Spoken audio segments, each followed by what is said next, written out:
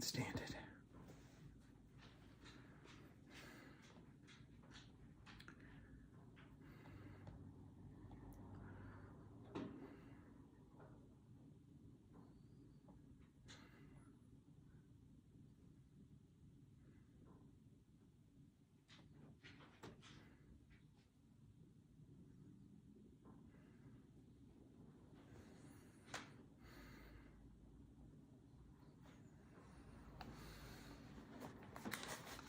Hey, Scott, you're the first one.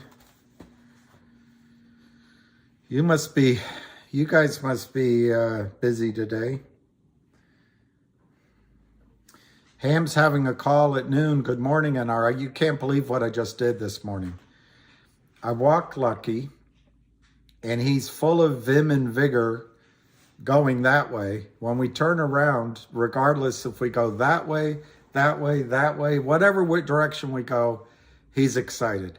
But as soon as his little magnet in his brain realizes we're going back home, he lags behind, he drags, he goes slowly.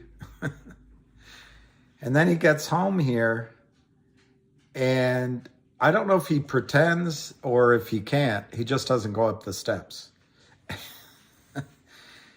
So usually I just let him stay out there, and I'll check and he doesn't come up. I'll look again. He doesn't come up. Then I'll look and there he is at the door. Well, this morning he wouldn't come up. I closed the door. I get on the phone. I'm checking, talking to people, doing whatever it is I do. And I'm getting ready for this call and I'm looking around for him. I'm like, where is he? All through the house. And then I remembered I left him out front. I left him out front for 2 hours, and he forgives me. He's all happy. He's all happy. All right, so hey guys. Plus he likes being outside. The weather's chilly here, but you can tell it's bright sunshine, so it's a nice mixture of clean air and hope. Anyway, in 10-12 minutes, Ham is going to have a short call, and that's why I'm doing this right now. I was watching P-Man, Logic looking good, LGIQ looking good. Glad I've been buying below 40, especially 28 for 35.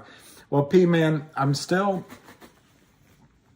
I'm not quite clear why. So I don't want to create a lot of drama regarding it, but I haven't really been able to talk about Logic over the last, I don't know, approximately 2-3 weeks, but I will, and I'm quite positive on it long term. I can say that, of course, but anyway, yeah, the stock Logic is. Gosh, I can't find. GTII's 197, 776,000 shares. The bid is 196, ask is 198, 650 by 600. And as you know, probably it was as high as 213. They're doing everything they can to keep it under 2. Question is, who's they? How is Alpine accepting orders? How is anyone backing up Alpine? We don't think it's the Kramers anymore. And how is Alpine allowed to continue to defraud the United States securities system, in my judgment? All right, and then Logic, you were just asking, P-Man. 42.5, wow, 41 to 43, up 3.5 cents. Good morning, Claire. By the way, Skinny Whale, thank you, good to see you. We were talking about you 2 days ago. Positivo, 41 to 43. Ham's on in 9 minutes, so we'll call. Hey, Rambovi. This, Bojangles, this is MMTLP all over again. Let's tie up another chunk of money with Alpine and not get paid. Well, I don't know, Bojangles. As far as I know, MMTLP has nothing to do with Alpine. So I don't think you've researched it. And MMTLP tied up money because it converted into a private company, and FINRA stopped trading. So Bojangles, respectfully, I don't see the parallel at all. Everybody on this call, Bojangles, can sell GTII if they want to right now at $1.96. That's a big difference between GTII and MMTLP. So thank you for your comment, Bojangles. Axel 1. Banks are bloody. Liquidity is going to go poof. Yeah. And did you notice, Special K, that this bank, SVB, run by a bunch of woke people, the board and the CEO sucked, but the board was all people with no banking skills. How the heck do you put all of your safe money out in long duration bonds, even if they're safe, at 1% and 2%? How do you do that? Why don't you just keep it all in T-bills, safe? I mean, what, interest rates are going to stay low forever? Anyway, did you notice that the government has bailed out SVB, but by logic, they're bailing out the whole banking system by saying that the Fed will lend money against 100% of your bad investment. Could you imagine if you went into your mortgage company and you said, I want to buy the property on the end of the block. I bought GTII at $7. I have 10,000 shares. I'd like to borrow against those shares at $7 right now. Where are they trading? Well, it's $1.96. Well, there's a government program, sir. You made a bad investment decision. We're going to lend you 100% of the money you invested. Can you imagine? And these people are making 250 grand on average at SVB to donate money to woke causes. And I'm not against woke causes, but you know what? When it comes to finance, let me make my own woke decisions. You concentrate on making a profit for the bank. But here we are, the banks are down $2 trillion, and we're going to have to bail them out again? What benefit do these people give to society? They can't even clean up the mess in East Palestine. Anyway, let's not get off on that. Ex-Lehman Brothers people, Special K. Wow. You know, I heard one theory by a great reporter. Her name is, I find her terrific. Kim Iverson. I think she's terrific. But she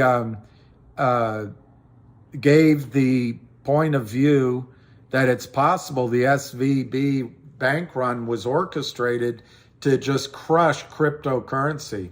It's an interesting point of view. I only listened to about 10 minutes of her interview because I got a phone call, but I want to go back and listen to the rest of it. Are we rich now, Eddie Eagle? I don't know. I'm rich. Every morning I get to see the sun, hear the birds, watch my dog experience joy. And today, my dog walked up to a father, and I think it was a little boy. You know, got so happy and giggly petting my dog. I'd say that's pretty rich. Here's the dip. Time to buy. Northwest sold all my AMC. Now time to buy. Wow. You bought 150 yesterday? Good for you, Northwest. You're going to have 220. That's good. All right, I'll dial in. Thank you for the reminder, NR. Are you saying I would forget to call in, NR? Is that what you're implying? Are you implying that my absent-mindedness extends to not calling in just because I leave my dog out for 2 hours? Can't believe I did that. Can't believe I did that. It must be the stress. It's either the stress or being old. Might be that I'm old. Well, Tyler, they have it as a short-term loss at Fidelity. Remember, you're dealing with 12-year-olds, and you're also dealing with computers. So they're seeing that MMTLP no longer exists. So, Tyler, I think I would take it. Well, you got to check with an accountant. I think I would take advantage of it and accept that tax loss, report it, and then when you get shares at NextBridge and or whatever, and it trades up, your cost basis will be zero. You have to pay off of that. The one thing I'd check with an accountant on is, my understanding is that if you get NextBridge shares, it's supposed to be tax-free.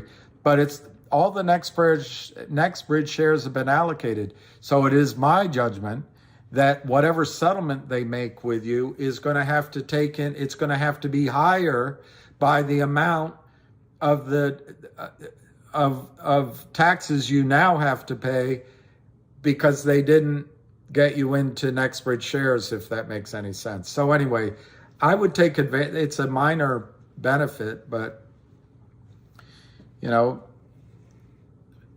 at least $3,000 a year for the next 10 years or however long you can write off on your income. Anyway, check with a Credit Suisse is in trouble. And if you know, I brought that up weeks ago, not because I'm so smart. It's just that some of the people I follow were talking about Credit Suisse weeks, if not months ago. And, you know, the U.S. government has just guaranteed banks, as I just described, it's trillions of dollars. When the question is two things. When will the bond market give up the ghost? Nothing else will matter. The second question is, when will people stop accepting the United States dollars as the gold standard of international currency? And I guess a corollary is, when will MBS start pricing oil in yuan or in rubles or in rupee? And the next thing you know, our lifestyle changes. But I was listening to a presidential candidate.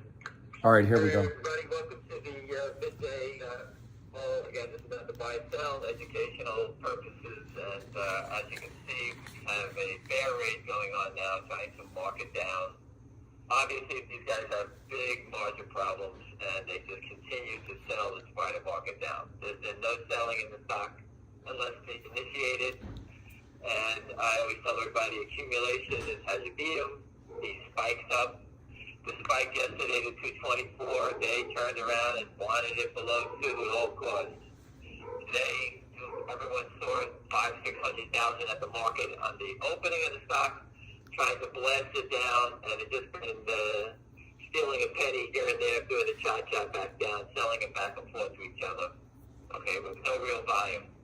You know, it's increased, the volume's increased in the last 7 minutes by 80,000 shares. So obviously washing, selling back and forth just to get people to bail. Okay, the banking crisis can only help GTII. The DTC has given us the proof. West Christian has filed a lawsuit. Margin is the problem with money. GTI has nothing to do with the banking system. Most stocks do not. But these guys get funded through somebody, and the list of dead banks is popping up all day long on Twitter. They're all over the place. The risk department people who didn't exist in some of the banks that already went out are under fire, and obviously have to rein in risk. How they allow these guys to continue, it only makes it better, and I can't stop the manipulation. But the more they sell, obviously the higher it goes. And it's just, think about it, who wants less every day? If the stock wants to go higher, let it go higher. Make more money. They need to mark it down just to get you to panic and think about that the world is coming to an end. This is absolutely, the stock, in my opinion, is in the best spot ever. The banks are crashing. Who is lending these guys money? The worst criminals in creation would never lend a penny because it goes up a dime. If you put up 10 million, 30 million's gone in a second. It's gone. They lose 30 million on every dime up. Okay? No one can put money into this thing because in 30 seconds, there's so many intangibles here that you can lose your money, get called in a second, and the money's gone. There's no one, even Alpine using offshore accounts, would funnel money back into this black hole. How are they staying alive? Obviously they are hiding trades, manipulating it any which way they can. The desperation is so out loud. Everyone can see it. There's no panic in the stock. They're just trying to create their own panic, offering it down. The same two players are using this, selling it. OTCX and GTSM are your leads. They are a black box. They're not a market maker where, Joe Blow is going to answer the phone. We have all these market makers in the stocks. Now they're using VIRT Virtue, which is another black box. Even Verge is joined the fight here. I see at 12:01. Rob Schaefer's back. So Verge gets orders directly from the criminals, and they join the box.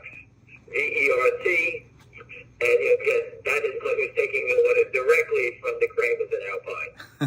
They have no retail. They get no orders from anybody else. They're not tied to E-Trade. These type of people like INTL and, GTSM, AMCM, Puma, BLAS, SPLN, all these names that we have in here. Those are the orders. Those market makers are dropped into this stock by the Kramers. They have direct ties to the Kramers. Wes is doing his due diligence. We'll get discovery. The paper trails will lead back to all these criminals. They're all going to get dragged in. Boosting, washing, always leads to easiest criminal charges. Those are criminal charges means you go to jail. Okay? The manipulation of the stock, as you can see it, is just to get you to sell. Okay? I can't say it enough. It's right there. I've spoken to many companies, and they all have no idea. They all have the same chart patterns. They're all getting destroyed. In discussing with a few people last night, we seem to believe that the SEC is going to come down on this soon. Why? Because the patterns show that they're so desperate to try to push it down so fast. Every stock, they have nothing to do with each other. All look like when you go skiing, you double black diamonds. No one even ski down these things. So everything has the same thing. All pointing to zero. And they're going down faster and faster. Okay, like CRTD has collapsed to 10 cents over what? I don't even know. It's just 30 cents. Let's turn right back to 10.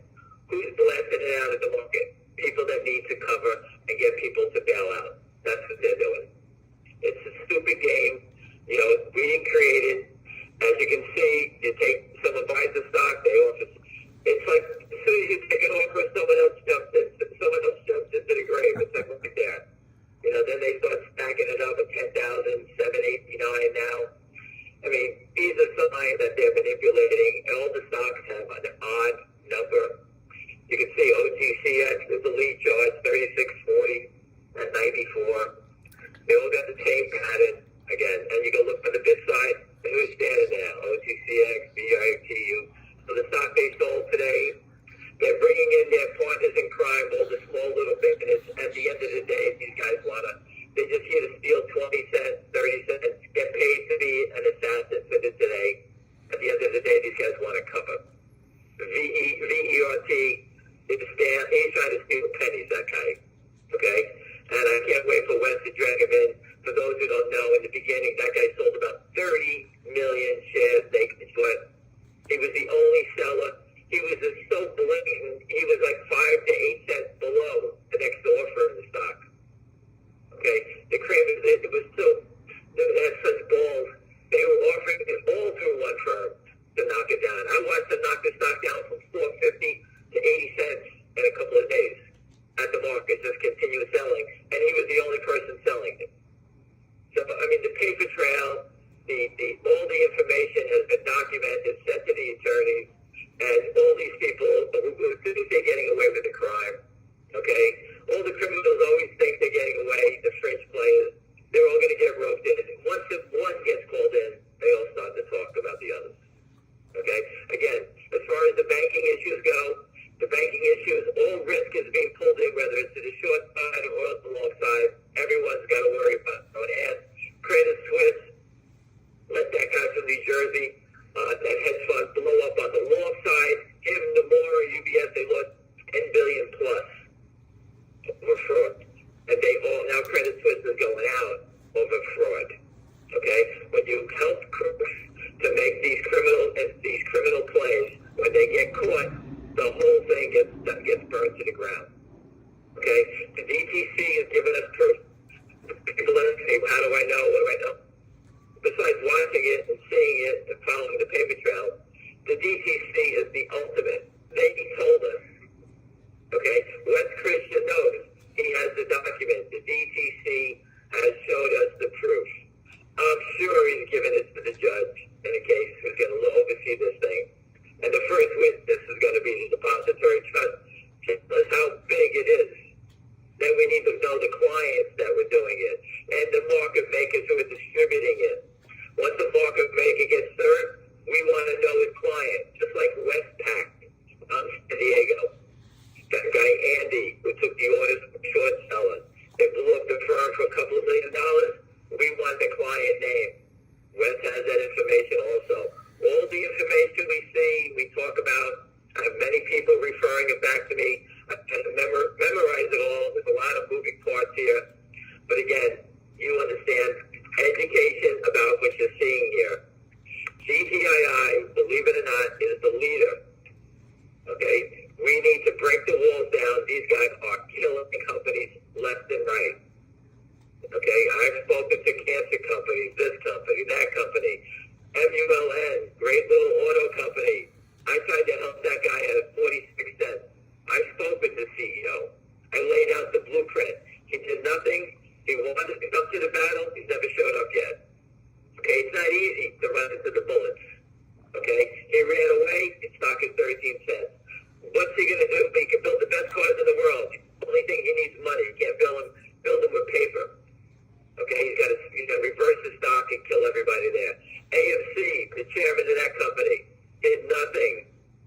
Okay? He threw all those poor people under the bus, all those investors who believed in it. Okay?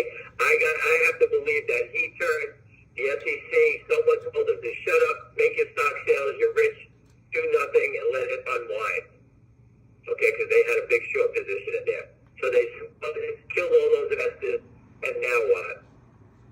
GTI, for 2.5 years, has stood tall, has done everything as fast as they can.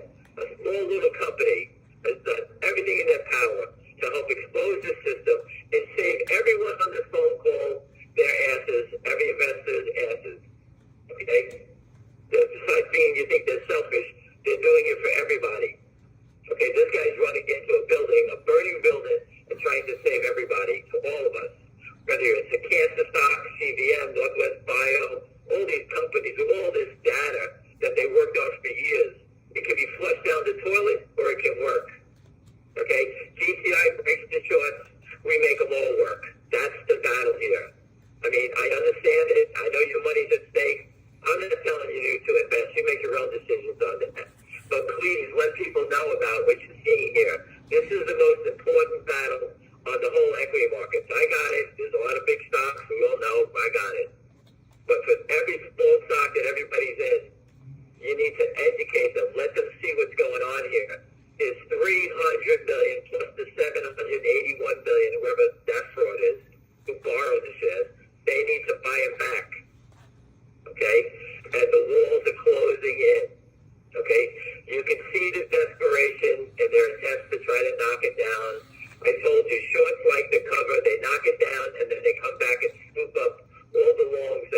that want to bail out. That's a common practice how to cover a short. Okay, but the swing has to come wider. They need to take the stock from $1.90, take it to $2.50. But they can't take it to $2.50 because they can't beat any margin calls. Whoever's backing them is turned off the faucet. They can't get any more money. That's why they keep trying to press it down. Okay? How are they selling it? How are they selling more shares? They get their friends to help out. The friends that help out, at the end of the day, say, screw you. I sold 30 for you. I helped you out. I'm buying it back. And that's why sometimes you see late in the day, they start to scurry and they move the shorts around and they plug it themselves. These guys are buyers. They're not serious. They don't want to sell anymore. Okay? They're trying to stop selling. They're hoping that the market will help unwind the stock. But guess what? It's done nothing. Okay? The market crash is actually helping the stock because most people I know, professional people, know margin money, you can't play the game without money. And again, there's no criminal in creation. The Mexican drug cartel, you name it, Russian mafia, nobody would fund a black hole like this. The losses are infinite. The paper trails go right back to everyone. And the DTC is on this. They're not the SEC. They're not just sitting there saying, okay, this just went away. They didn't cover. Everyone can see that. Now there's lawsuits filed in federal court in the district. This is only going to get better and stronger. We caught them. The proof is here. Go back in time. The company had a debenture. They paid off the debenture. And then you got Charlie Mayo calling the company up, leaving a voicemail trying to buy the stock, the short. They brought in, they thought they could just kill this company. People have fought back to shareholders, education, and now you have a raging inferno. In my opinion, okay, you make your own determination. This is a game-changing stock for everyone.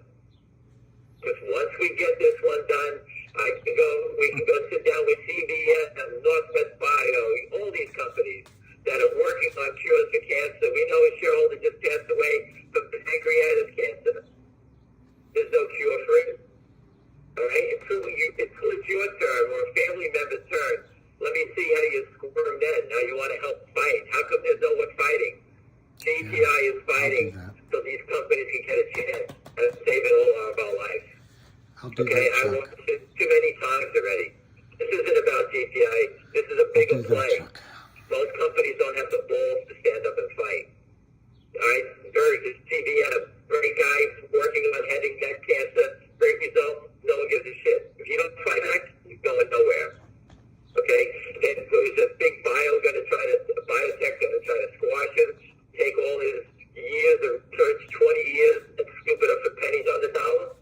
That's what normally happens here. All right? These companies have to fight back. You go put your head in the sand and you're going to get wiped out. Every one of them gets crushed. At the end of the day, you need to fight back. All right? GTI is fighting back for every company out here. If you think I'm crazy, all right, think about it. Look at all your other stocks. They're getting destroyed for no reason. They have nothing to do with the banks going on with the banks. All right? Everyone's getting flushed down the toilet with them. These guys keep jerking the stock around, trying to get people to sell. That's all they're doing. It's just, you can see the manipulation as clear as day. All right? These guys just keep trying to manipulate. A couple of people ask me, why do I see a reference to HKD? Well, my reference to HKD and GameStop is just two things. Education. All right, companies have had big short positions, but no one's ever had the education. When I reported on GameStop, I was the only guy reporting about the short position, the naked short position in the stock. No one else was. Okay, I knew it was big, and I told everybody it was big. I had no idea it would go to 500. So I'm the last guy to say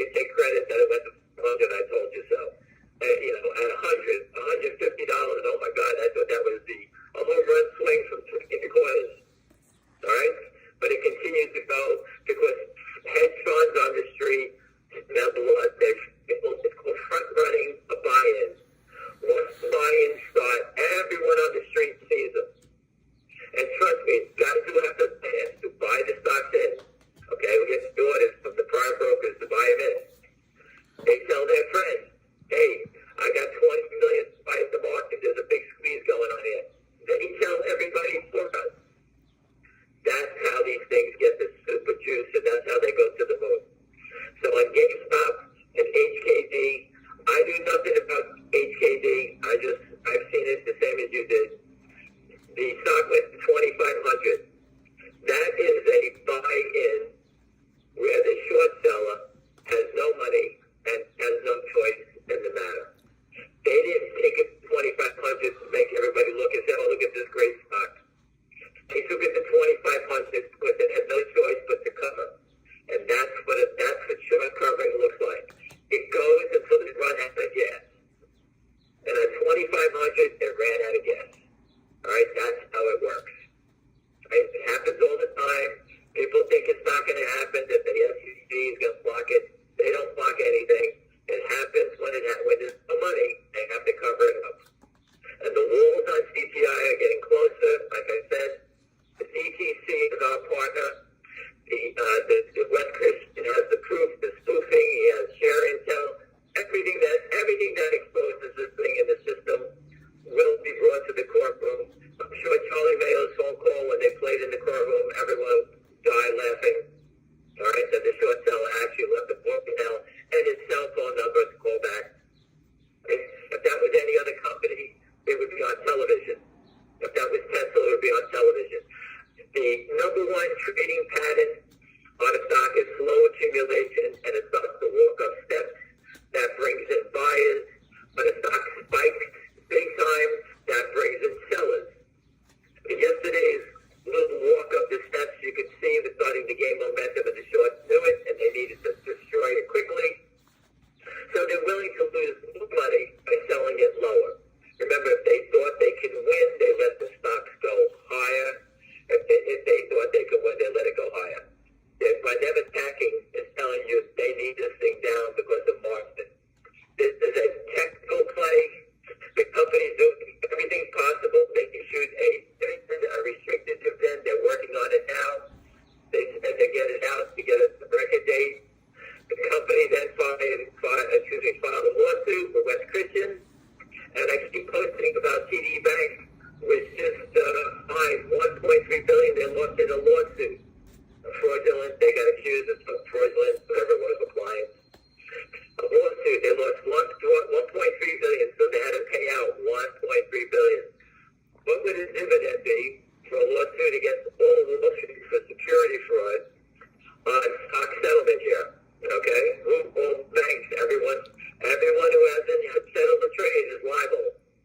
Okay, so what would West Christian gain? And then, well, if he does get the big win, wouldn't we all want a piece of that dividend? $1.3 billion. Okay, it would be nice for everyone to get a coupon or a dividend from that.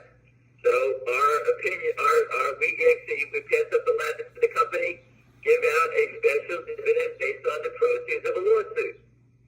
Well, let's see if that comes out. We'll get a nice Willy Wonka ticket on that. You put it in your bank, in your safe. One day you win $1.3 billion. You get with your ticket like Dole Foods, and you'll get your money.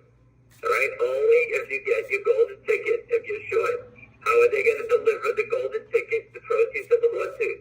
Not in 2 years, in 2 weeks. Think about that. If the dividend comes out in 2 weeks, the shorts have to deliver that dividend besides the new restricted dividend. And remember, at $2.75 for the old timers here, our warrants, they're still live. I heard till August. The $2.75 warrants for the old timers, not the people here. There's a special warrant that was given out that people were conned out of exercising because trucks don't have them. At $2.75 when it breaks, okay, you got to cash that in again. So pay attention to that. So there's traps on top of traps, on top of traps. These guys just keep running through them, setting them up. They're leaving a paper trail a mile long. And again, this company is leading the battle for everyone. I tried to help out MUN. You would have been a great company to help fight with. They had a big following. Everyone was behind them. And you just went the other way. You did nothing, and now the company's destroyed. Shareholders in the company will get reversed and do whatever they own. They'll own 1/10 of what they own. And that number's going to be, I have no idea, but he's going to reverse it. AMC is going to do reverse also. They approved it. And his stock, besides the issuing shares, he's going to reverse it. I mean, I don't understand why, but that's the way to get rid of everybody. All right, they clean up the mess.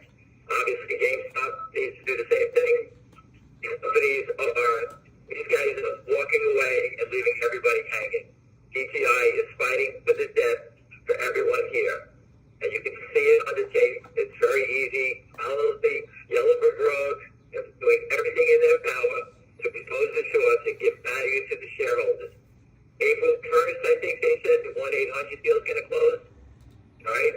The more deals the company will have fundamentals in here. It's tough to close a fundamental deal when you start getting accused, when the DTC is accusing people of manipulating your stock. All right? So, public companies, just think about it. Would you want to put your company into a company that's being manipulated all over the place? So it takes a little time to close these transactions. Right? So stop blaming the victims. Just all these guys in there who have a daughter, if your daughter wears a short skirt, she should be raped. All right? It doesn't make a difference what a company does. The rules are the rules. You're supposed to settle the trade and not let these criminals take advantage of whatever rules they. These guys are making up their own rules inside the equity markets. And the SEC has turned a blind eye to it. The companies have to fight back. The way to expose it is sell food. Read the story. I was just going to repost it before. Just read what they did. 36 million. They gave out a dividend. It was 49 million long. Where'd they come from? All right? We know the guys are here. We know the criminal activity. It's pretty blatant. We can all see it. Anyway, it's just a tough day in the equity markets. Again, just remember on these bank stocks, if you're buying and flipping them, real quick, be quick on it. Don't think you're going to make $25 on every trade. All right, if you do it, I have guys that are buying stocks and they flip them and they make $1 and then they go out and take the dollar and buy $1 from home and just let it go that way. So they trade the stock and then they take the money and buy a cheap call. But again, in GTII, the only way out of this mess is up. They can keep playing all the games.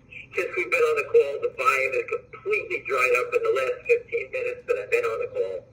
Okay, after their quick attacks, they are washing a lot of stock in the middle here. Okay, they try to create volume so that people think that there's sellers in the stock. Okay, remember, washing trades is an illegal practice, and they try to create a volume in the stock to get people to think, there's sellers in the stock. Yesterday, just so you understand, they were spoofing. This is another technique, and I caught it yesterday. They spoof on the long side also. You say, what does that mean? They put up a big bid, and they were doing over 10,000 yesterday. And without a trade, I'll just say it was 105 to 107. It was 10,000 bid at 105. And all of a sudden, 10,000 went to 6,800. Then 3,700. Then 1,200. Then all of a sudden, the bid disappeared, and there wasn't a trade. So they make it look, if you don't watch every trade and then watch the volume, they make you think that someone's hitting the bid to reduce the bid size. All right, that's an old technique. It's another trick. It looks like they're hitting the bid. Unless you're a tape reader and see the trades and look at the volume, you wouldn't understand that. And that's a trick to get you to think that people are hitting the bid, so they want you to hit the bid. Hurry to 6,000, now it's 4,000. Hurry up and sell the next 2,000. That's a trick to get people to sell the stock. These guys are using every trading trick in the book to get you to get out of the stock. All right, they're not conning you into buying the stock. They're trying to get you to sell it at all costs. The quick market sell at the market orders this morning. It opened up at 213, straight down to 2, break it as fast as they can. They keep thinking that once you break a whole number, like at $2, it's going to go to 20 cents. That's their idea. They think, all right, just keep breaking it, they'll fold. They're in the race to end this quickly. Okay? We have everything's in place. I don't know how many trading days are left to April 1st, but I don't think it's many. I don't even know what day it is. But again, there's not many trading days left to April 1st, so we'll get our fundamental values then. Dividends are going to keep coming out until they choke on it. Remember, 1-800-Lawyers. We get a special coupon when you go to get sit down with the lawyer. You get a $1,000 coupon off. The stock is $2,000 coupon. That means the short has to pay $998 per shareholder for the coupon they're short. They can keep playing the game. We're not letting them go. They're on the hook. We're going to pull them up to the boat. We're going to have dirty mail, smash them when they get close to the boat, because he's a fisherman. And we know what to do. We're not going away. Okay? We got the law on our side. We have the DTC on our side.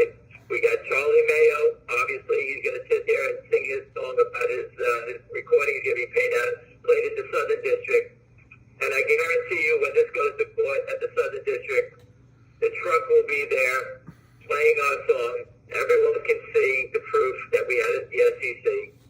Okay, we're not going away. All right, listen, everyone, have a great day, and speak to you tomorrow.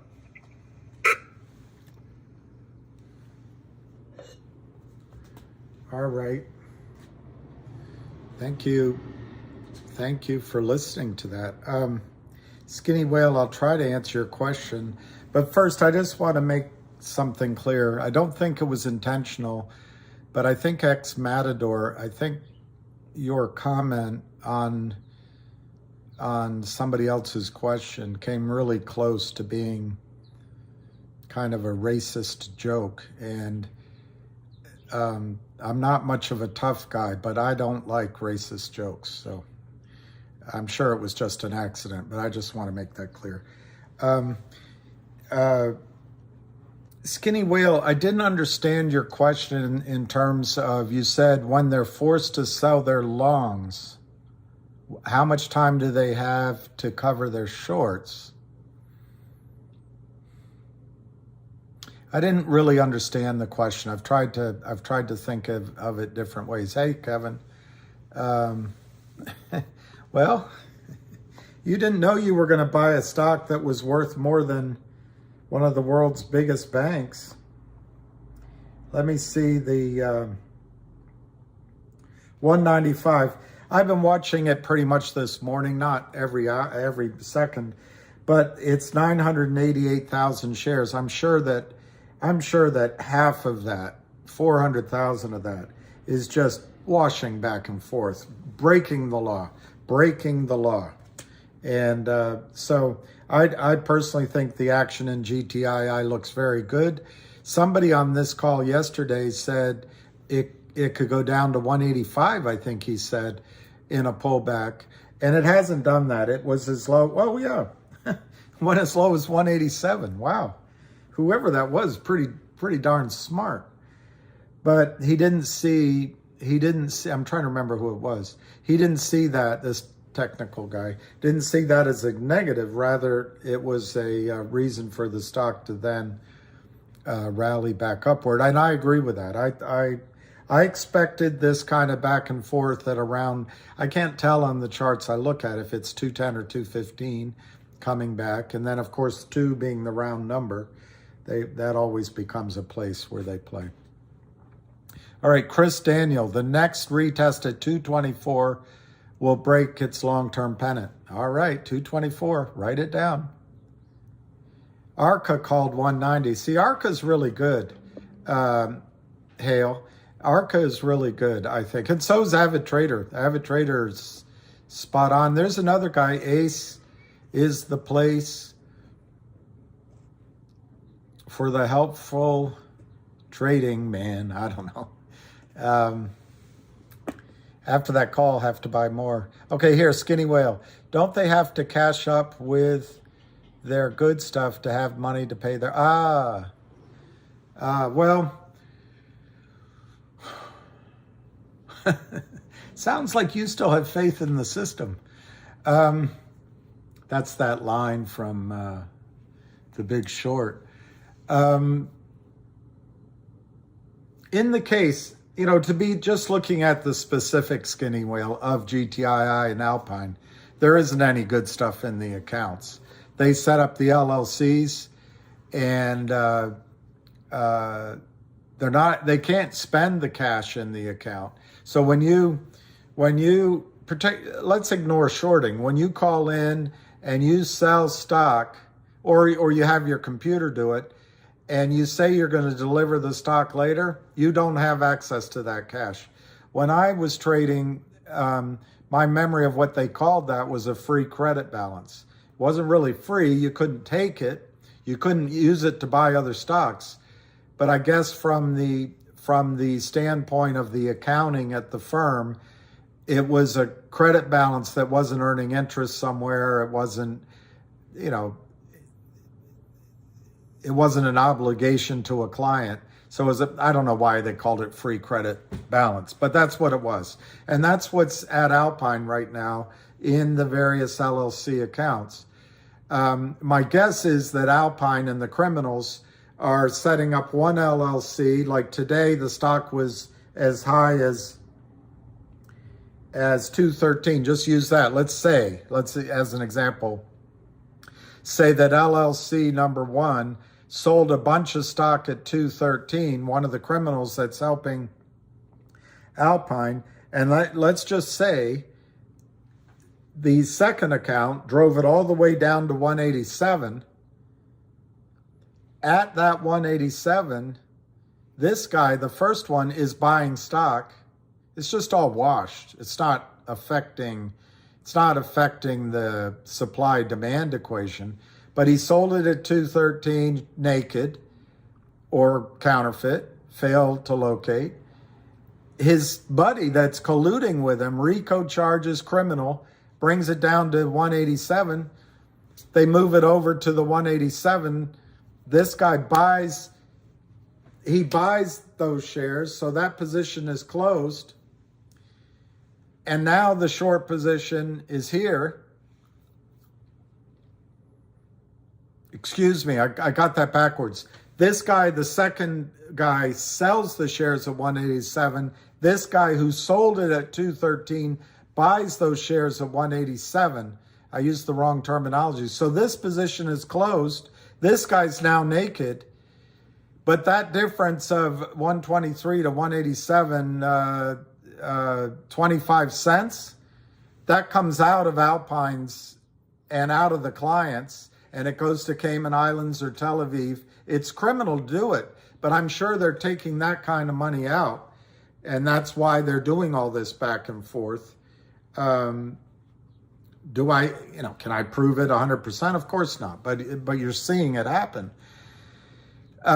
So Skinny, that's by way of saying, I don't think there's any good assets in any of these accounts.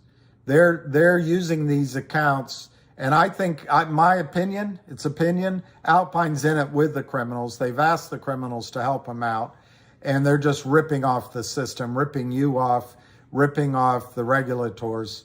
And I think Alpine is really bad. No good nicks. And what value do they add to society? What value are they adding? Anyway, so Skinny,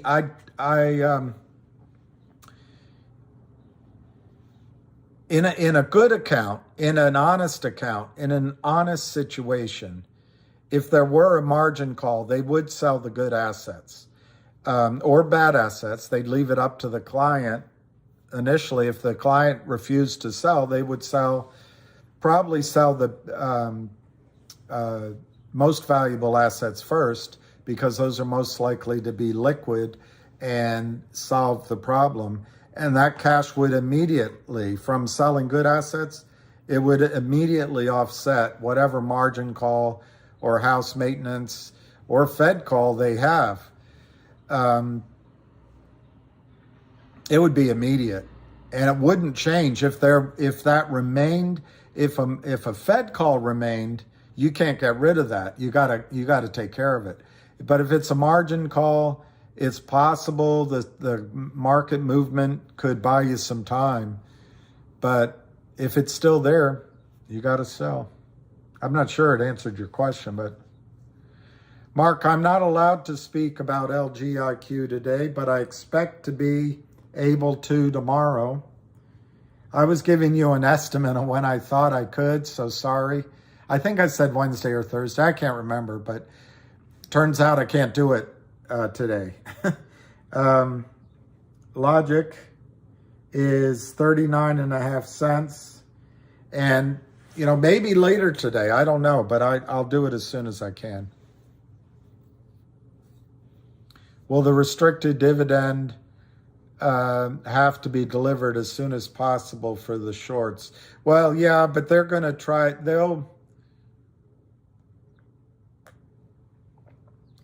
They'll try to play around with the fails to deliver, fails to locate. The best example is what happened back in November when Fidelity was paying 1,000% to borrow shares. That was because of the dividend warrant as a dividend at $2.75. apparently Wells Fargo was taking away the buy button, but all the brokerage firms were slow walking instructions from their client to exercise warrants. I think there'll be some slow walking going on, but so in other words, I don't think even with the first one or two special dividends, you're going to see the immediate explosive action like that day or the next day. But it'll take a while to percolate, which is why I get so, you'll see me sometimes get so upset because I just know we were on the verge of having our run in November and we went another way.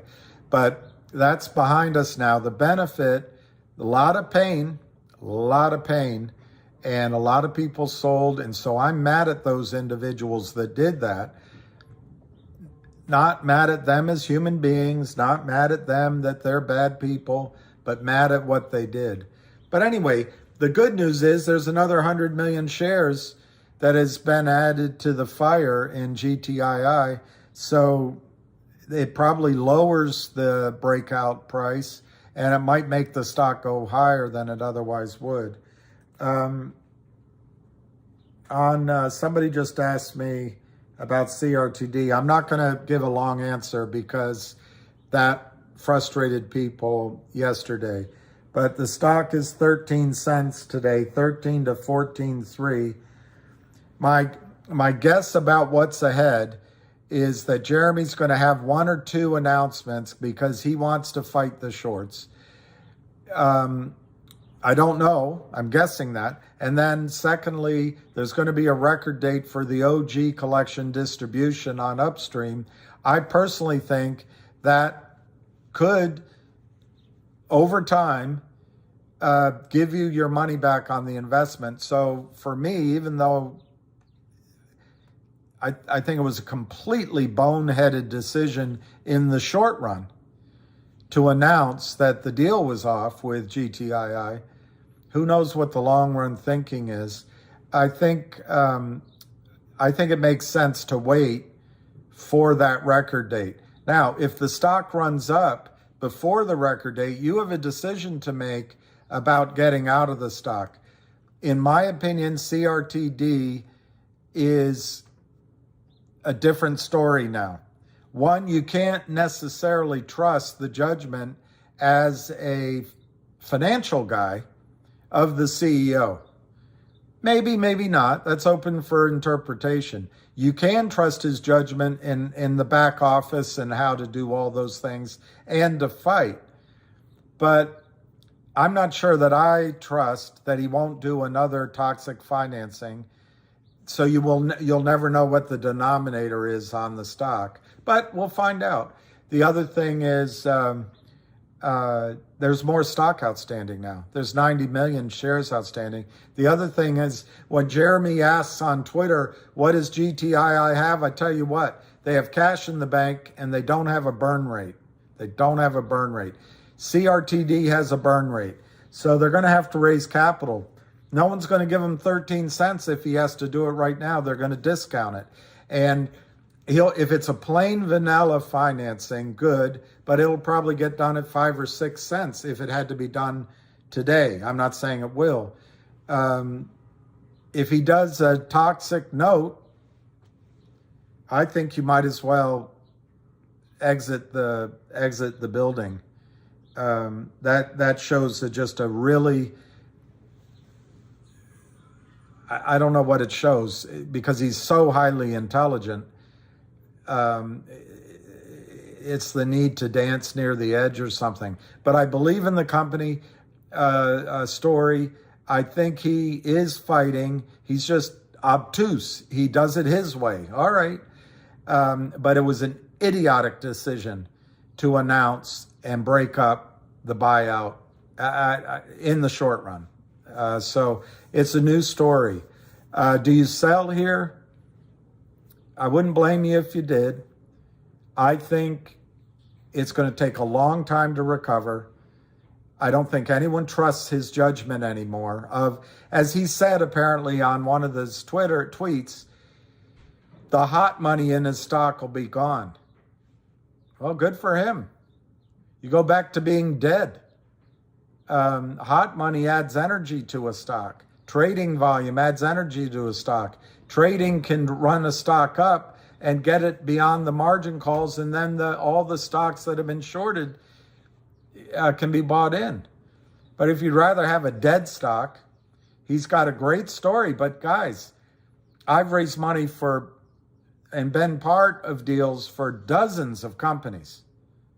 I mean, it might be more than that. You know, it might be hundreds of companies.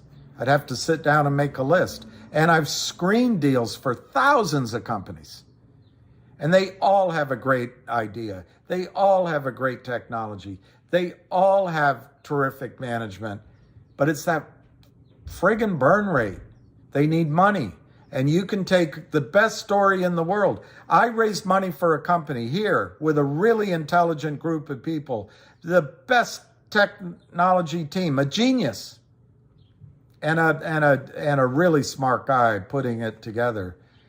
That literally had they protected their technology because they were afraid to patent it because everyone would steal it.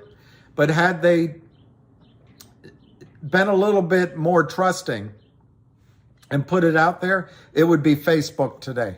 It would be Facebook today. That guy can't even go see that movie about Facebook because it breaks his heart. It had all the technological pieces of Facebook. But the money ran out. Money ran out. And so, bravo on great ideas, bravo on great technology. But if you piss off your financial backers, I don't know where you go. Now, having said that, it's already too long. I want to get off the subject. CRTD has big backers behind it. I think there'll be a solution, but I think you have to change your framework for how high the stock will go, because when I started talking about it, there were 30 million. Now there are 90 million shares outstanding. And who knows how many will be outstanding if he does a plain vanilla financing. But if he thinks, because he's smart, that he can outgamemanship Jeff Easton and Philip Valier or the Kramers, I would suggest he can have that battle, that intellectual exercise all day long, but not with your money. And at that point, you got to get out, if that happens. But we're not at that point yet. We're not at that point yet. The OG collection distribution is worth 10 or 13 or 15 cents a share. That's where the stock is trading. So do I wish I had known he was going to change his mind and I told you all to get out at 50 or 60 cents? Yes, I do. But even that morning, I was assured that he was going through with the GTII acquisition of CRTD. I cannot explain his decision making. But remember, his responsibility is to his company and his long-term shareholders, and he made the best decision he felt.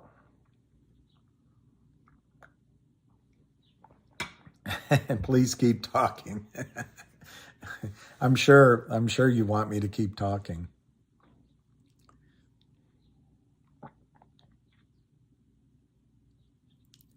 Well, I know being in the spring, the sun will shine. Yeah, for MMTLP, it should be high. Shorts from TRK.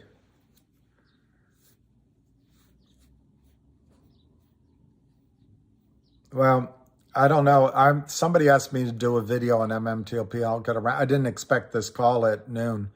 Steve, that's funny. I know Charlie Mack.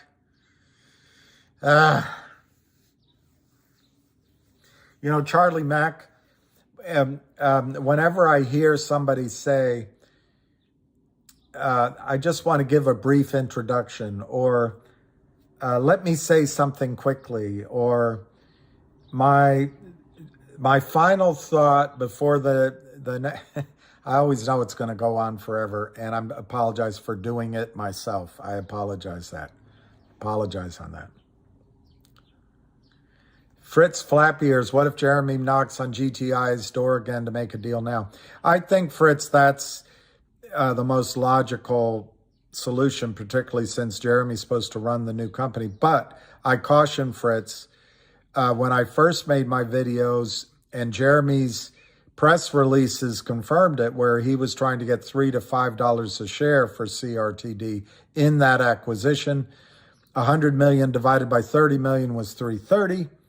It's now 89 million shares, so 100 million divided by 89 is whatever it is. It's $1 a share. It's $1 a share. So I personally assume that GTII would keep their word, would still be willing to do it at 100 million, but I do not have that information. That is me talking. That is my opinion. I have no inside information. The banking issues, Zulu will expedite the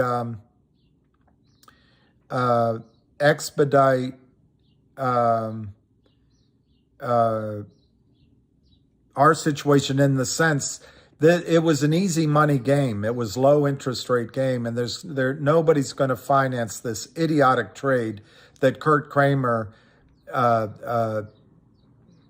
put on the system. No one's going to finance it. What's going on is what I tried to explain earlier, is that Alpine's called in criminals to help, and what they're doing, in my judgment, is fleecing the accounts that have money in them by driving the price down intraday, moving it from LLC to LLC. They sell shares that don't exist, buy back shares that don't exist from another LLC, pocket 10 cents on 50,000 shares, pocket 15 cents. They pay each other off, and it's so profitable that they figure once it blows up, the last LLC, the last criminal that opened up an LLC, if he gets caught short, so to speak, they can make it up to him on other stocks they're killing, because Goober Gensler does not care how many over-the-counter stocks are killed by this. He will care when it happens to Goldman Sachs. Yeah, Mads Nichols, I'm not going to read it out because I don't want to cause, everyone's tired of that story, but I don't have a problem with your opinion. And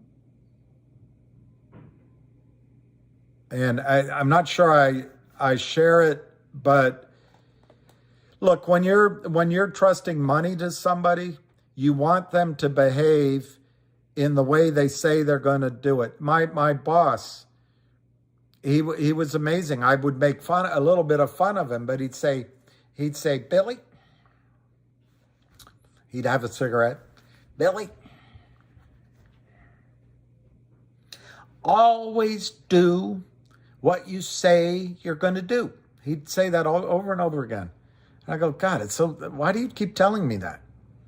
Well, one thing about him, Mads, he was the best manager on the street here, and he would show up whether he had had too much to drink the night before or not. He'd show up in the morning at the same time every morning. He would wear almost the identical outfit. It would be a smart suit, white shirt, tie. His haircut was always the same haircut. I don't know if he did it every week. Same glasses. His door was always open. My point is, he was predictable. He did not cause people to think he was a flake. Exactly the opposite. You could rely on him. You told him something at the bar the night before. Well, Billy, let me look into that tomorrow. And sure enough, at 10:30, he come by your office, say, Billy, I called up to whatever the name is, regional, and you're right, we're going to take care of it. And by the way, I have 1,000 shares of such and such. Can you place it for me? Sure. My point is, when you do something unpredictable that makes no sense, people aren't going to have confidence in investing in you. So Mads, that's a long answer to your point. Spiny, his ego overrides reason, a la Donald Trump. Okay, we'll go with that.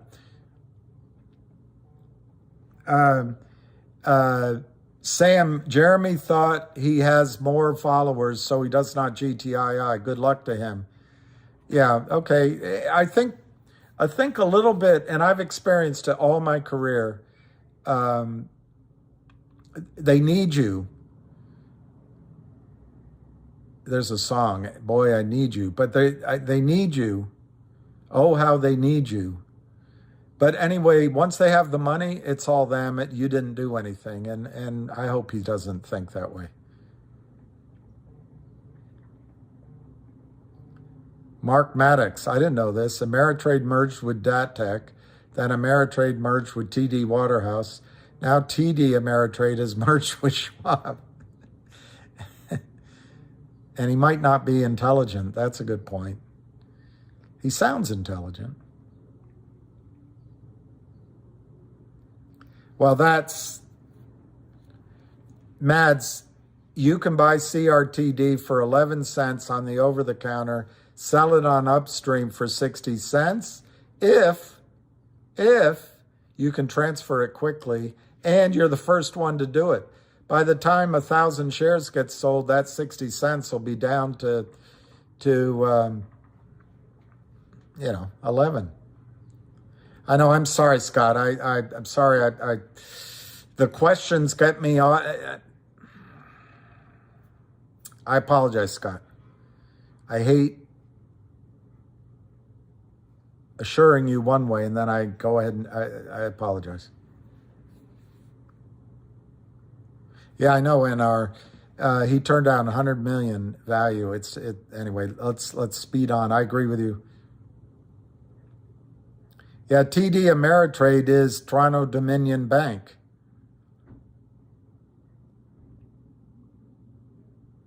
Spiny. Okay, Red Hook Texan. I wrote that down. Upstream on GTII. Let me just, while I'm here, let me look and see if there's a couple of other points before I answer that. Yeah, I think Tony is terrific, Sam. I don't know him, but I've listened to him. I didn't listen to that video, but I have respect for Tony. He did work, if he's the same Tony, he did work on COSM that I really respected. While everyone else was getting all euphoric, including me for a day, until Ham dressed me down, Tony was giving really sober analysis, so I trust his judgment. MH, what the F is going on with these banks failing? When does it stop? Pharaoh, I don't trust GNS's situation. But I don't want to get off on it because I don't know how many of you own GNS. But GNS hired the Belial law firm. I'm sure Mark Belial's a terrific attorney. But that couldn't be better music to Kurt Kramer or the other shorts' ears. Because what does Mark Belial drive toward? Settlement. Amicable settlement.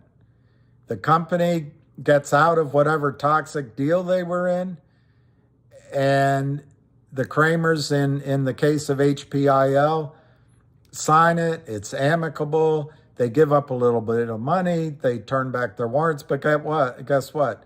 There's no addressing the how many ever, hundreds of millions, if not billions of shares that Kramer sold in HPIL in all sorts of vehicles, hidden behind all sorts of skirts that can't discover because there's no discovery. It's settled. And then HPIL puts out big announcements. Mark Bailouts goes on Twitter saying what a great job he's doing. This is the way to go with it. And now Mark Bailouts is the short seller expert. Well, I guess he is. But, guys, I really want you to realize how much money is involved here. It is at least possible that the shorts work in collusion with some attorneys. I'm not implying. But if Kurt Kramer can get out of trouble with HPIL, which now trades at 0.000001, and the company is glad to sign off and say, we amicably settle, well, the lawyer gets paid, and Kurt Kramer doesn't have discovery, and the stock is destroyed, so Kurt Kramer can keep all of his ill-gotten gains without paying taxes. You answer me. Is that good for shareholders? Just answer that question. I think GNS has made a disastrous mistake hiring Mark Bailouts, but that's in my judgment, in my opinion.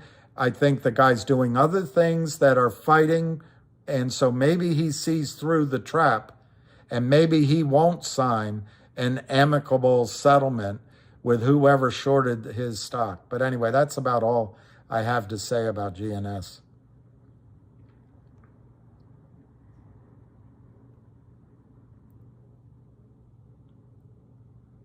No, Tom McCartney, a $1 billion fine to TD Bank is nothing.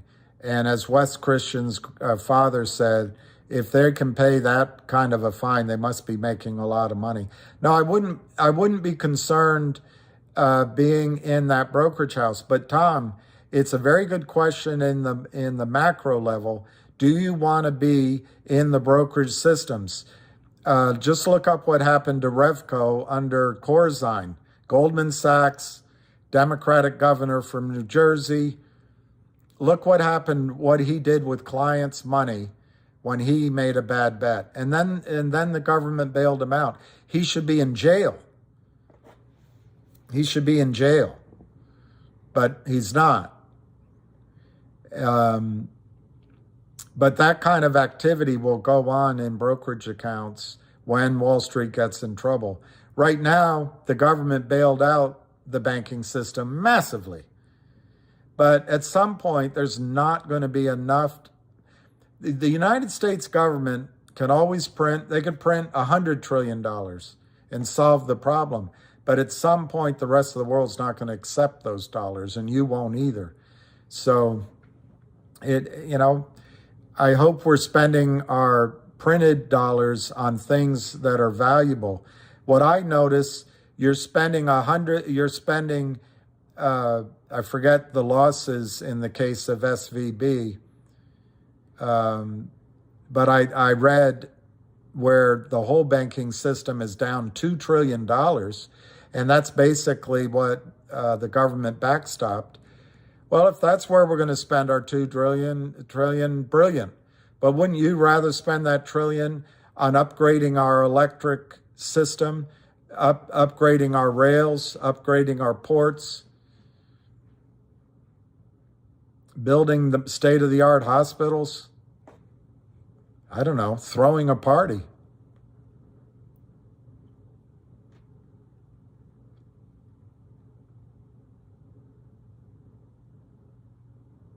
It is, Scott Scheller. You got it. That's a massive issue. I can't speak about LGIQ, but I will. And I got to check. I just got a message. Maybe I can.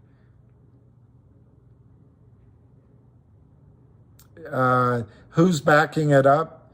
I don't think anyone's backing Alpine. I think what's happening is the criminals.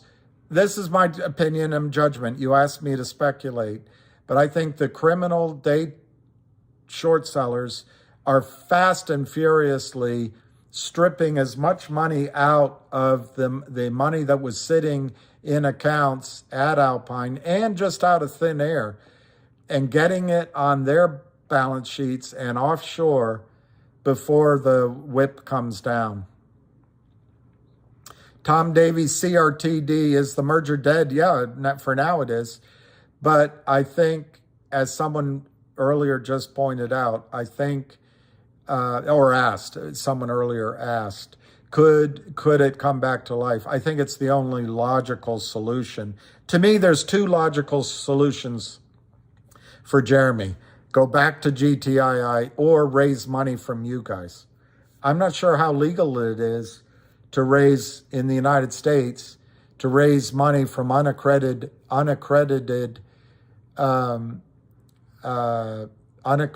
investors, more than maybe 30 of them.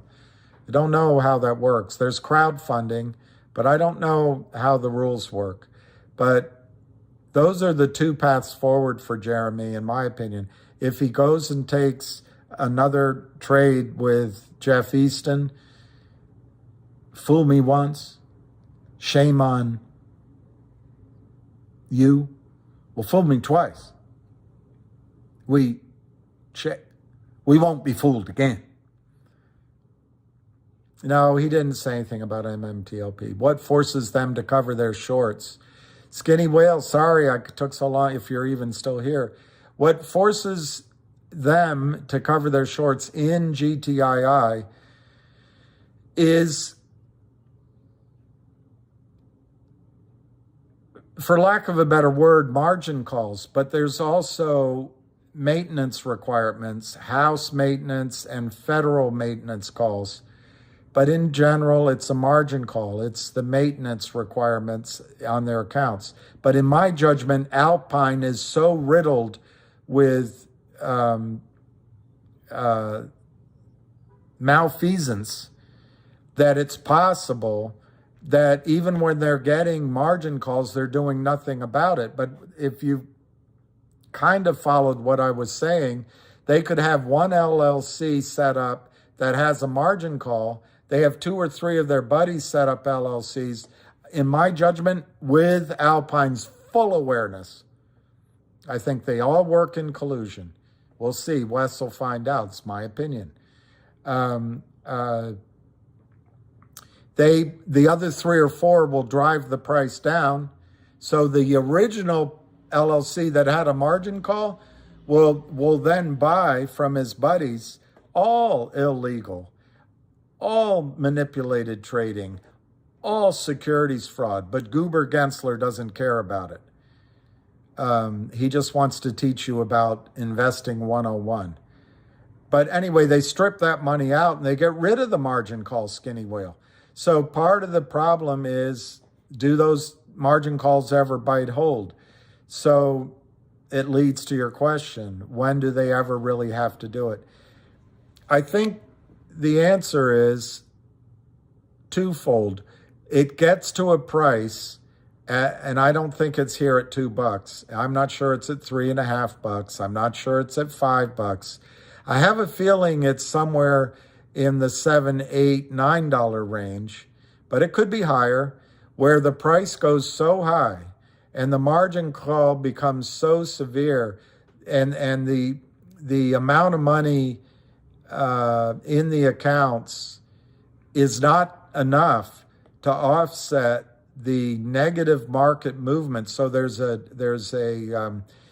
debit. There's a negative value in the account. And then the panic comes from Alpine, or from the regulators on Alpine, or from whoever's lending money to Alpine, and they just buy it all in. And when it's bought in, the goal is to cauterize the wound, however much it costs. Having said all of that I just said, in the specific case of Alpine, they're in a court case with the DTCC and the NSCC, and Alpine has the cojones to go into court and say that FINRA doesn't have the right to regulate them. Of course, I'm being simplistic, but that's what their lawyers. We live in a world where lawyers try to define what the definition of is. There's no right and wrong. So the judge gave them an extension, if I remember, till March 29th. I have a feeling it's going to go very badly for Alpine and Alpine's scheming attorney.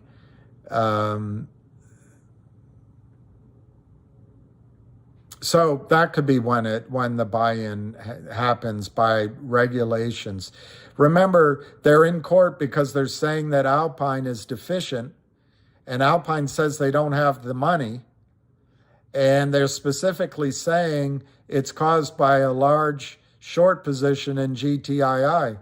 It's all laying right there for the judge and to say, you know what, I lift my stay, and she gives permission to FINRA or NSCC to take action, and then it's all over for the criminals. The other thing with Alpine is they very likely are the place housing the orders that were decayed at West Park, so that the FBI investigation is going to be all over Alpine, in my judgment. And then you've got Wes going after Alpine, although he took the name off the news announcement, and I asked about it. I don't have a clear reason why, but they said parties unnamed. Look, cases go where the data and the information is, and if Alpine is honest and they've done everything correctly, they have nothing to fear. But remember, the shorts love lawsuits because lawyers just want to settle at the end of the day, and there's always a price to hit the bid before discovery and do it amicably, and then it screws the shareholders. All right. I also want to say to Andrew, if you're still there, I love your idea of a cheese shop. I love your idea of a cheese shop. In Williamsburg, Virginia, they have one of the best cheese shops ever. I think it's a brilliant idea. I wish you best luck. And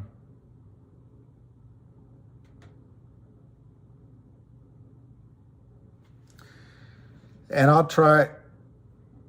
Yeah, I know RY, but hey,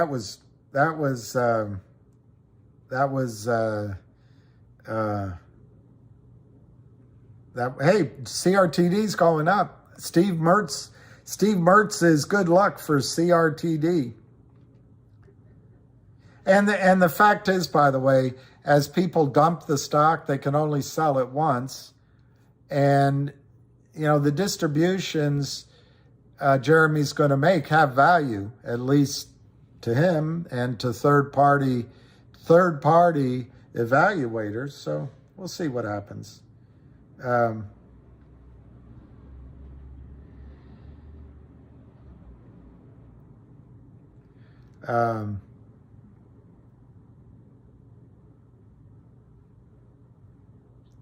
Let me look for the news.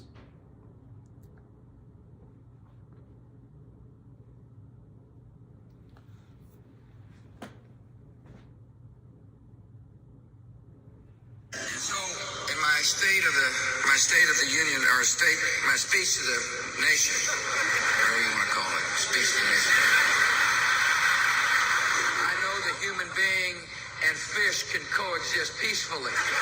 I'm sorry, I didn't. And America needs a military where our best and brightest are proud to serve. I don't mean all. You're a single mother with 2 children. I don't mean these parts. It's the toughest job in America as far as I'm concerned. And you're working hard to put food on your family. Rarely is the question asked, how is our children learning? Docs are getting out of business.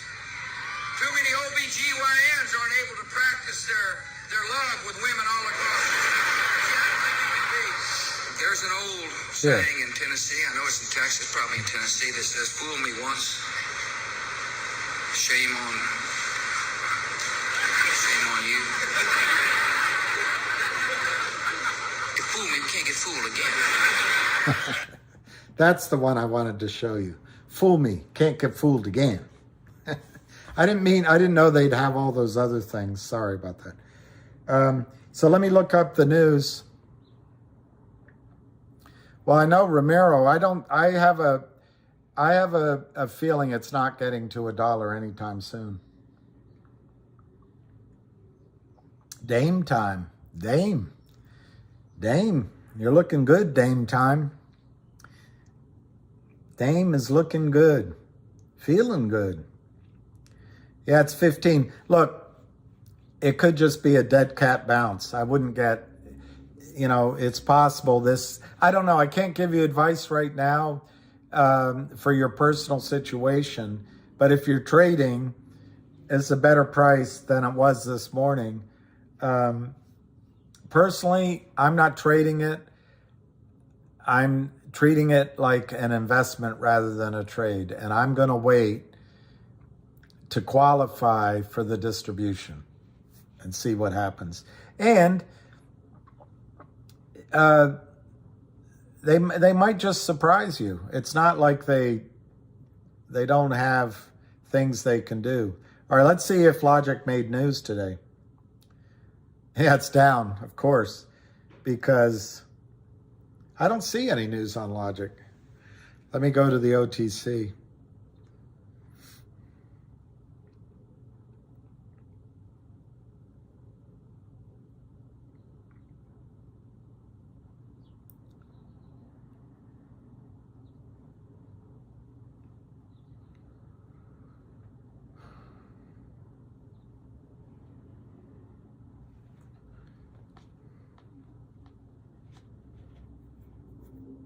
I don't see any news.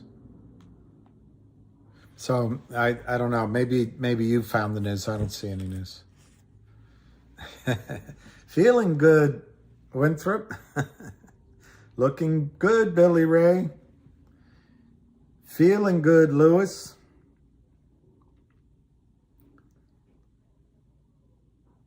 I don't know. He might have been a decent guy, just like Hillary and Joe Biden, but they all put us into war in Iraq, and I don't really abide that. But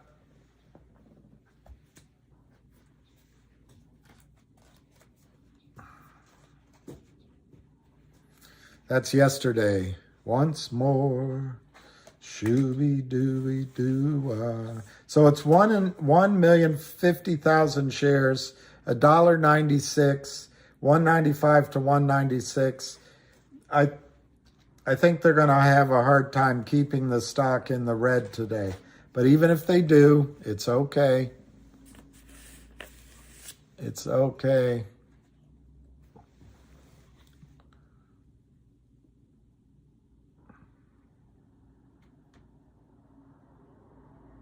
I have Robert Kopecki. I have to say, I'm a little bit yellows. I wish I had done that. I am just a poor boy, looking in my shame and my... In the ring stands a boxer.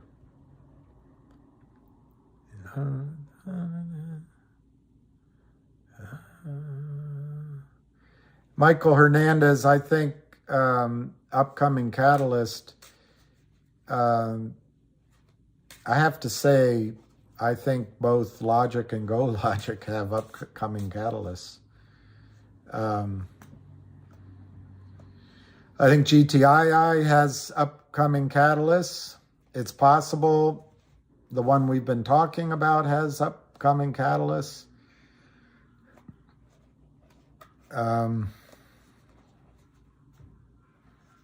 Avid has one that I'm intrigued by, but I haven't looked at it closely. But I don't know. Yeah, maybe other people can give you.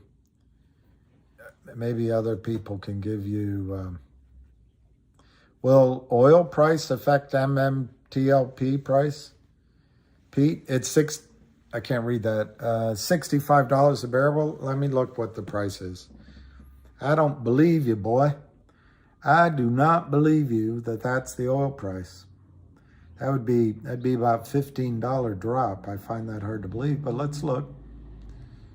I'm not, wow. Wow. You're right. So WTI crude is $66. Brent crude is $72. You are right. Oil nosedives after SVB collapse.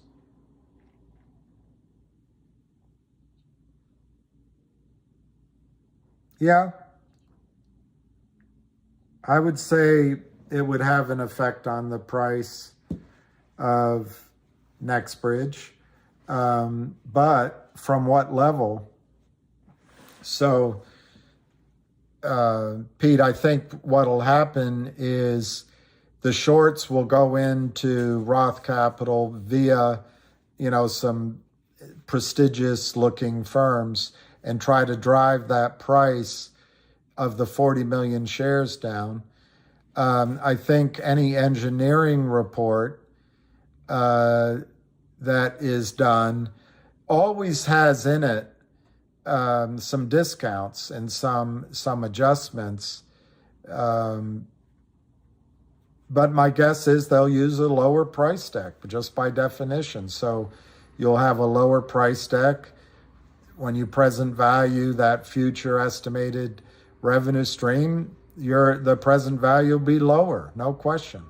So if oil stays at $65 or goes down to $50, the price of the IPO, the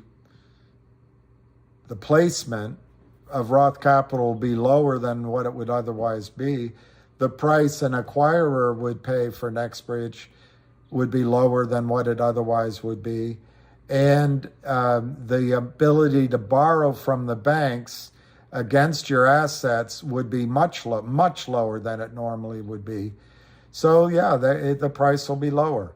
But as compared to what? If you're comparing it to the 287 that MMTLP closed at, you're still going to get, in my judgment, even at $60 barrel of oil, I still think my estimate, which I tried to discount using $5 oil, I still think you have a $100 stock price.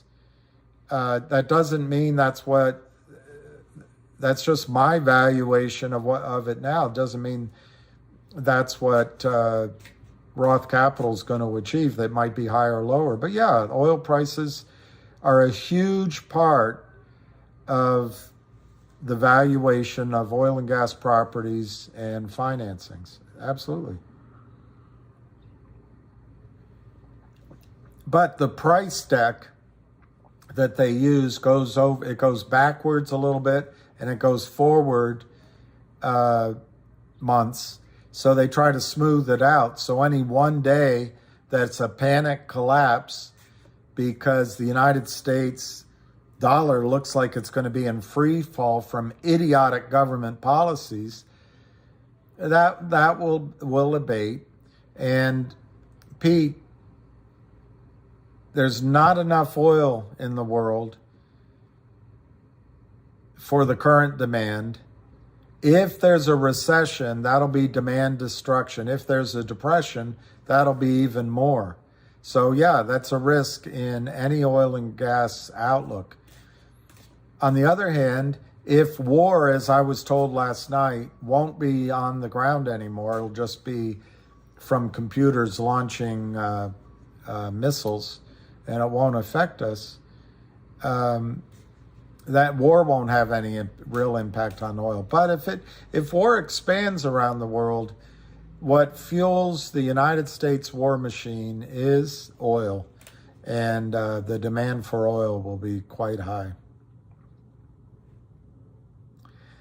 You're going to have a yacht party? I'll come to a yacht party and check out the cut of your jib. You're on child support.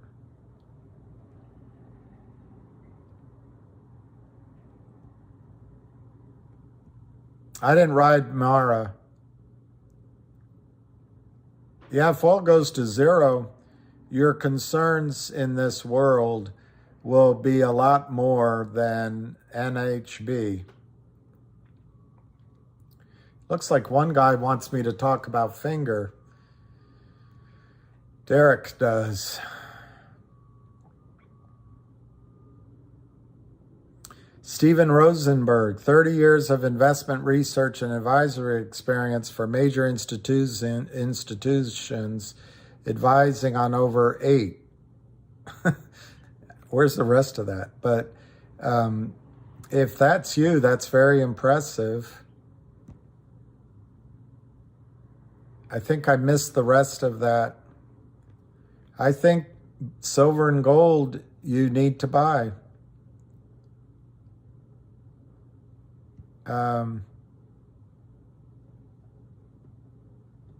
Yeah, Line Phantom, my brother agrees with you, and there's several people I do business with that agree with you. And certainly over the entire life of oil as an industrial fuel, there's been a lot of crying wolf about supply.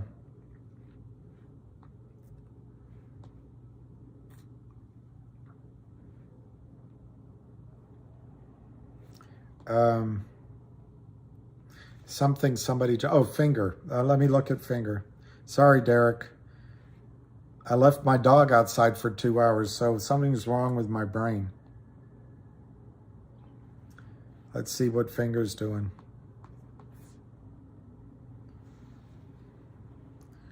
$1.09. $1.09 to $1.11.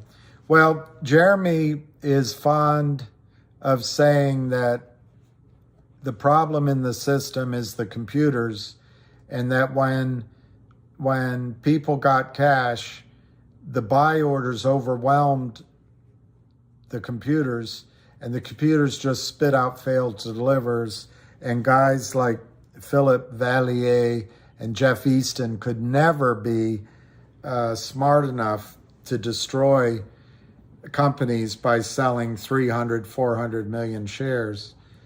And I just respectfully disagree with them. What happened with Finger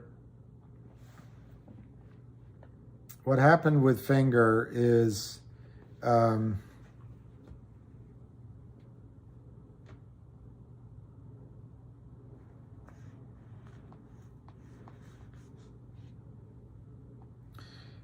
they did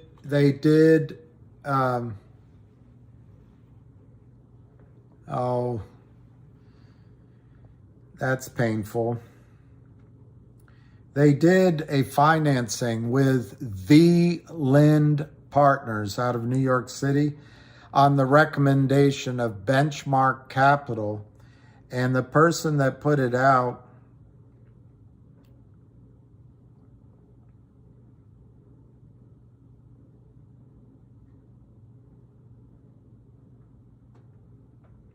Finger Motion is going to participate in Benchmark Capital's 11th annual Fleecing of the Sheep conference.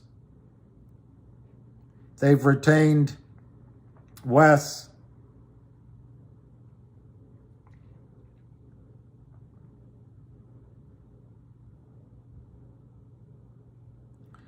Okay, here it is.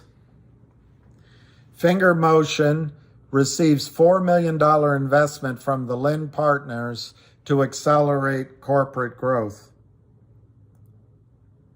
August 10th, 2022, has signed and closed a funding agreement for gross proceeds of $4 million from Lind Global Fund 2 LP, an investment fund managed. That's a really loose description, managed by the Lind Partners, a New York-based institutional fund manager. Listen to Martin. He's very pleased.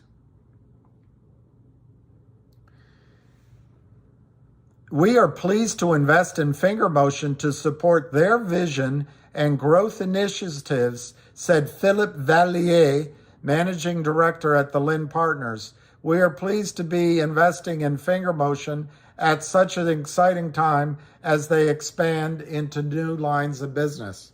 Okay, what day was that? That was August 10th.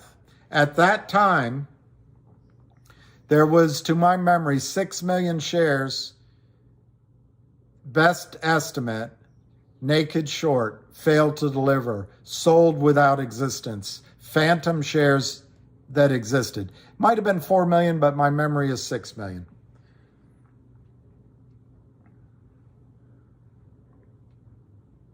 I'm not going to find it, but Tom Rock put out for Finger that the naked short now is, I think, 120 million a month ago or so. 120 million. It was 6 million, 120 million.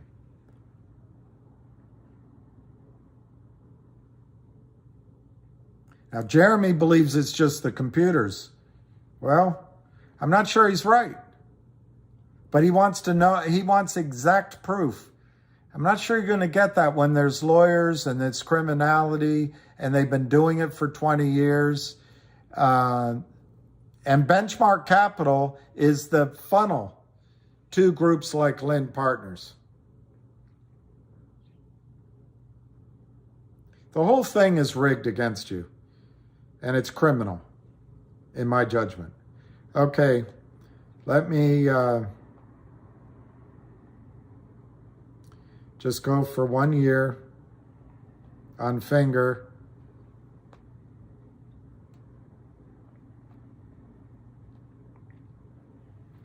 Okay, so let's just look at Finger prior to the August announcement that they closed a funding.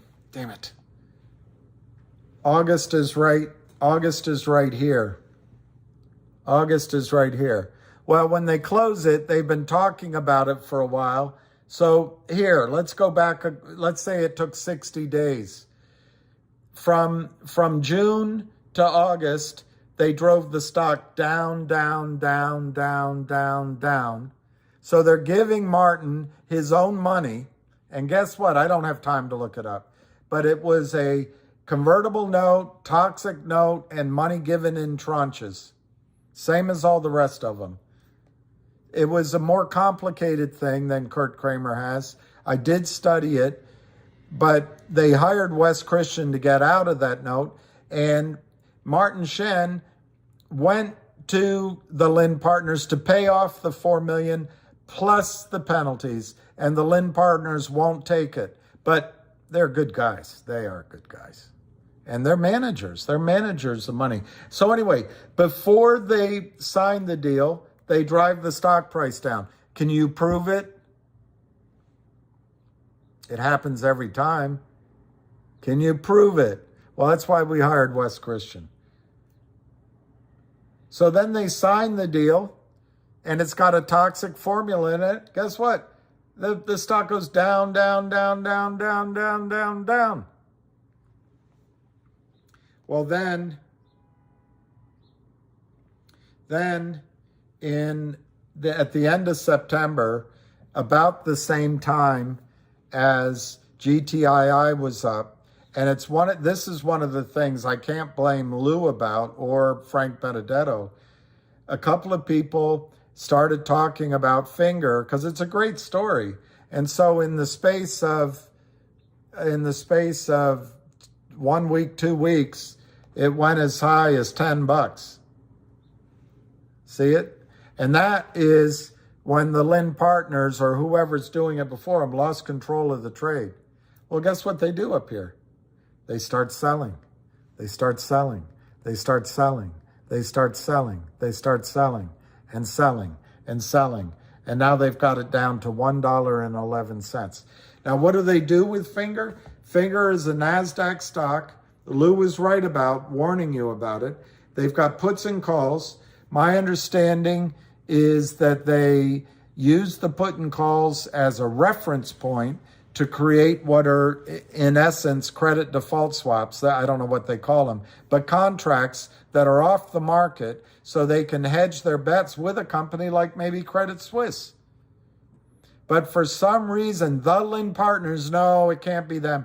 Benchmark, no, they're too honest. Okay, somebody that's working with them. Or the Lynn Partners are just doofuses and they don't know what they're doing.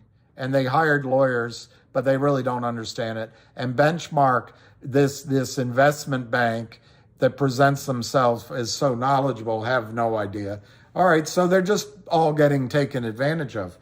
But in the space of when they signed this in August, they till recently, it's even worse now, they failed to deliver, failed to locate shares of 115 million in a company that only had 6 million, maybe less, failed to deliver at the start, has a massive, sorry, that's the wrong word to use, has an extremely low float. And so anyway, the one thing they're doing, they make these contracts, maybe they're trading, they're using a company like Credit Suisse, I don't know, and that allows them to just sell with impunity. Gary Gensler does not care, so that allows them to sell with impunity. They have lawyers that back them up. That allows them to sell with impunity. And then it doesn't make it legal, though. And then the other thing I heard, and I'm not going to explain it very thoroughly, but it's something that confirmed what I had suspected, is that when you start trading offshore into the American market, you can just sell millions of shares through market makers, move it around, and it can all be fraud. That's what's happening to Finger. And what Philip Vallier, Jeff Easton, Hai Lee Kim, and Benchmark, and the rest of the crowd on Finger want to do is to get it below $1, get it below 50 cents, get it down to 10 cents, get it down to 5 cents. So when Finger needs money, they have no choice but to go to them. And then all that 115 million shares that have been sold suddenly gets diluted. The risk to the stock on the upside is gone, and they think it's genius. But what Finger has that Jeremy doesn't have, GTI doesn't have, well, Jeremy has it, GTI has it. Their asset is as the guy told me this morning, their asset is their huge short position. It's just like Finger, huge short position, naked counterfeit position that has to be bought. That's a huge asset. But what Finger has is 3 prongs to their business. One is big data. Little did I realize there's a lot of big data in the United States too. But in China, big data supposedly doesn't have the same rules that we have here.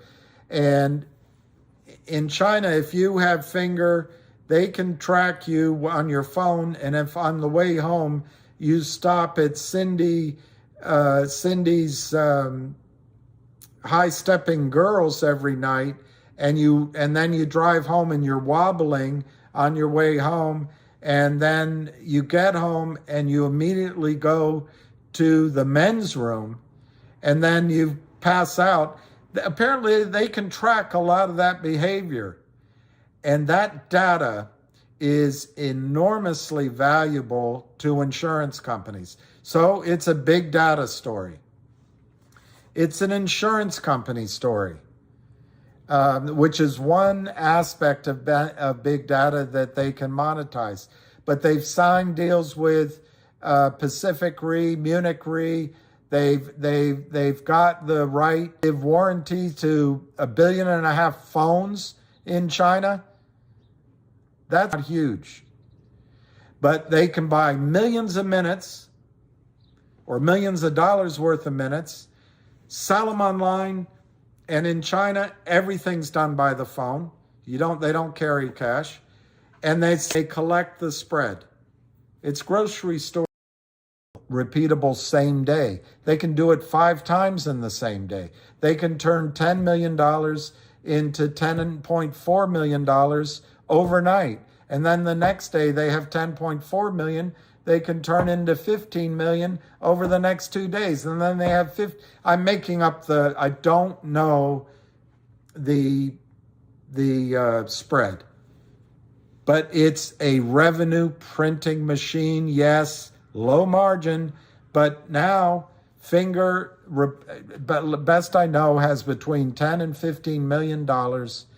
And they're just running this and running this and running this. And so Philip Valley, the Lynn partners won't take the money back. It stinks to high heaven. So, Derek, I don't know what else to tell you.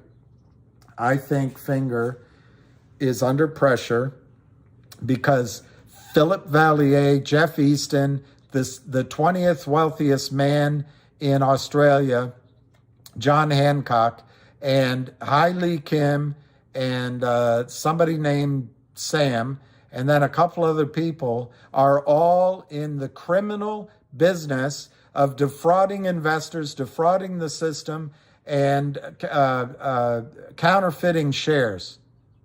They either are doing it themselves or they're having their friends do it, and they have lawyers protecting them. And or they're just dumb. They're just complete idiots. That's all in my judgment, all in my opinion. But I'm not making it up. I'm not making it up. So we'll find out. But can they drive it lower? Absolutely. Absolutely. They can sell it down. They can crush it. They can crush it. But the modus operandi, Derek, is to get a company like Finger with a great story. And I'm sure Jeremy would not have the patience to listen to all this. But Jeremy believes he has a great story. There's a lot of companies out there with great stories. There was there's medical companies, there's biotech companies, there's military companies that they've shorted into oblivion. All great stories. So their goal is to take the stock down from $9 down to less than $1 and keep driving it downward so that when Finger needs to go get more money, they dilute the heck out of their earnings per share. Any metric that you measure Finger by gets diluted to all heck. And I can't remember right now how many shares Finger had outstanding. I want to say it was 25 million or 20 million. It's probably more. But remember, they created 115 million out of thin air, and they're still doing it. It's criminal. So you look at it and you say, oh God, what's wrong with Finger? There's nothing wrong with Finger. It's that the criminals are criming. And Goober Gary Gensler does not care. And when the system collapses, Goldman Sachs will go before Congress and say, we're the main, most important part of the economy. The financiers. Baloney. The main part of the economy is each and every one of you. Anyway, Derek, I don't know if I answered your question. I think where Philip Valley and Jeff Easton and Benchmark or whomever have made a big mistake is that Finger, I followed Finger for a long time. One of the problems Finger had was getting enough capital that they could buy enough minutes that it made sense to keep buying them. I mean, now they can buy enough minutes that they can generate $1 million revenue a month or whatever. It might be more.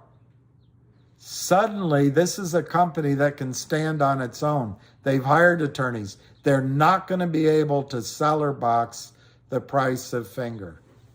So that's about all I can say about Finger. Well, state surveillance, Mike M., I agree. I'm not for that, but it's in China. But guess what?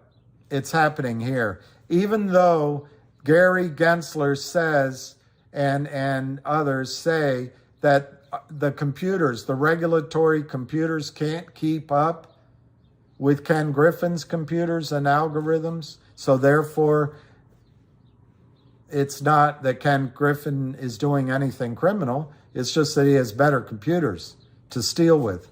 Well, it doesn't make any sense to me. The federal government now wants to tax any Venmo transaction over $600. They want to tax waitresses. They want to go into your bank accounts.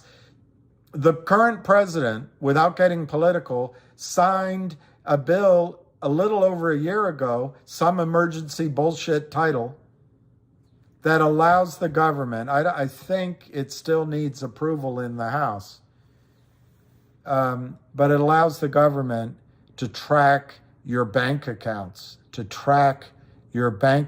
of course you won't care because the previous president was odious, and therefore anything the current president does has to be better. But guys, the current administration has put into motion the ability of United States computers to track every transaction in your bank accounts. Do you think that the SEC doesn't have computers to track every stock certificate, whether it's electronic or not, to track every location or failure to delivery? Of course they do. If you go to, as I did once, I landed in Paris and I immediately got, after I took some money out of Money Machine, I immediately got phone calls from Morgan Stanley saying, did you just spend $12,000 on your account? No, I didn't. Well, it says here you just bought 10 pairs of shoes and 5 round trips to Asia, and you bought a bunch of perfume. Did you do that? No, I didn't do that. Instantly, within 10 or 15 minutes of those transactions on my debit card or credit card or whatever the hell it was called, they knew right away. Don't tell me that the computers can't track failure to locate, failure to deliver. They can. It's because Goldman Sachs makes money at it and the rest of Wall Street. It's because the hedge funds make money at it. And it's because companies like Benchmark thrive on referring companies to criminals, in my judgment, like the Lynn Partners. And by the way, in the case of CRTD, the Lynn Partners is what crimed CRTD, but you look on the last filing, it looks like Kurt Kramer got some blows in too. There's two notes from 1800 diagonal. Anyway, I was answering on finger. Can it go lower? Yes. But how much lower? It can only go $1.10 lower. What's the upside? The mistake that the criminals are making is that now the company doesn't need their shitty, crappy financing. The whole thing that the companies do, and lawyers like Mark Bailout don't get, and people even maybe like the CEO I've talked about, people just can't get their hands around. It is a designed criminal system that uses lawyers, it uses IR guys, it pays off people to come online and tell you crap. It might even pay off lawyers to come online and get a contract. It might even pay off other companies to come online and try to get your money. But it is a criminal racketeering network that is designed to destroy American companies. And what they do is they get a company that needs capital, has a great vision, to take a toxic note. They announced like Philip Vallier did. We're so excited to be an investor. They're not investing. I showed you, they took the money, they evaporated money out of the stock market prior to signature.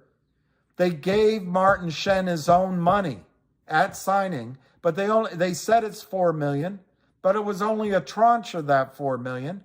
And then there's a toxic formula that they can keep going and getting stock at lower and lower prices. They drive it down. That's only part of their game. The other part of their game is to drive the stock to below a penny so that the company can't get financing anywhere. And then the company can decide, well, let's just walk away. By that time, most of the people involved have dedicated their careers to it. So the second part of their strategy is to get the company to seek financing. And they go out at a penny or 5 cents or 10 cents or 50 cents. No one wants to do it. So the company comes back sheepishly because the company doesn't want to burn bridges with a great guy like Jeff Easton. How would I ever risk a quality guy like Jeff Easton being upset with me? I don't want to upset him, and I go with my tail between my legs back to Jeff Easton. And Jeff calls up Benchmark. Hey, guess what? We can raise money for you. But Jeff has been selling all the way down. It's like COSM. As soon as COSM, the stock price had gotten up and there was enough shorting, stripping money from you guys, it went up to $24 a share. All of a sudden, the company that couldn't find financing in its own bedroom, it couldn't find financing anywhere. All of a sudden, they can raise $35 million in a day, in 12 hours. No, it's just I forget the company, Alliance Global, something like that, just represented the shorts, and the shorts sluiced all the money they took from you at $11.50 into the company. And hey, presto, suddenly the company's worth $35 million. That guy's doing his contracts, building his business, flying to Greece, living in London. He's a big shot. And he pays off his investment rep, and he pays off maybe a couple other people. And then he files a lawsuit that starts from now. I'm sure it's not going to want to go into his trading patterns and what happened over in Germany and offshore. But the system is set up to strip you of money. And that's why when some CEOs go off like a peacock, hey, we're going to fight, it's my battle. And they kind of know what they're doing, so they just go do it. They make the mistake of hiring a firm like Mark Bailout, in my judgment. Mark Bailout's a fine attorney. And he did get settlements for his clients, the companies. His client is the company. His client is not you, the shareholders. Now, you can make a distinction. Well, of course, the company is the shareholders. Well, is it really? Isn't it the debt? In bankruptcy, it's the debt. And then you've got the CEOs. And a good attorney can convince the CEO that you have an obligation to get out of this toxic debt, and you can get on with your dream. I can collect my fees, and Kurt Kramer can go away and not have discovery. Is that really good? I don't know. Anyway, I want to ask something else. Thank you. Go to lunch. I'm gonna hang up in 8 minutes. 8 minutes, because I need to eat.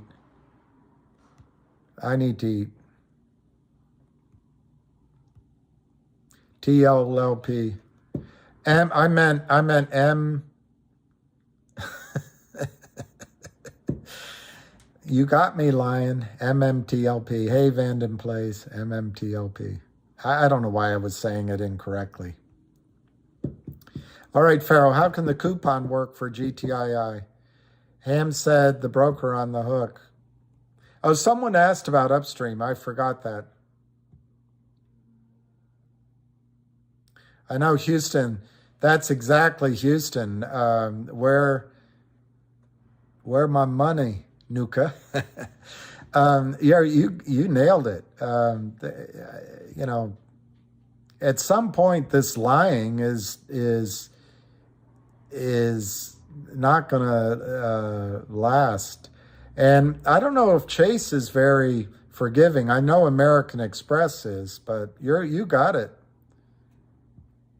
I don't know what TLLP is. I better write that down. I have no idea. I don't know what TLLP is. Yeah, they've been tracking us. Oh, sorry, Justin. I think Finger is a hold, but I also think it could get better. Look, the amount of revenue that's coming in, the West Christian lawsuit, there's going to be a lot. These smiling faces at the Lynn Partners are going down. They are going down, in my judgment. Richard K., I don't think you should make any more investments, and I think we should all... Hey, Alicia, I have to give my favorite thing for Alicia, if I can find it. Is it this one? There it is. There it is for Alicia.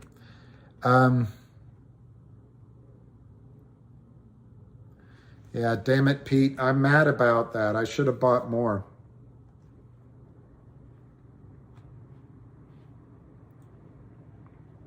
So Fingers 110.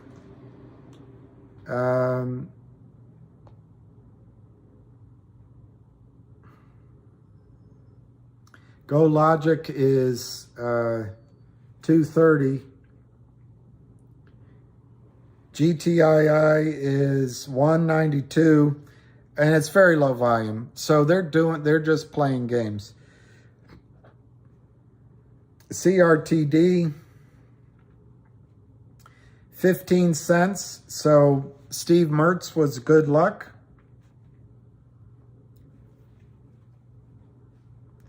DBMM 0078.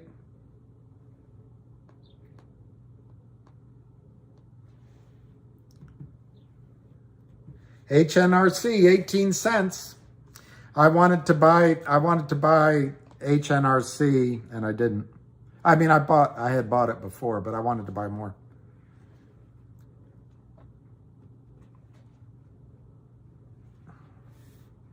My guess is they're going to announce a 30-cent dividend.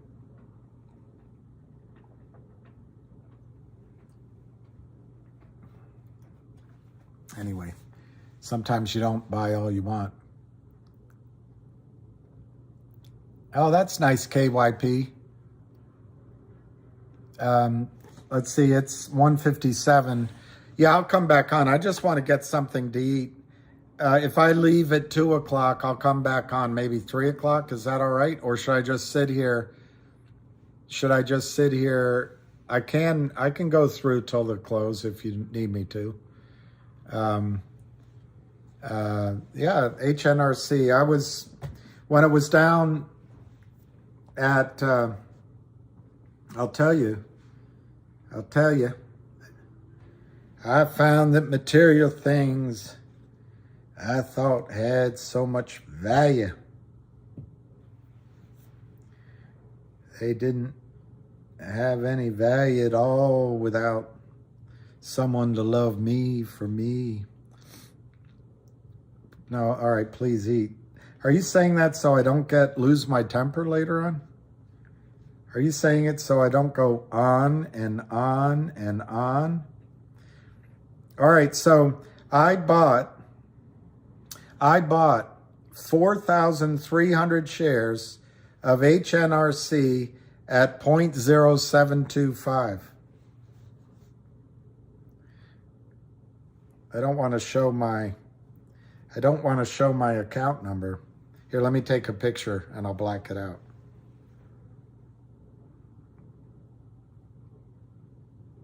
I'm mad. I wanted to buy a lot more. Frankly, I wanted to get out of CLNV when it was 7 cents, and just swap. I should have followed my instincts. Should have followed my instincts.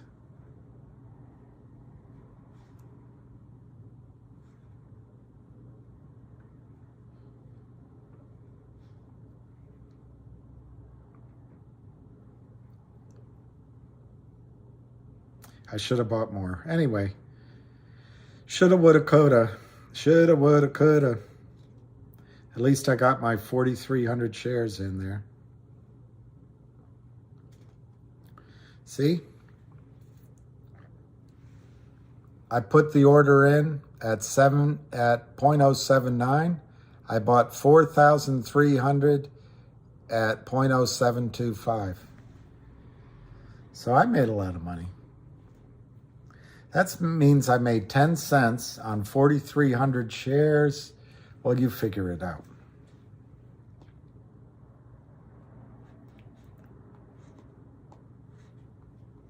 I mean, that's $430. I mean, that's a big trade.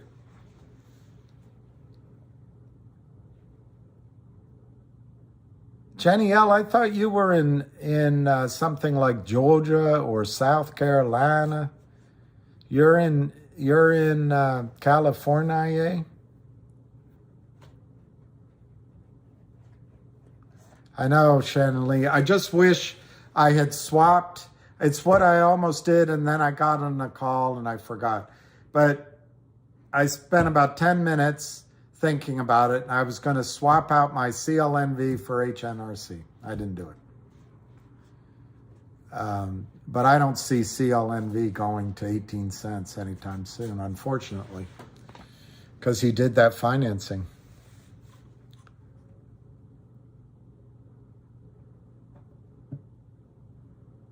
What time does Jared finish his Taco Bell shift? I don't know what that means.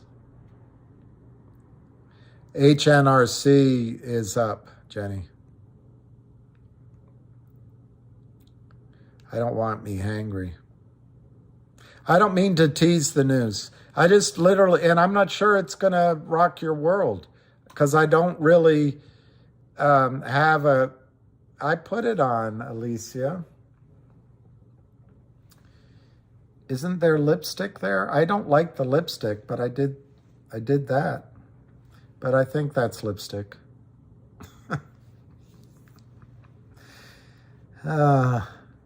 They don't give me very many choices here of nightmare.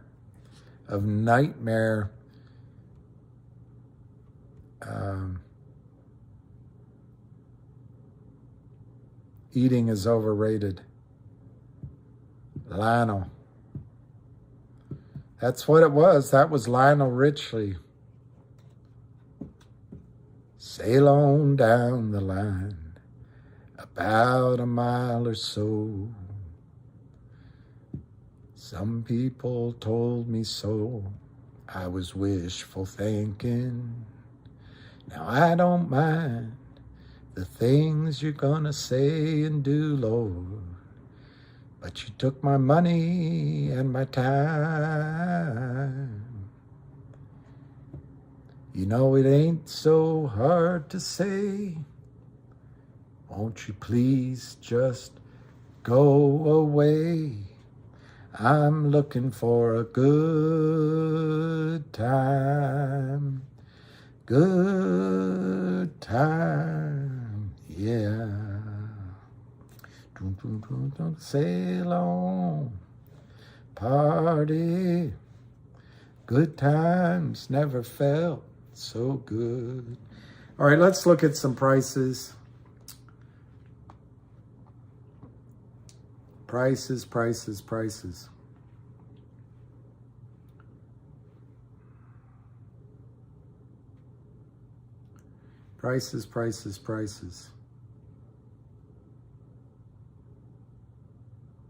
Here they are. Finger is 111. 111 bid. See, the magic of Steve Mertz. 230 on Go Logic. LGIQ is 39 cents. CLNV. This drives me crazy, Jenny. I could have made a 1-for-1 swap of CLNV. Well, depending on the executions, into HNRC.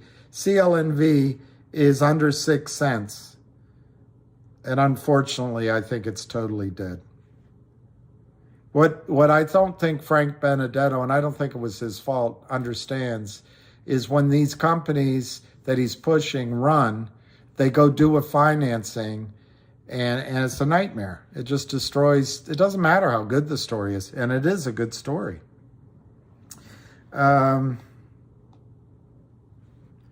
GNS, I'm sure it's down $3.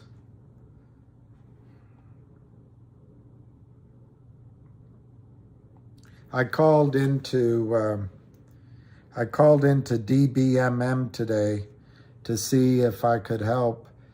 That CEO, well, her title is different. Linda Perry. I'm going to keep trying. I'm sure she probably wonders who the heck I am. But that's a company that got taken advantage of by Kurt Kramer. And what I admire about her is she's fighting. She's fighting in court and is willing to say it like it is. I think she's fighting hard.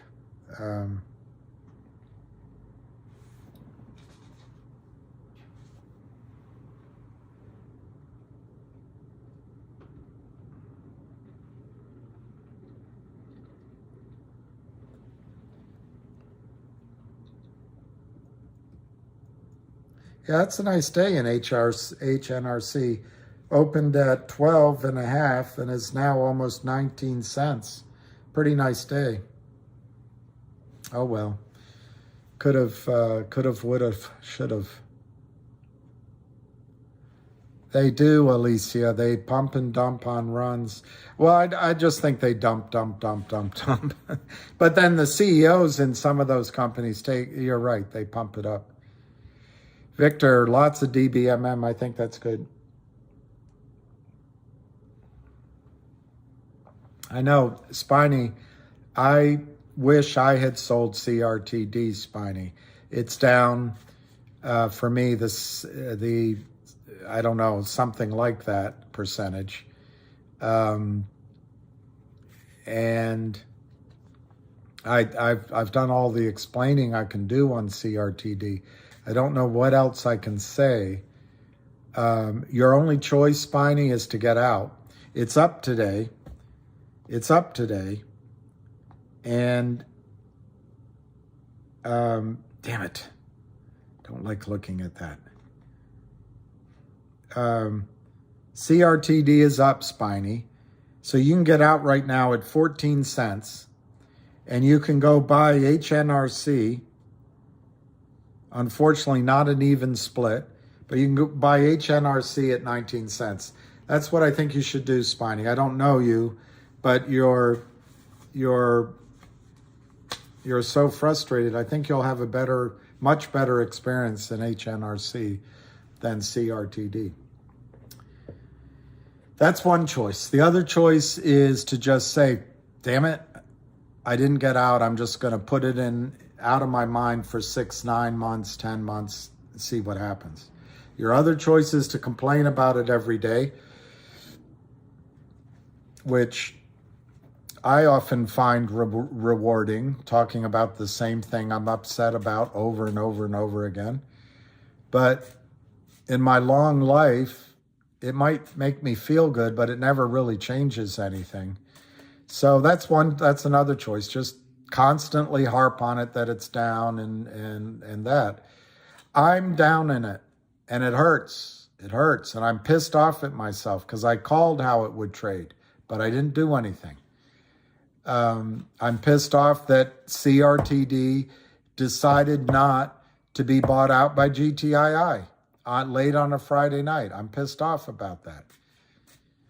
But the final choice you have in CRTD is to at least wait until the distribution on the OG collection is announced and you have a record date. But of course, I remember yesterday you said that the OG collection's valuation is false because the whale that has invested in CRTD is the same whale that bought 25% of the OG collection at a $10 million valuation. So in your mind, the OG collection is not worth $10 million.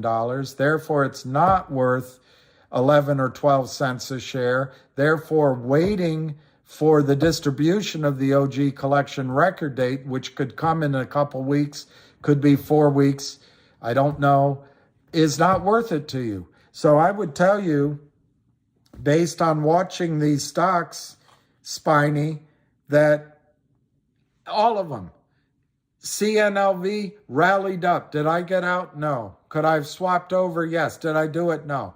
CRTD rallied up to 26. Did I get out? No. And then it sold off. Right now, CRTD is rallying up from 10 cents. My guess is this rally will not hold at some point. Might go higher, but I don't think we've seen the lows in the stock. And I'm not doing anything. I'm not doing anything. But if you want to just get it out of your gut, just get out of it. Take your loss and go into HNRC. What I think you're going to get at HNRC is a stock that goes back to 40 cents, maybe higher, and you might get a 30-cent dividend someday here. So that would pay for your CRTD. But I tell you, if you wait on CRTD, and right now it's down 85%, Spiny, in 2 days you're going to be saying it's down 90%. It's down 95%. That's my opinion. I could be completely wrong. Maybe hitting 10 cents today was all we needed to hit the bottom. But in my experience, in most cases, when stocks have been destroyed like this, you need a cataclysmic sell-off, massive volume, hitting huge new lows, going down to 7, 5, 4 cents on huge volume, and the stock just makes you feel sick, and then it snaps right back up during the day and closes in the green, and that's the bottom. I don't think you've seen that happen yet in CRTD. So Spiny, there's some volume today to get out in the green. It's up 25% from the low. I can't give you advice because I don't know your situation, but HNRC has had its downturn. It went down to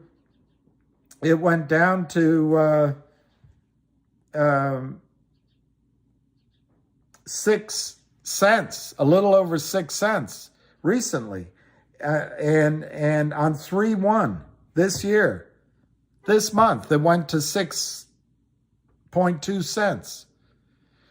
So what I'm telling you is it hit its low, it went up, and now it's running a bit. That's the kind of turnaround you want to see in a stock. And I don't think it's going up. It's up 50% today. I don't think it's going up because people are idiots. I think somebody knows something. The volume is up. Somebody knows something. It's 19 cents right now. So, I don't know, maybe take half your position of CLNV and move it there. I wish I had done it when it's lower. Losing positions lose for a long time. Anyway, I don't know what else to tell you. I wouldn't buy CLNV.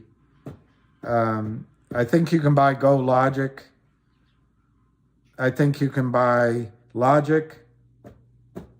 And I think you can buy GTII. But I think you probably already have plenty of GTII.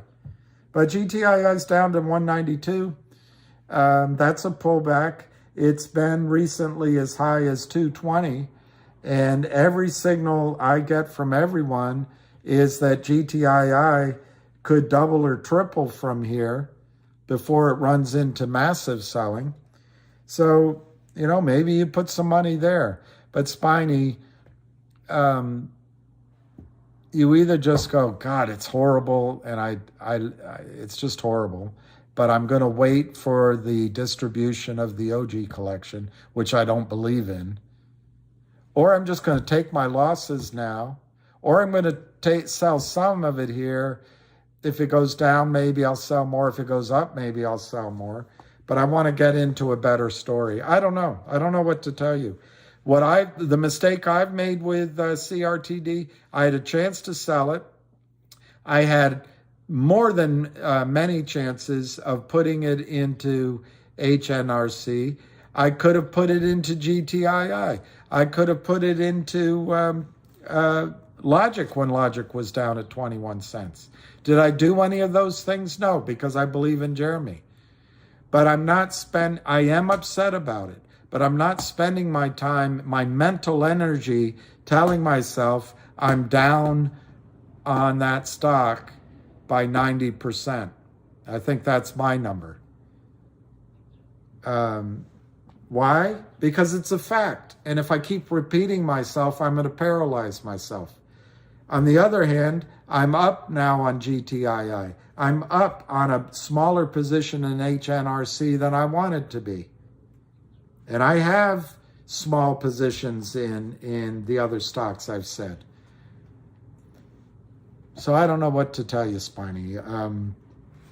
CRTD is shit, and the stock is broken. And I made a very strong case to everybody to buy into it, so it's on me. And I'm not gonna make excuses. I should have seen that there was a CEO risk in CRTD. I started sensing it. I started talking about it on these calls, Spiny. Started mentioning that he's renegotiating the deal, he said he was making a counteroffer. On one of the calls that I ran live with Jeremy on it, I asked him several questions. And then on the very day that Jeremy pulled out of the deal, I asked yet again, I think around 10:30, 11 in the morning, I asked, it looks like Jeremy doesn't want to go through with this deal with GTI. Oh, you're crazy. They're going to do it. It makes too much sense. It's a done deal. And then an hour and a half later, it wasn't a done deal. So I operated on the best information that I thought I had. I can't account for decisions, Spiny. And even you, just like me, knew at some point that Jeremy had decided idiotically in the short run, maybe genius level decision. It might be a genius level decision in the long run. I don't know. It's too soon to tell. But Jeremy announced on Friday, 2 Fridays ago, he was getting out. We've had several times over the last few trading days, I'm not talking about you, to get out initially at 35, 33, 30 cents, and then at mid-20s all day long, Friday. Monday it opened down at 20 or something, and it rallied back, and then it went down to 15 cents, and it came back to 21. I think it closed at 18 or 19. Then it rallied to 26 cents. I had all those days I could have been selling it and putting the stock somewhere else. And now today, CRTD opened at 11 cents, and it went down to 10 cents.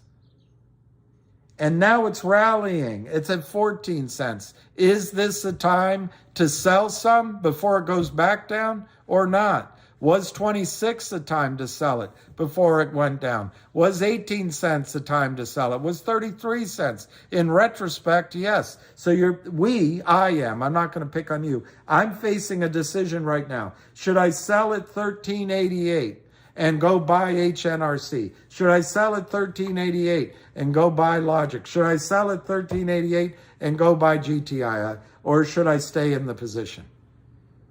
Well, like an idiot, so far, my decision has been to stay in the position. But I've had choices. I've had choices. Not good ones, but if I had gotten out at 30 cents, at 15 cents, I could buy my original position back or double my position if I wanted to. But I didn't make that choice. I froze. I froze like a statue. Is that on me or is that on Jeremy? Jeremy announced it on Friday, 2 Fridays ago. The stock was 40-something. As soon as it was announced, I didn't know about it right away. When I was told about it, I had a chance to get out. Many people did. They just dumped it at 40 cents. So is that on Jeremy or on me that I could have sold my stock at 40 cents, bought it back at 20 cents, doubled my position, sold it at 40 cents, bought it back at 10 cents and tripled? Well, I don't think that works. It's on me. That part of it's on me. The news came out on Friday and I stood like a statue. I got on these calls. I was talking. I didn't have time to think for my own account, but I stood like a statue. Is that on Jeremy? I'm not sure it is. What is on him is he did it late Friday, and it's a stupid decision in the short run, in my opinion. But is it on Jeremy that after it's announced that I didn't trade the stock? I'm an idiot. I am an idiot. I could have gotten out at 40 cents. It's 14 cents now. That makes me an idiot. What was I waiting for? I have no idea. But I do know that all through it, from the 40 cents, the 30 cents, the 25 cents, the 20 cents, the 18 cents, the 26 cents, the 15 cents, the 16 cents, the 10 cents, now 14 cents, I do know that for me, rather than bitching and complaining about it, I made a decision that this sucks, it stinks, but I'm going to wait for the record date of the OG collection distribution on Upstream. I might even move my position over to Upstream so that I'm guaranteed the distribution of the OG collection. I know that yesterday you said that that valuation is preposterous. I don't know if you know the business. I don't know the business. I know they got third-party valuations, but maybe they're all crooked. I don't know. But an insider who owns a lot of stock in CRTD committed to buy $2.5 million worth of the OG collection, giving this to you fanciful value of $10 million for the OG collection. All right, maybe. But is it worth nothing? I'm not sure it's worth nothing. And it's a distribution that goes to Upstream, and it's meant with one of the smartest backroom guys, Jeremy, who ran a broker-dealer, a prime broker. He is going to try to catch out the shorts, 425 million, I think, 375, 400 million shares. Going to try to catch them out with this special dividend on blockchain. But it's going to be April. So not only am I freezing like a statue, I'm not buying anymore, but maybe now's the time to buy more, because if the short catches hold because of the digital blockchain distribution, you could have this stock at $5 in a heartbeat. Doesn't feel like that's going to happen, but it could. No one has successfully gotten a digital dividend trading on Upstream from one of our companies yet. But Jeremy's company is going to be the first, it looks like. So, to me, I'm kind of in the back of my mind, Spiny, I'm looking at it twofold. I personally think that the OG collection is worth $10 million. But I'll start with that value, and then you and I can haircut it. $10 million divided by 100 million shares outstanding, that's 10 cents a share. Now, I know it's hard to spend time reading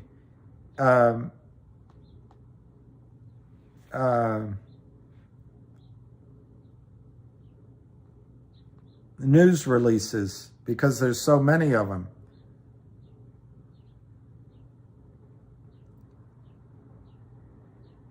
Okay, on February 27th, Created provides a special an update on the special dividend and etc. Company engages firm to complete audit of the OG collection. Its expected Upstream listing and special distribution. So it goes on to say, the Created is engaging an accounting firm to complete the audit of the OG collection, Spiny. This will enable the company to then immediately file its initial listing S1, required to begin trading on Upstream. That's for the OG collection. The trading platform is revolutionary. The company expects, it's right here, Spiny, I'm reading it right here. The company expects the OG collection audit to be completed before the end of March and anticipates the subsidiary spinoff to occur before the end of the second quarter, Spiny. So let's be realistic. End of the second quarter, it's January, February, March is the first quarter.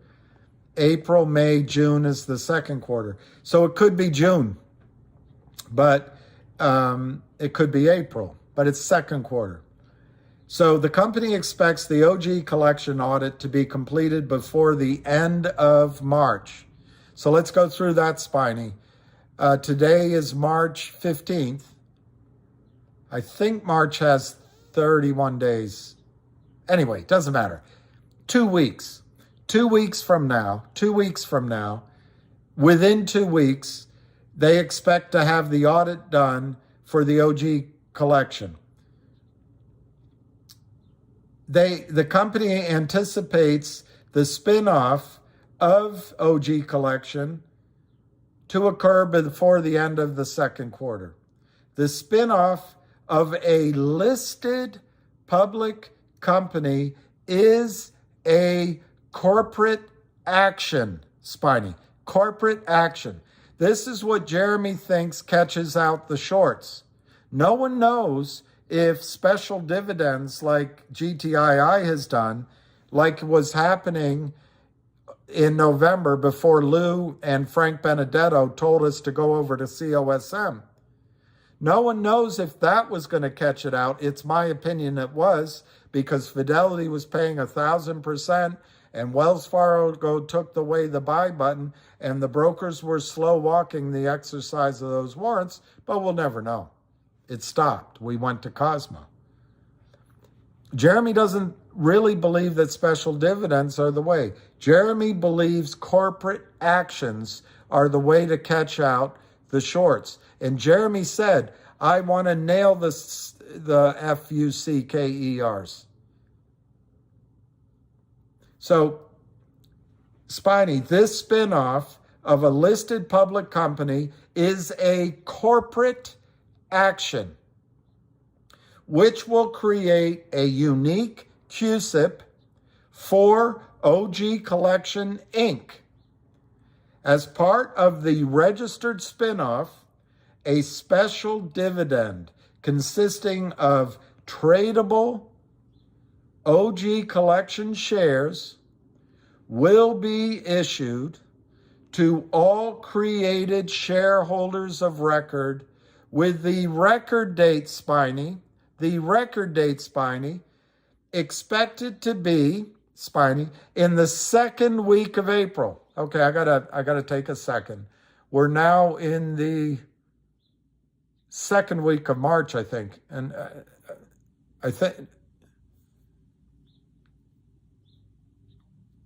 I don't know. It's either the second or third week of March. Anyway, I'm going to call it the second week of March. So 4 weeks from now,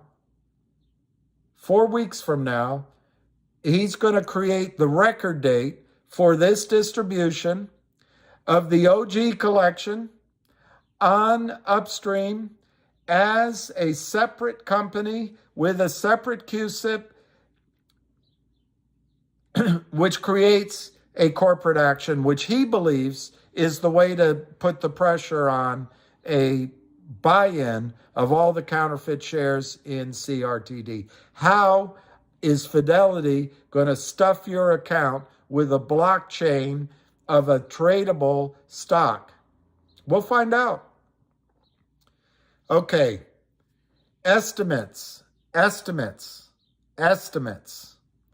the physical collection as well as its associated intellectual property have ranged from a pre-money valuation of nearly 10 million as per a recently completed financing, which you don't believe in, Spiny.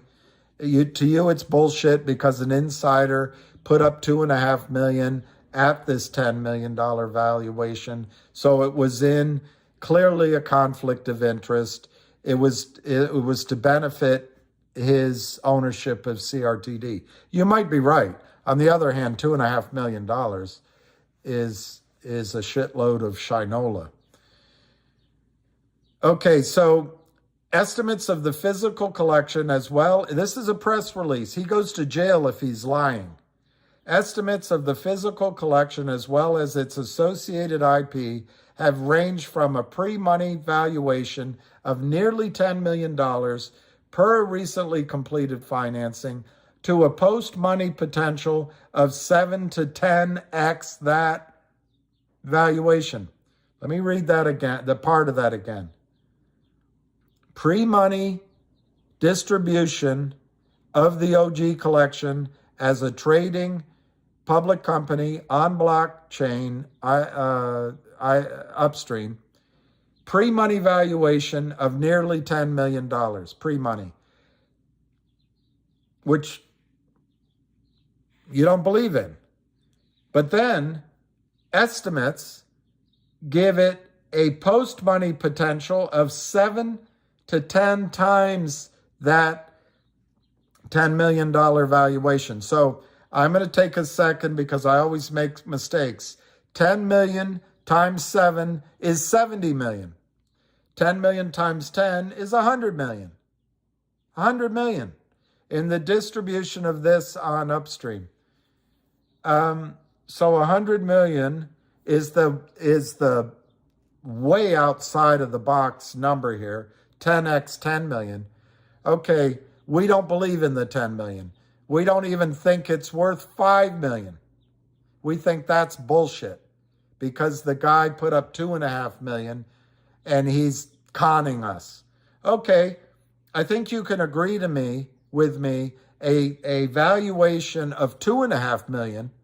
He bought 25% of the collection for 2.5 million.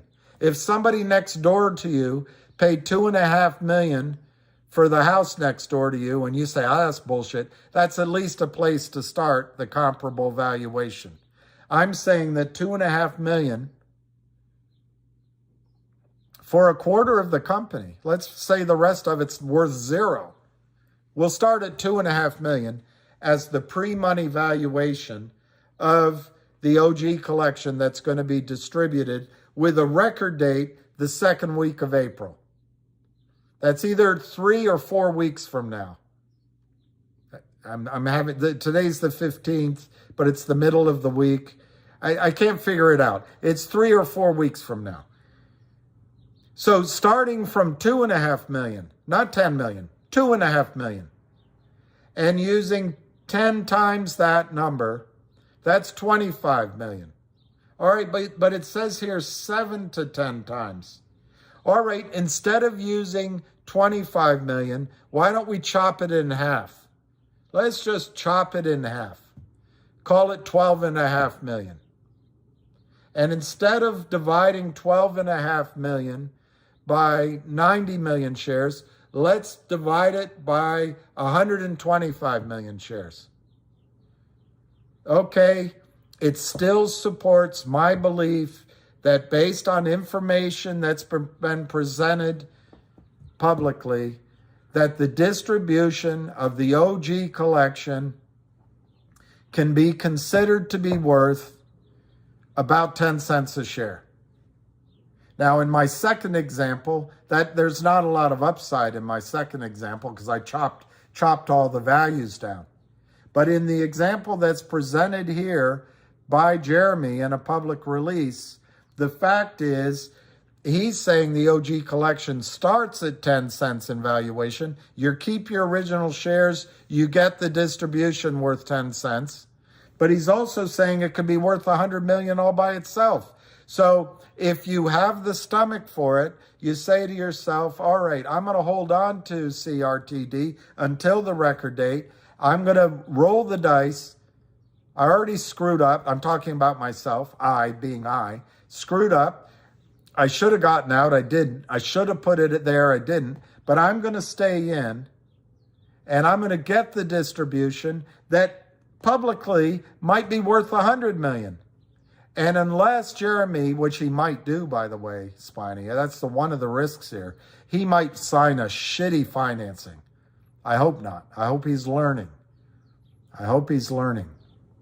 But if he does a plain vanilla financing, I don't see him getting the number of shares above 100 million right away.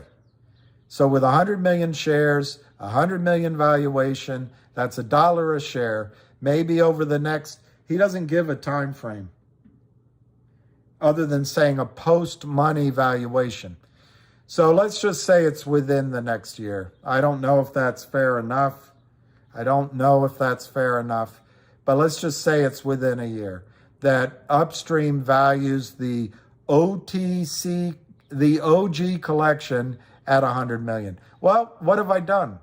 I've hung on to the record date. I can sell after the record date. I've hung on the record date. I've put myself in a position to participate potentially in that 100 million valuation. Of course, if you believe it's all bogus because an insider looking at inside information, looking at outside estimates and studying the situation is just conning all of us to benefit his own portfolio, then everything I say you throw out the window and you sell the stock now and you get out of it. But what I'm saying is if you buy into it all, that there's value in the distribution, here's publicly announced valuation that Jeremy can go to prison for if it's not based on the truth. Okay, what's the other thing that could happen? The corporate action could cause a squeeze in CRTD. It could be the one that squeezes. It could go to 10, it could go to 100. So my bet, idiot me, that should have gotten out, should have made a trade, I'm staying with it. Idiot me is doing that. I think I'm going to try to transfer a small portion, because I don't know how to do it, to Upstream. So I know I'm going to, like maybe a quarter of my position. So I know I'm going to get for sure that OG collection distribution. And then the rest of it, I'll try to get the distribution through the corrupt brokerage system. But I'm willing to bet that that OG collection is worth what the investor says it is worth. Why? I went to Puerto Rico. I met the investor. I sat with him. I don't think he remembers me from Adam, but I sat with him I was in his car. I drove out to where he lives. I sat with him at lunch. I sat with him by the pool. My assessment of the guy is he's extremely sharp when it comes to money. Extremely sharp. And he can, in his head, assess risk, reward, numbers brilliantly. So I personally don't think he put up $2.5 million. I bet he negotiated with Jeremy. Jeremy might have asked for $2.5 million for 10% of the company. I think he negotiated because I think he is one shrewd businessman, an extremely intelligent investor, and I think he knows what he's doing. And I would rely on his analysis. But that's an advantage I have, Spiny, over you. I met the guy. But I was impressed. I was impressed with his ability to process a lot of information and understand the risk reward. A further valuation of OG Collections Web 3.0 business is currently underway and is not included in the previous appraisals conducted by industry experts and should therefore be accretive to value, Spidey. Accretive to value. So what he's saying here is a further estimate, a further valuation of OG Collections. I'll show you that I'm not lying to you. A further valuation of OG Collections Web 3.0 business is currently underway and is not included in previous appraisals conducted by industry experts and should therefore be accretive to value. What does that sentence mean, Spiny? It means two things. One, he expects this next appraisal to come in higher than 10 million. That's what it says. The other thing is he clarifies that when he says estimates at the top of the page, estimates of the physical collection, he's not saying some Joe Schmo down at the gas station or Molly the maid came in, looked at it and said, oh, I estimate that. He's saying that the previous appraisals conducted by industry experts. So these pre-money valuations of nearly 10 million come from a whale investing, but also maybe a little bit lower. But I doubt that whale would have, I'm telling you, he would not write a check unless he perceived value in that check. And I get what you're saying, that it's because he's trying to enhance the value of his ownership as CRTD. But what I'm telling you is even with that, he's going to drive a hard bargain. My guess is he's the guy that told Jeremy, when Jeremy came with a counter proposal, he said, well, we'll wait till you come to us again. We'll see you down the road. The guy is sharp, Spiny. So,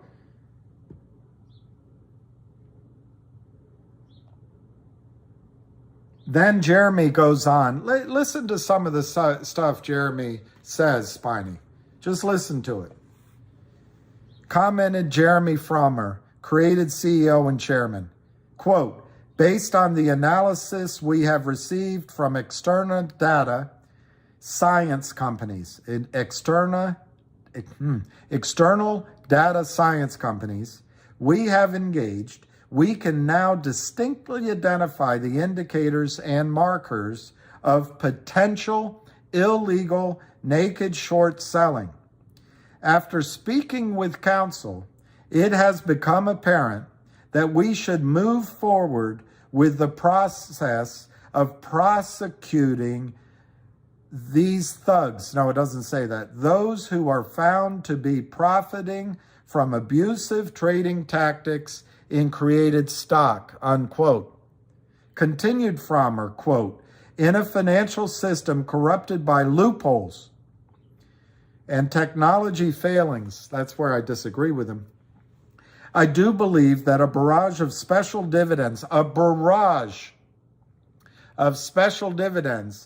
blockchain exchanges, small, medium, or large distributions, offered directly to physical shareholders of record is a necessary part of a CEO's strategy. In our case, in addition to the strategy of brute force in creating a new CUSIP and spinning out an operational company to its shareholders, Created intends on issuing numerous coupon-oriented dividends to our shareholders by extracting value across multiple business divisions. These may include coupons to lifetime Vocal Plus, subscription memberships, digital token opportunities related to recurring subscriptions for created ventures like Dune, Camp, and Basis. Jeremy Frommer continues, quote, the success of any strategy to combat fail to deliver and other back office public market loopholes will require shareholders to unite in order to help force a shareholder count. And then he says it's the goal of CEO Block. It is this united demand and the power of blockchain exchanges that ultimately will bring an end to this decades-long battle. Frommer said, I have continued the OG collection spinoff, studied the OG collection spinoff and the implications of this corporate action and believe in its potential to change the momentum and how future CEOs combat the abusive trading tactics we are all fighting.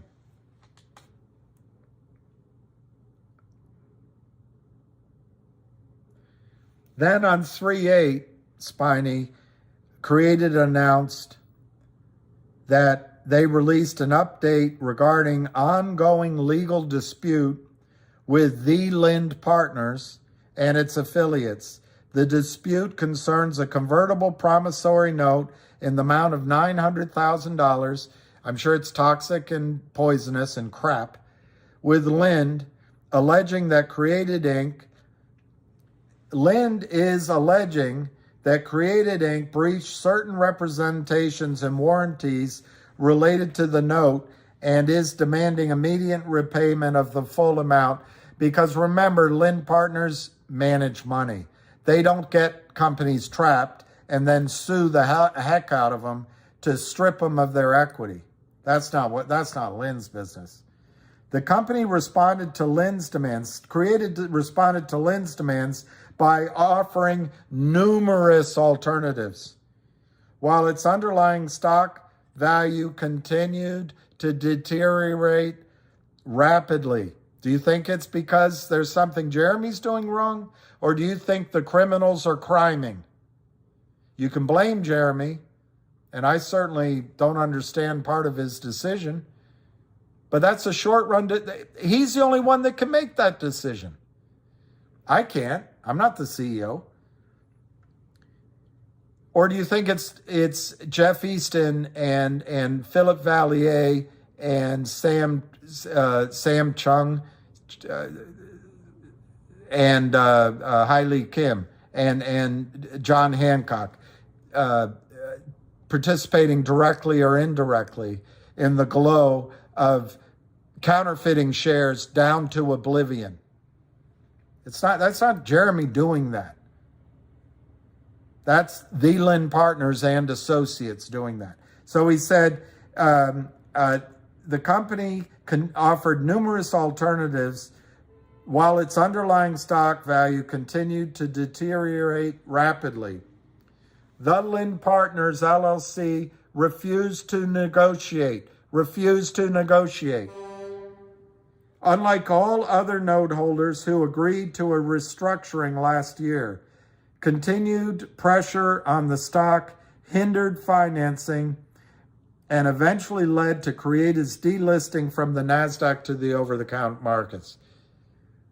In response, Created has filed a motion to dismiss the lawsuit from the Lynn Partners, those jerks, and has complied in a consistent legal fashion. In the event that the issue is joined, the company will request discovery in all trading records relating to its underlying company stock by the Lynn Partners. I hope he goes through with that. Frommer said, "At this early stage, we are strictly trying to analyze the data. There is more than enough evidence that there has been unusual trading in CRTD and it demands further investigation." He added, "To that end, we have asked legal counsel to look into filing multiple requests of trading records from market makers in CRTD stock. When and if the company enters into the discovery phase in the Lynn Partners LLC's case, any trading records related to the Lynn Partners LLC that were done with external broker-dealers will also be analyzed. The company remains committed to resolving this dispute in a legal and fair manner and will continue to provide updates as the decision develops." So, Spiny, the risk here, he still wants to pal around and be a good guy, because I think he is a good guy. I think Jeremy is a good guy.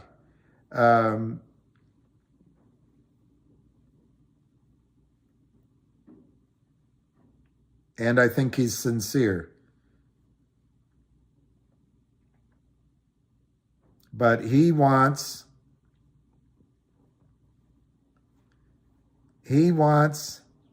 to pal around with this guy, Jeff Easton. I don't know which of these goobers it is, but one of these brilliant looking guys. And maybe he wants to get to know this guy, 20th wealthiest man in Australia. His mother is the wealthiest woman, wealthiest person. Here's the younger version of Jeff Easton, director at the Lynn Partners.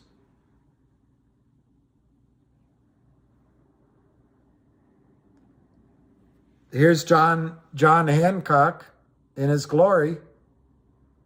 He's wealthy. I don't know why he has to associate with criminals, but there's glamour in it, I guess.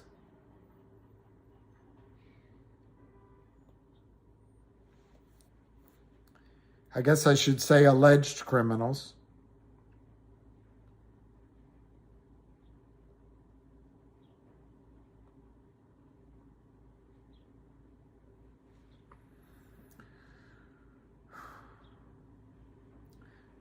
By the way, that's the head of FINRA. That's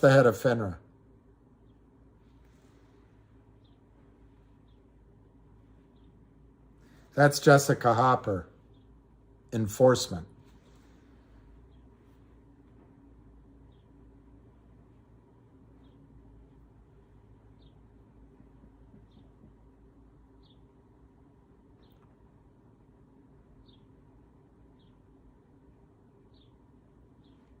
Well, I can't find the other people right now. So the point is that Jeremy is fighting the fight, Spiny, and I don't know, get out while it sucks, which is probably what I should have done it for myself at 40 cents, 30 cents, 20 cents. And you have the chance right now to do it. The stock is 14 and a half cents, because I think it could go to 7 cents before this is all done. But I don't think it'll stay there. I do not think it'll stay there. And I think that the distribution of the OG collection is, this is my opinion, is worth 10 to 13 cents a share now. And I believe that he's telling the truth, that it could be worth 10 times that. That would be $1.30. Cut it in half. It could be 70 cents, 60 cents a share. And so my cost basis would be largely recouped if I just wait until the second week of April to acquire that record date, if his estimate of the OG collection is accurate.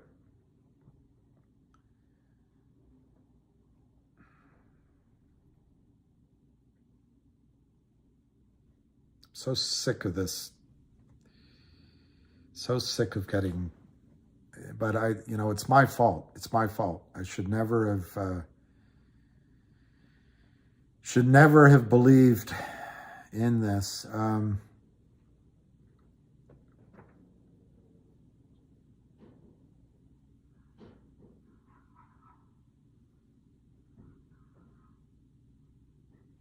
I think there's a list somewhere, but Spiny, I believe this. They've got Vocal. They've got Vocal. They've got Vocal for brands. This is their website. They've got Camp. They've got Dune. They've got Basis. They've got Brave. And they might have more. And if I'm wrong about those exact names, my point is they have half a dozen or more subsidiaries, just like OG Collection. They can distribute those one at a time if they want to on blockchain. I think you get from some of the stuff I just read that he is committed to crushing the shorts. I think he has a blind spot in that he thinks that maybe, I can't speak for him. It's just what I heard him say, and maybe I'm misunderstanding it. But he is fighting the Lynn partners. And Spiny, I do think there's a risk, just like the Mark Belial law firm did to HPIL, that the lawyers come in and say, you know what, let's just settle it. You're gonna get out of the $900,000 note. You can go on with your life. We're not gonna have discovery, and the Lynn partners isn't they're gonna give back any claim on warrants. But it doesn't change if they do that. It won't change all the shares the Lynn partners or Benchmark or whomever it is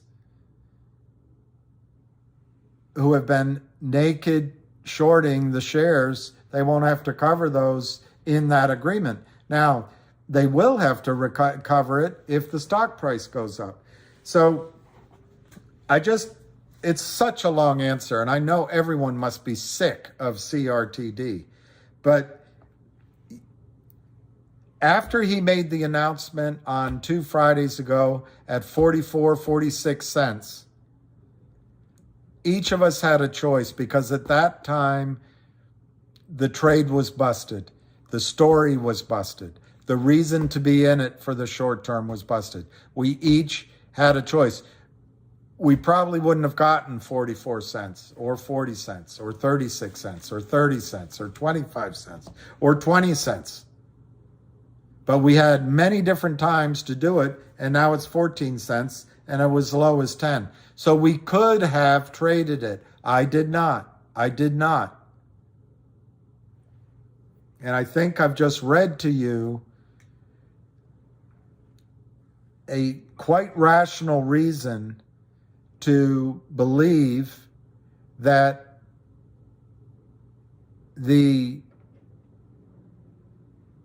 short squeeze, while it might be smaller than otherwise because there's more shares outstanding, can still happen because Jeremy is going to force corporate actions. Jeremy's also doing special dividends.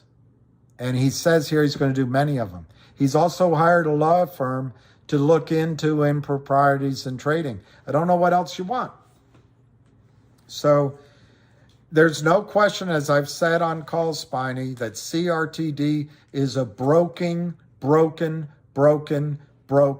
busted trade. I never would have made the decision to walk away. But I wasn't privy to all the factors in that decision. I've told you before, Spiny, busted trade, it's hurt, it's destroyed me. But the only choices you have now, you can whinge like I whinge. I've just been whinging like I whinged yesterday. 1. 2, you can sell out, take your losses and just shut it out of your mind. 3, you can hang on to it and shut it out of your mind and hope that the distributions and the corporate actions cause a short squeeze, or at least get your money back. And maybe the stock goes up in the future and you can at least sell it at break even. It becomes an investment, a nightmare, but it becomes an investment. Or 4, you can buy more down here. There's about only 4 things you can do. But if you stand like a statue, as Sam puts it, I don't know. I'm mad at myself I didn't do anything, Spiny, so I understand the situation.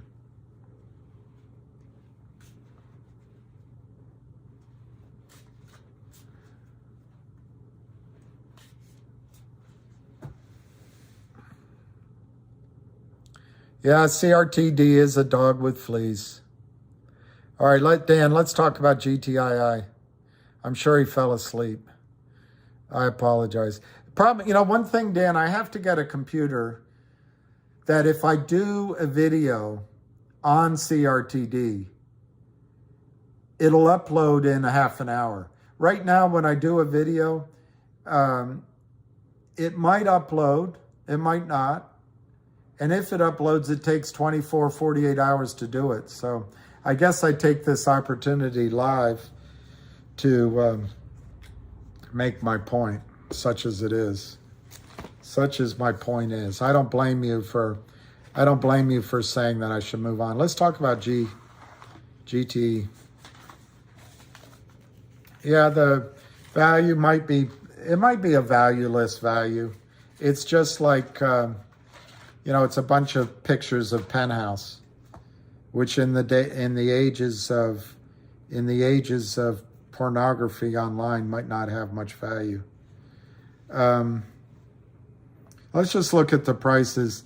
CRTD is almost 15 cents, but the bid is 14.26.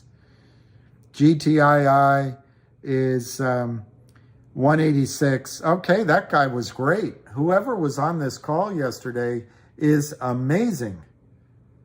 Somebody yesterday said they expected it to pull back to 185 thereabouts. It's a 186.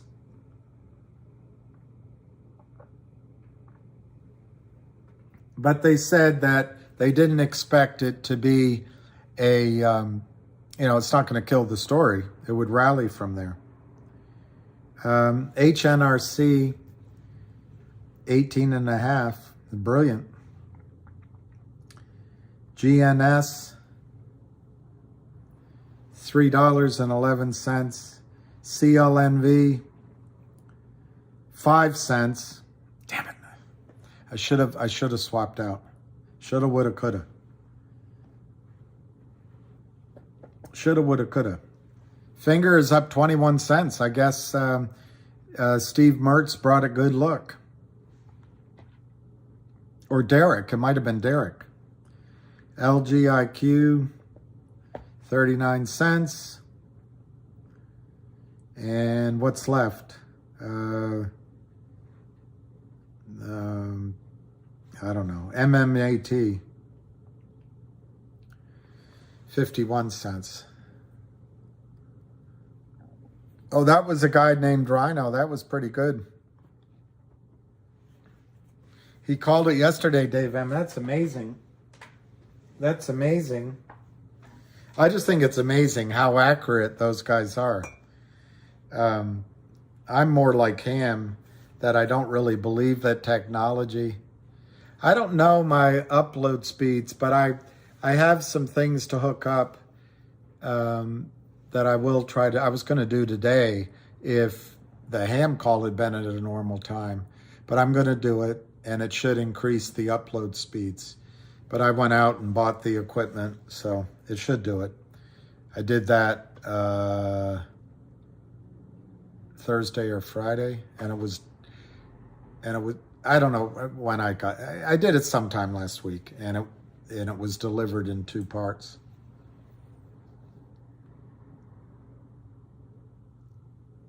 Well, I'm sorry, I should have gotten something to eat. I am almost legend. You probably are legend. You probably are legend. I do have to go eat. Spiny, I think you're right, Spiny. I have to go eat.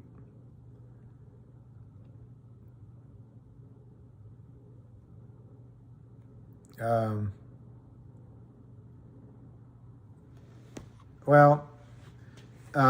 think, I think the problem, oh God, I didn't know I was going to talk about CRTD so much, but I think the problem Jeremy's going to run into is that he's going to need a little bit of capital.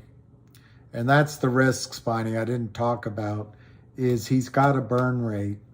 It's probably $250,000 a month. I don't know what it is for sure. But if you assume 17 to 20 employees costs $2.5 million a year, maybe $3 million a year, I don't know. It's probably around $200,000 a month. He's going to need money. So I think he'll go to the same investors. And I think at that time, maybe you'll see something with GTII. I don't know. Anyway, I just got an update.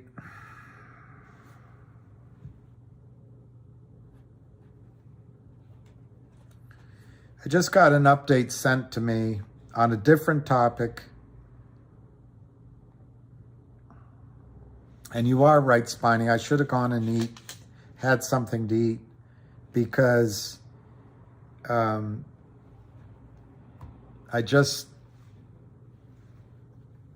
got too frustrated maybe. All right, so this just came out at 1 p.m. GoLogic. This is on GoLogic. GoLogic is going to acquire institutional investment advisory firm CP Research and Advisory in $15 million merger. GoLogic, privately held, well, I'll just read what it says. It's repetitive. GoLogic to acquire institutional investment advisory firm CPG Research and Advisory in $15 million merger. Privately held CPG Research Advisory to bring to GoLogic 30 years of investment research and advisory experience for major institution, advising on over $8 billion in client portfolios, well-established global client base of sovereign funds and family offices and government institutions, advanced research and advice capabilities powered by sophisticated research technology, which is complementary to GoLogic's expanding fintech platform. That's the point, the bullet points. GoLogic, a US-based global provider of fintech and consumer data and analytics, has signed a mutual non-binding letter of intent to acquire Sydney-based, that's Australia, CPG Research Advisory, a leading global provider of independent investment consulting services. CPG is expected to bring to GoLogic more than 30 years of experience as an independent investment advisor and asset consultant.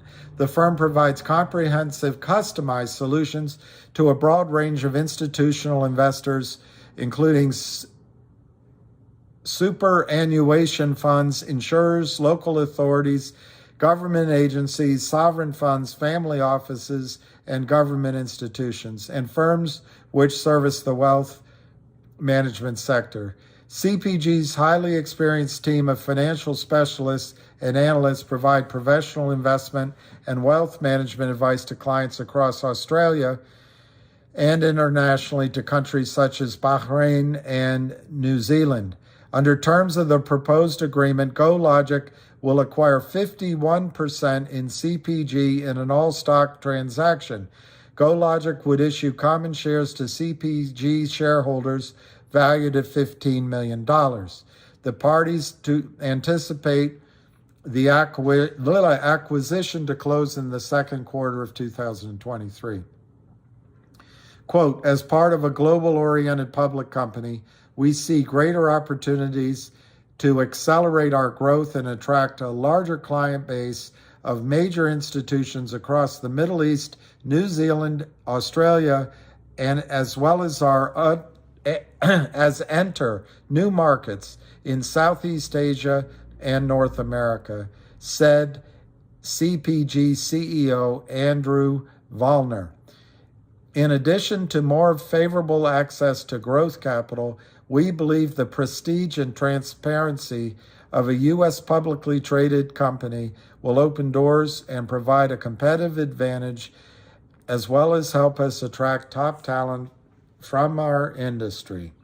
CPG will bring GoLogic advanced research and advice capabilities powered by sophisticated research technology, which is complementary to GoLogic's expanding platform.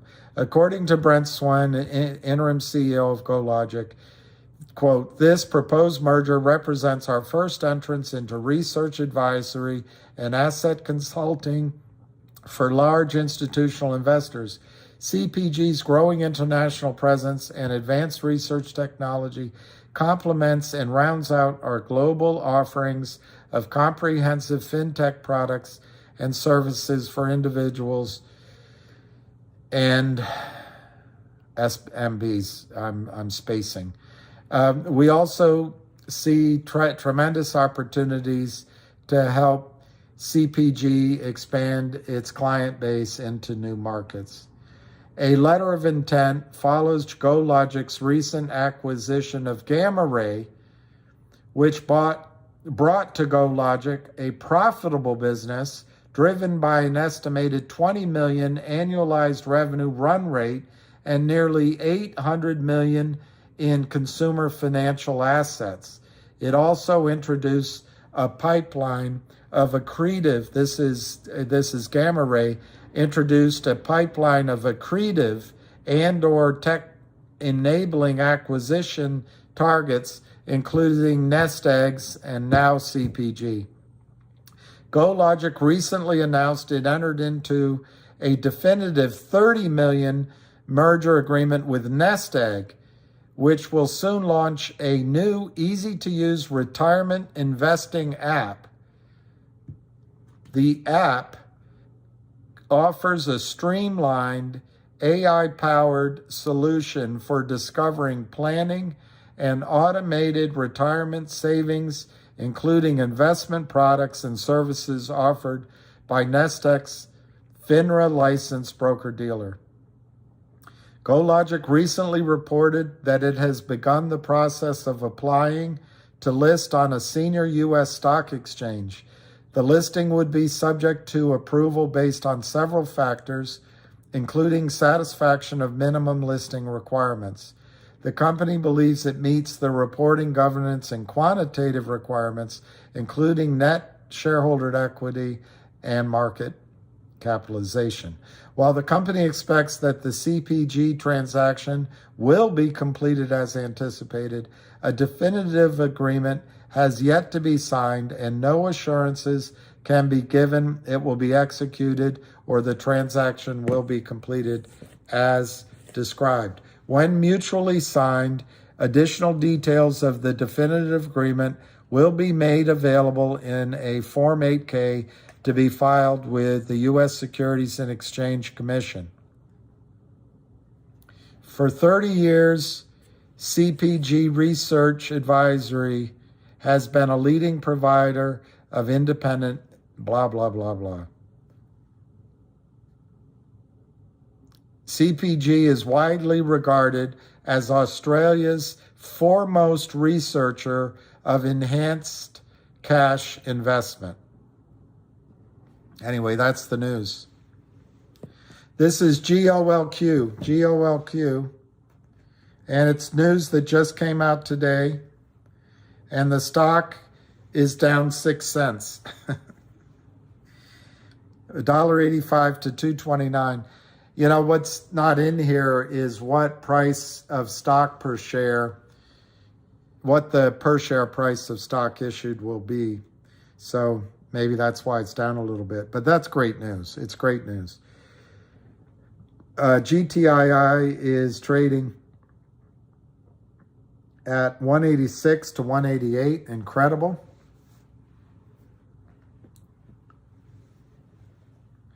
I can't see your name, Karahito. Yes, I'll do a video on LGIQ. I can't do it today until I get permission, but I'm wondering how to do it. I'll figure out a way, because doing it live on any, because that's what I just did with the other stock. Doing it live, it wastes half the people's time. I've got to figure out a way to do it as a video. Yeah, Spiny, you might be right. And by the way, Spiny, I will trust your judgment and I'll think about it.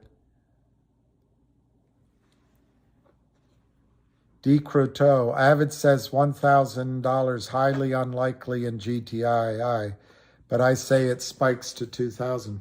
Well, look, D. Croteau,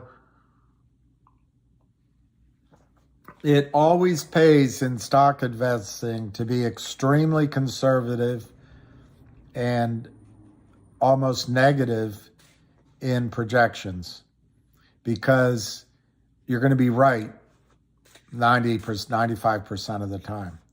I completely trust Avid's analysis. Avid,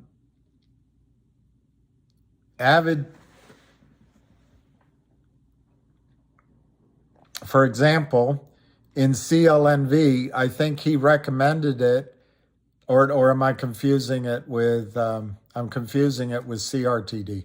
I think he recommended CRTD in the 6 range, told people to get out at 60. He's really good. So you should listen to Avid, and you should hear him very clearly. Avid says it's not going to go to $1,000. Use that in your decision of where you're going to put your GTC orders. But respectfully, charts are not going to show how many shares were counterfeited. They will show the effect of the sales of those counterfeit shares, sure. But they won't. The idea of technical analysis is you don't need to know the fundamentals. You don't talk about the fundamentals. You just look at the charts. It tells you everything you know. The idea of fundamental analysis is charts. Technical analysis is like reading your horoscope out of a Chinese fortune cookie. It's meaningless. You do it based on value investing fundamentals. Well, the fact is probably both of them have been ruined by the lack of price discovery in the markets caused by the criminals and regulatory indifference. But and I emphasize, if Avid tells you it's not going to 1,000, listen to him. Avid has been correct, in my experience, on every call he's made. He hasn't so much been correct on a couple of stocks that have yet to run, because I think unexpected decisions came out of the blue and interrupted the runs. But Avid is an honest man. He's not going to say something that he doesn't see. So trust him. He says it's not going to go to 1,000. Trust him. Make your decisions to get out based on that information. But when people ask me, how high is it going to go? I would agree with the essence of Avid's point. But when people ask me, I assume they're asking me, is it going to squeeze? And what happens during a squeeze? Those two things. Well, none of the stocks, in my experience, that Avid has recommended, and you could argue it goes back to GME and AMC in a sense. I know they went up high, but did they really squeeze? I don't know. It's debatable. They had a great run, but then the buy buttons trading was halted. So did they really fulfill the ultimate squeeze? I don't know. But I haven't seen any stock that Avid recommended prior to movement squeezing. That's not a rip on him at all. But he's put out videos on squeezing, and I've already admitted he's very, very good, excellent. And I'm telling you, listen to him. Don't listen to me. Listen to Avid. But my rationale, I'll explain my rationale. Every single, and I haven't done it recently, but I did it 2 years ago. Over 2 years ago. I went in, and you can do it yourself. I went in and studied the charts of every short squeeze I could find, every one of them that I could find. And every short squeeze,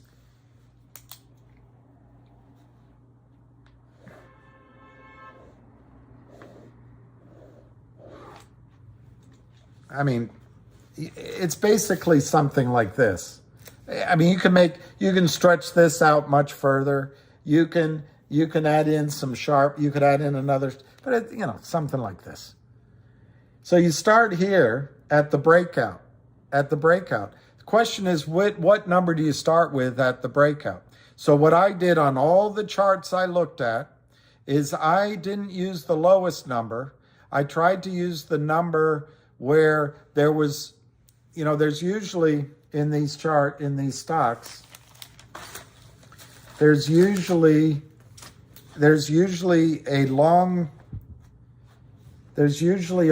period of doing nothing, just flat.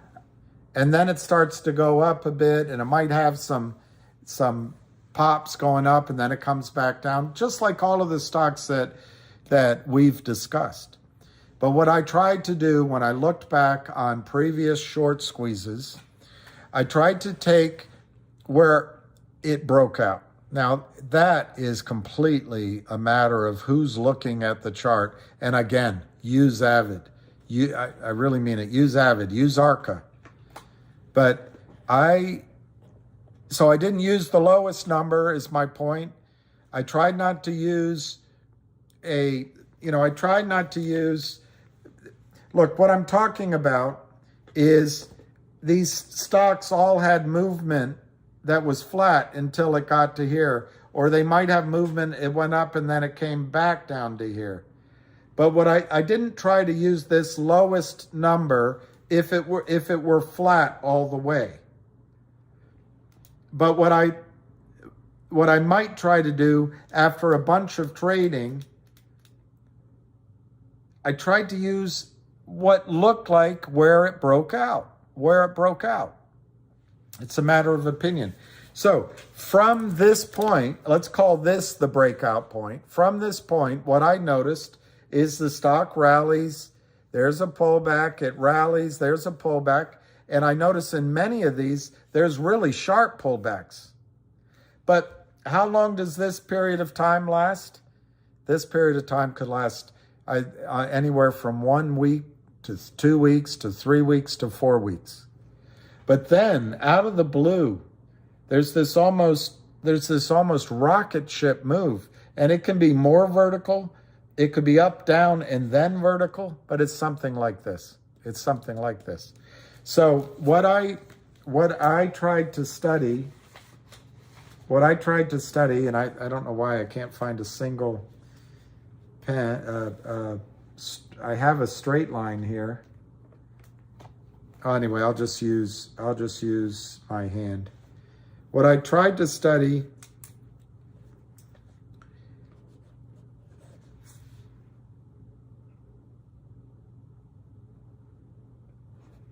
is the move from the breakout, which I admit it's a subjective case, but I looked at 20 or 30 or 40 of these charts. I didn't look at 100, but I looked at quite a few. I tried to go from the breakout to the peak. Now, obviously, you're not going to get the peak. You're not going to get the peak. So it's a ridiculous study in a way, because there's no practicality in it. But I did it. So this move from A to B, you're not ABC person. I ABC person. You're not ABC person. This move to here in almost every stock. I wish I had a pencil. Here, I'll use blue ink now. In almost every stock, it was 15x. That move in almost every stock that squeezed, it was 15x. But there were a couple that were 10x. There were a couple that were 10x from A to B. There were a lot that were 20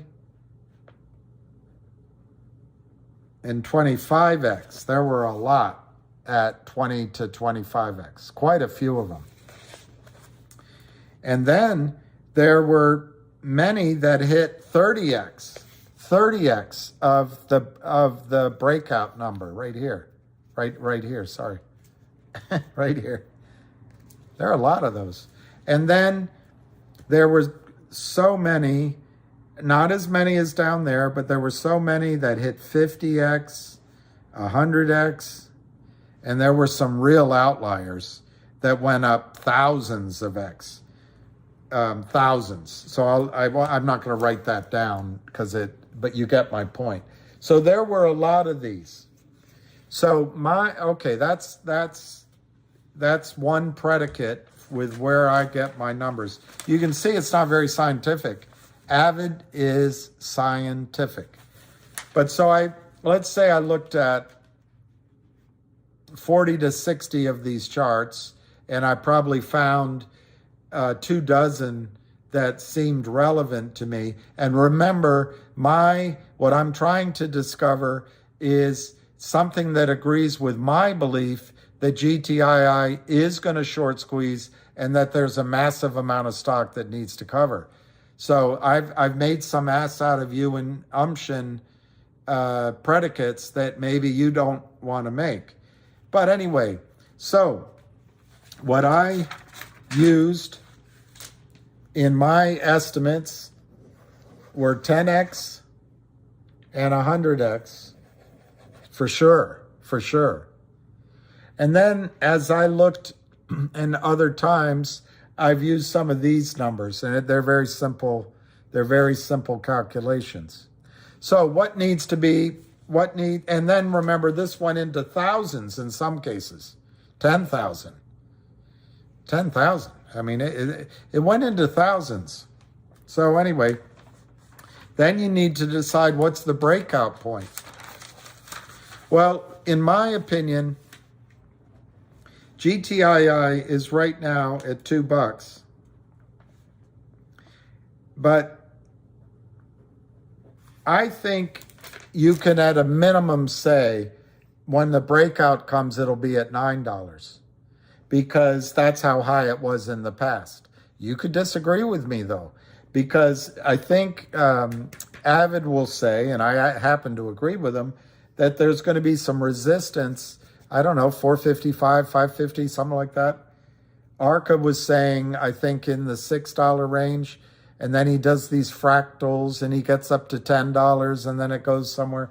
But anyway, for me, when this starts to run, when it goes through 9, that might be the breakout. That might be the breakout. But if the stock goes, if it trades to 9 and then pulls back and then trades to 15 before it breaks out, the breakout might be $15, might be $13. But let's just use $9, okay? We'll just use $9. At my very simple, it is so basic that it can't be true, right? It can't be true. It just has to be wrong. But if you use 10x, 25x, 100x, we'll do it at 9 right there. 10x on 9. Pretty simple. $90. Now, I don't think Avid's going to agree with that. How do you come up with that? And by the way, in all of these squeezes, they didn't go straight to 10x. If the maximum squeeze was 10x, if the spike was 10x, most of their trading was lower. So when I talk about spike, I'm talking about it's going to go through your good to cancel orders. Of course, at your own decision, you're going to layer in GTC orders at your own money management style. But the point is, I'm trying to do is ascertain what rocket ship is going to go through, or what Mrs. Pac-Man is going to go through and eat all the open orders on the way up. So in some cases, the maximum is 10x, $90 in some cases. If I'm right about my assessment, which I could be wrong, that by definition, the lowest possible breakout is the previous high in November, 897, 100 times $9 is $900. So these are spikes. People ask me, what are your brackets? So if going back to this, the majority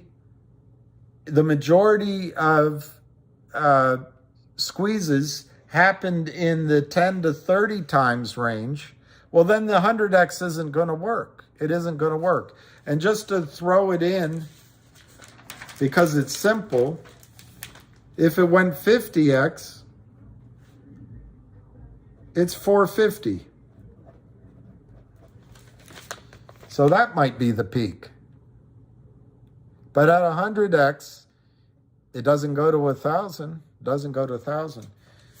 All right, I'm just going to throw in the most extreme example, which is insane, I know. I know it's insane. But 1,000x is $9,000. 1,000x. Is it impossible? No, it's not impossible. But anyway, that's where my thinking gets it. And it's been my looking at charts. It's been my trading experience when these things get out of control. I mean, look at where did AMC start at $4 and it went to, or was it GME started at 10 or 20 and it went to 480? I don't know. Those didn't run that high. So anyway, I don't think any of my analysis matches Avid's. My analysis has no science in it, but what I tried to do, and maybe that's what I should do, because it's a good question. Where do I come up with those numbers? Maybe what I should do is go back and spend the hours I did before trying to get charts, maybe print them out and show you in a video, maybe not live,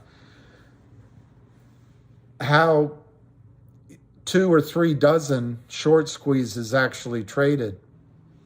And the fact is, I have no clue. I have no idea. But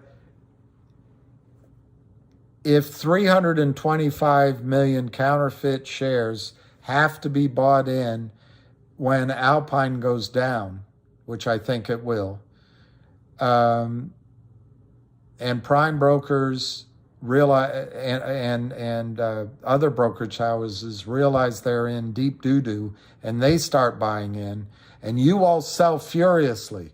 You start selling furiously out of the gate as soon as it's $4, $5, $6, $10. You sell everything you got. You sell everything you got. And then the whales sell 25 million shares. By my count, that adds up to 100 million shares or 150 million shares. There's still a lot more shares to buy. So I've learned in reading a lot of everybody's comments, the best thing to do is be really negative and to see things only in the negative. But we're all capable of seeing the negatives. I think the question I get constantly asked is, how high would a spike be? And to me, this is not going to be your father's Oldsmobile. It's not going to be 10x at a spike. I don't think it's going to be 25x at a spike. Could it only be 30x or 50x? Sure. By that time, you might have blown through all the demand, and so you might get up to 200, 300, and it'd be a spike where 80% of the volume happened under $100. But to answer your question specifically, I do believe the stock in a spike can go over $1,000. I think it can go over $1,500. I think it can go over $2,000. I think it can go over $2,500. I think it can hit $5,000. But what are the probabilities of that happening? I think the probabilities of the stock going to 100 are in the 65 to 85% range. I think the odds of it going to 250 are in the 60 to 75% range. I think the odds of it going to 250, 500, I don't know, 40 to 60% range. And to go to 750, 1,000, 40% range, 30 to 40% range. To go to 1,000, 1,500, 10 to 25% range. To go to 2,000, 3,000, 5 to 15% range. I don't know. We're making projections, and it's really hard to tell. What you're going to have to watch is volumes. You're going to have to watch your own gut instinct, and you're also should not hold on for 1,000. You should not hold on for 3,000. You should not hold on for 2,000. You should treat this as a money management exercise. And when I draw this and I say it's going to go up and down, you're going to get probably a dozen of these, and they're going to go up and come crashing back down. Remember to sell into the volume as it goes up. And don't get discouraged when it comes down and goes higher the next time. Just sell while there's volume. Sell while people think they're making the most brilliant purchase in their lifetime. And so I should have eaten because that's another long answer, but I hope that's a thorough answer to where I'm coming up with my numbers. At its most basic, I'm taking 10 times the breakout number, which is subjective, 100 times the breakout number, and 1,000 times the breakout number. And obviously, as you go higher up, the odds are much, much less. I didn't see anything as a squeeze that I'm remembering while I'm talking to you that I never really saw one under 10%. As I'm talking to you, that's my memory. I'll try to do the study again. I might as well. It's been 2 years, so I can have a fresher memory. So I'm pretty confident that you'll see from $9, you might get as high as $90 in a spike. I do take the Avid's admonition that it's never going to go that high. Well, I don't know how high he said, but it's never going to go out of this world. There's a lot of people that do not believe that the short position is as high as we say it is. It might not be 300 million shares. It might only be 50 million shares. And then it's probably not going to go to the magnificent levels that I'm projecting. They could halt trading. I don't think so. I don't think they will, but you gotta, risks are risks.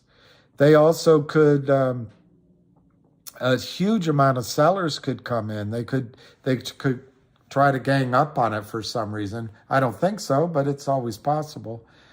The whales, let's say somebody owns 10 million, let's say a new buyer comes in and buys 10 million shares all the way up to $5.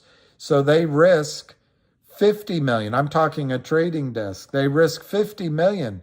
And let's say the stock goes to $25. They've got 10 million shares. I hope I'm doing the math correctly. That's $250 million. I hope I'm tired. But my point is they might just dump it. They might just get out. So that I understand that. You could see a lot of selling by big big players on the way up. And so please, when you sit down to put in your good to cancel orders, listen to Avid with your brain, your spleen, with 80% of what you're doing. With the other 20%, maybe leave a little bit out there in case it runs. But I've said in most of my calls that we were trained that when the stock doubles, take a third of your share off the table. When it goes up, doubles again, or goes up 50%, or just has another nice move, take another third of the percent of your, and then you not only have taken your money off the table, you've taken a good profit. Let a third of it run. That's one strategy for money management. Another strategy is take your original investment off at $5, $10, $20, $50. I don't know. You got to make your own decision. If you bought 10,000 shares at $5, you invested $50,000. Well, you could sell, if the stock went to, I think I'm doing it right. If the stock goes to $10, sell half your position. You get 50,000 off the table, and then the rest is all free. You can't lose. Or if you want to really go for the gold, sell 1,000 at 50 if it gets there, and then you have 90% of your stock to trade. But it's really comes down to your own decisions, your own risk management, your own goals. What are you trying to do? Are you going to be mad if you miss the highs? Are you going to be mad if you get out to it's only decisions you can make. Anyway, that's my answer to that question.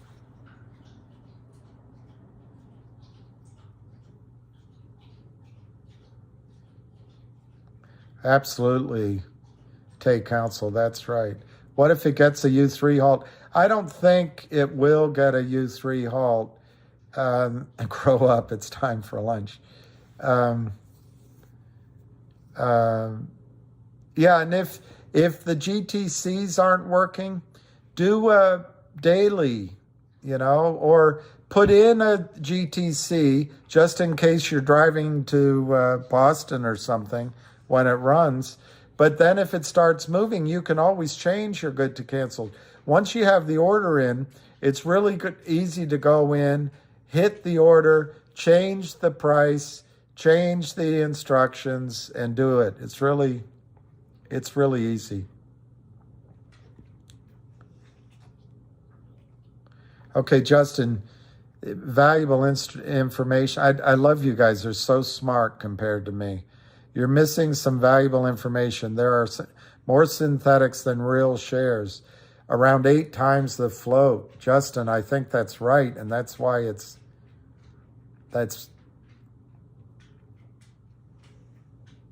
yeah, College Athletes Network. That's what I think. Where does 300 million come from? Well, I promised one gentleman yesterday, Michael, I think, to work on this letter, but Ham's call came, so I've been on the phone. But since September through the to the middle of last month, they sold, by FINRA's numbers, they sold 125 million shares that don't exist. Now, there will be people out there that argue, well, you're not taking into account that they were able to buy back some shares. Well, it doesn't. In the case of GTII, unlike AMC, GME, COSM,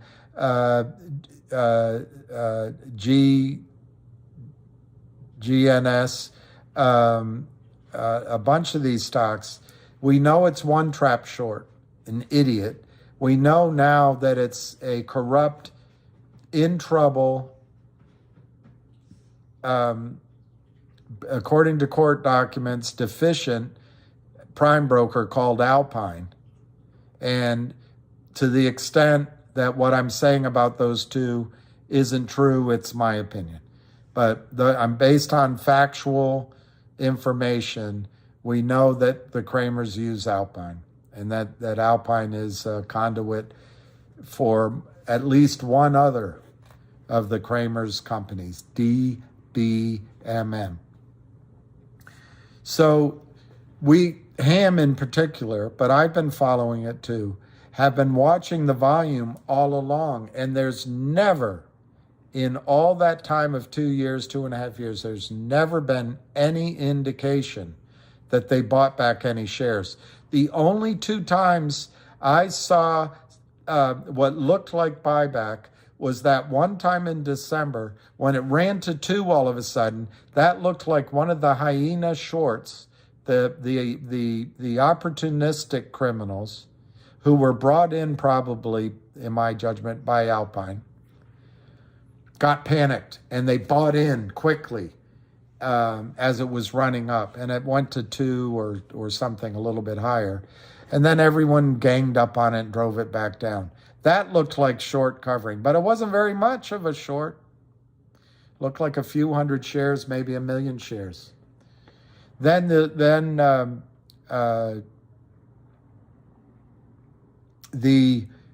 trying to remember the exact time. I can't remember the exact time, but right around the time that there were rumors of a 19 million share to buy order, which as far as I know, is still lumbering out there like an iceberg. there was a run up, and it's possible that's when the Westpac retail brokerage firm bought in the decayed trade, which cost them somewhere between $2.5 and $4 million in losses. That looked like a spike of buying, and that might have been some covering. But again, it wasn't very many hundreds of thousands of shares. I don't remember. Could have been 1 million or 2. That doesn't eat into ignore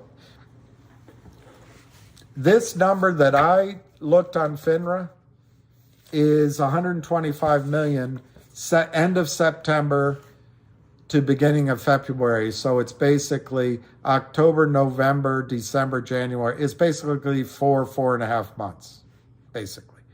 Ignore everything since then. Ignore everything last year and the year before, except for the starting amount. The starting amount was probably 40, 50, 60 million shares. Let's just call it 25 million, just to be conservative. I counted 25 million. All right, so I think by using that, I'm allowing for your skepticism, if you have it, that, oh, you're not counting when they bought back. There's no evidence that they bought any significant shares back. But let's just assume it. So let's use 150 million shares. It comes from FINRA data. FINRA data.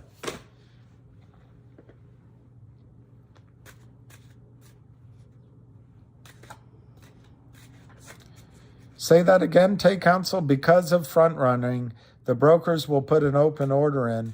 There's more free shares than we hold. So you see why the counterfeiters won't matter when they hit buy.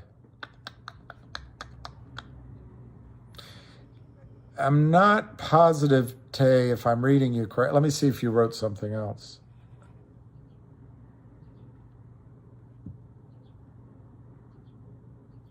Well, that's a good point, Jenny L.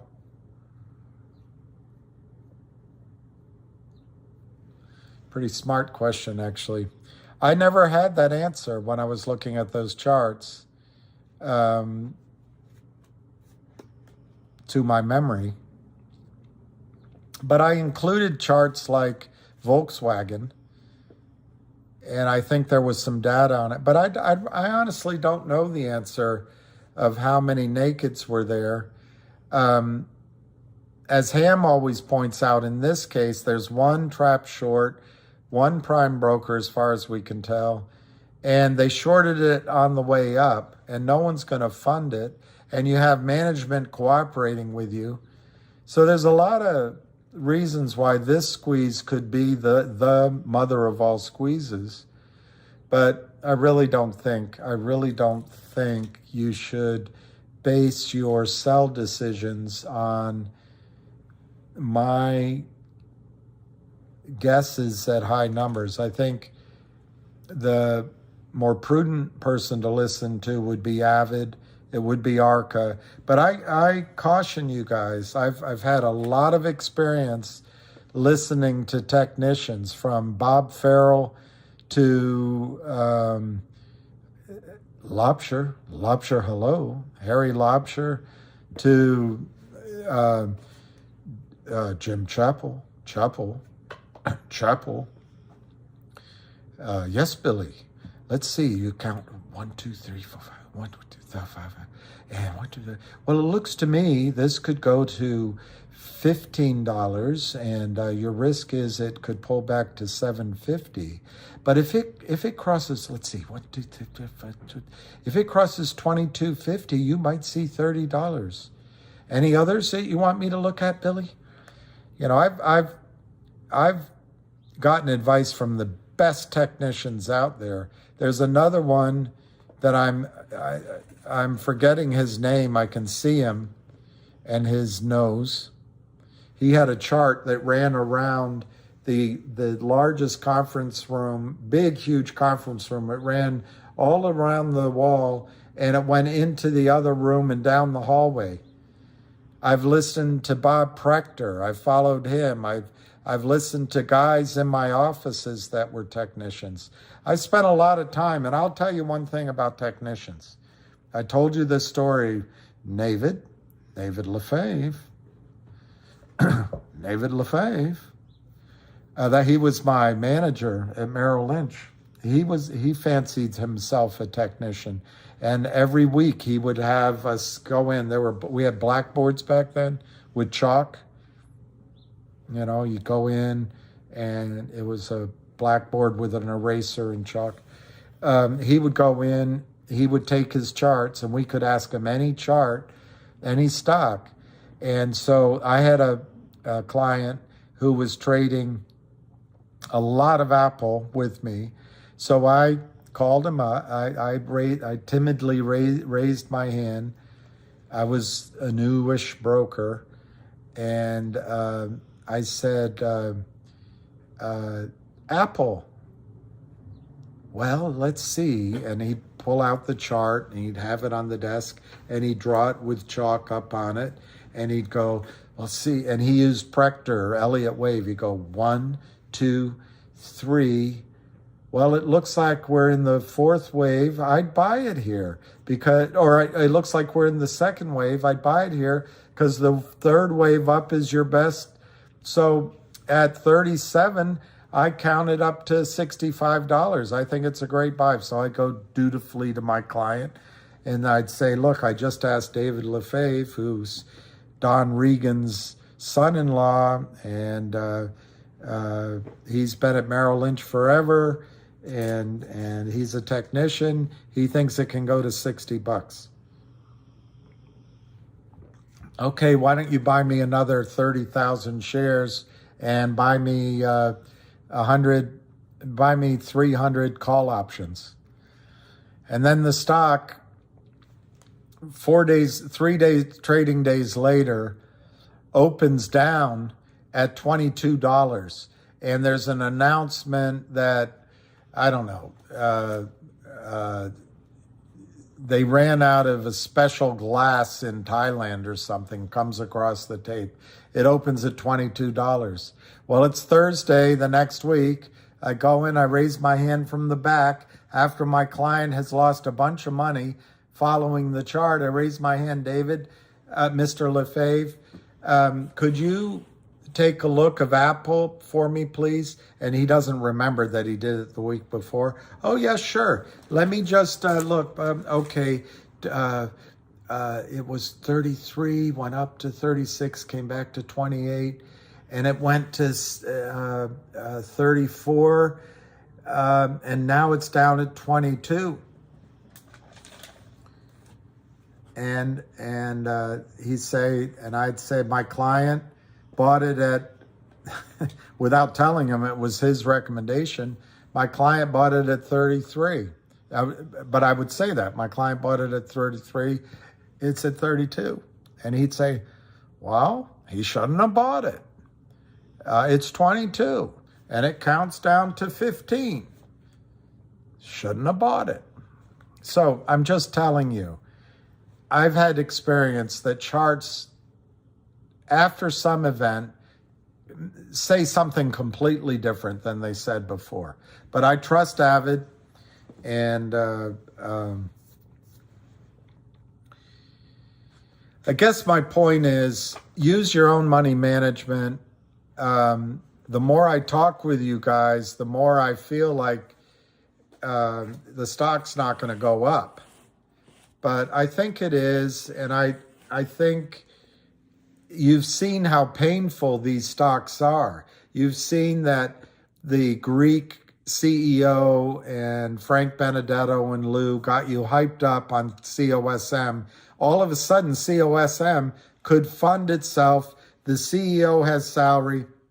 The CEO has shares and maybe traded offshore. I have no idea. But all I can see is a lot of money went rushing into that, and $40 million came out of that money to put that company on solid ground and pay a bunch of overpaid wankers. And then you see stocks like CLNV it really seemed like it was going, and Avid was positive on it, thinking it could go to 35, 40, 60 cents. He wasn't saying wait, get some out at 15, 20, 25. Well, as soon as it hit 11, 12 cents, the CEO announces a financing. As far as I can tell, it's a crappy one. It's so depressing. So depressing. And then you see it happen in a bunch of other stocks. So my point is, you have, and as Spiney said, in CRTD, he's down, I think he said 85%. Well, when you're down 85%, to get back to the money you put in is a massively hard task to do. Once you lose 100% on your money, 95% on your money, you don't have enough capital to get back there. It's just a disaster, which I've experienced in CRTD.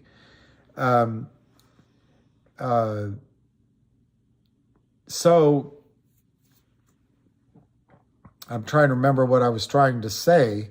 I guess my point is that when you have a setup like GTII, which Ham says is the single best setup he's seen in his 23-year career, and it's all he does. And then I'm not going to bore you. I've laid out all the reasons why so many times. We've got proof. We've got a trap short. We've got an underfunded Alpine. We've got criminal allegations. We've got deficiencies. We got the FBI looking at it. We got West Christian looking at it. We got special dividends coming out. We've got 1-800 law firm. We've got the lithium mine. We've got all these things that could happen. And they're not going to stop doing it, as Ham said on the call today. And you don't have to believe it, but Ham thinks it's 325 million. I've heard much higher numbers of what it could be, but chop it in half. Chop it by a third. It's only 100 million shares counterfeit. It has to be bought in.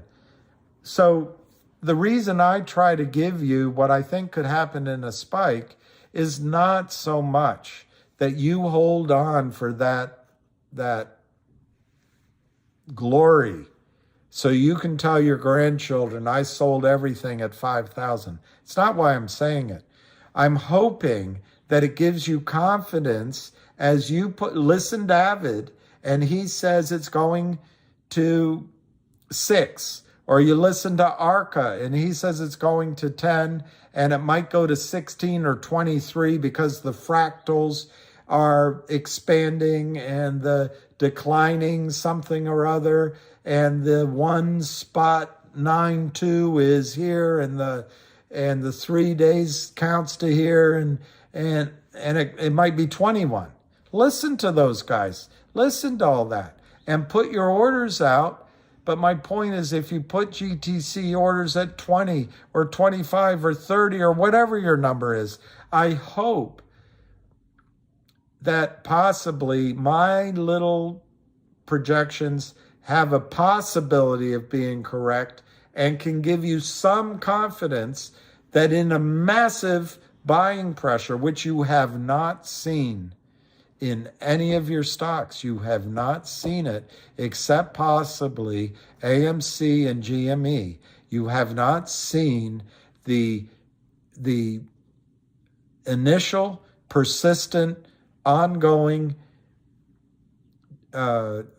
greedy, that's the wrong word, but just demanding buy-in of hundreds of million shares in your stock. And I guess I'm just trying to say that you can put your GTC orders out there based on your money management and based on your goals. And I think you can be confident that you're going to hit those numbers. Obviously, numbers under $100 are going to be more likely to happen than numbers over $100. But I can't say a whole lot more than that. Oh, here, Buck Thanar, I've seen it and lived it. It is exciting. No kidding. Well, there's a good point. Ex-Mark Rider. Wonder what the chart gurus would have said of GME prior to its squeeze. Doubt any of them would have thought a $10 stock would go to 400. Beautiful. Yeah, Mark Maddox, I'm so mad at myself on HNRC because I could have swapped out of CLNV very nicely. Very nicely. But hey.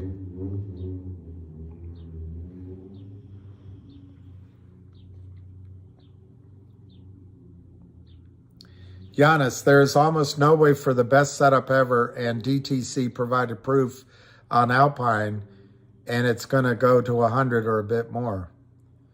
I guess what you mean is no way it won't go to 100 or more. I'm going to start day trading. Well, say goodbye to your suntan. Yeah, on a squeeze, you only have to be right once. And the hardest part, Jay, is look how difficult it's been on the dozen stocks you've tried to be in and how much money you've lost in some of them. It would be a shame to sell everything at $6 and it goes to 60. I'm not saying wait for 60. Imagine they have stashed for the squeeze and they know what's going on, we don't. They'll need as many shares possible when the time comes. That's possible, Tay. Big Orange, I'll listen to him. Charts mean nothing. Sweet, HNRC closed at 20. That is pretty good. I wish I had bought more, but whatever. It's like color TVs. Nobody gets home wishing they bought a smaller one. Same with stocks. You always wish you bought more. Giannis, technical charts are great for day trading and swing sometimes. Avid wasn't right about CRTD. Well, he was right initially. He said get in, I think, at 6 and get out at 60. But yeah, and ARC GTI going to 18 over a month ago. Yeah, GTI, thank you, Ronnie. GTI closed at 189. Interesting, Ronnie, that comports with whoever that gentleman was on here yesterday that said he felt, it might have been Doval, saying that he thought it was going to go pull back to 185 range and then set up for a bigger run. So it's pretty, I'm not bad with it. Take counsel, there's warrants and more shares than counterfeit, so probably double that public float after 275. There's warrants and more shares than counterfeit, so probably double that public float after 275. Plus any GTI. Sorry, John Waddell, I should have read the closing. Yeah, X-Mark Maker, you got to watch the volume. Well, if we get a dividend coupon for 1,000 MM per share, I'm sure it will have language that will limit how much you can exercise. So in all practicality, your coupon's only going to be worth a much lesser amount to you. But the point is, it'll be a digital coupon. The brokerage firms will have no idea on a 1 by 1 by 1 by 1 by 1 share basis what the value is that they have to put into your account, and they're not going to be able to put $1,000 a share in your account. So the idea is to trap out the brokerage firms, having to make them come up with real shares.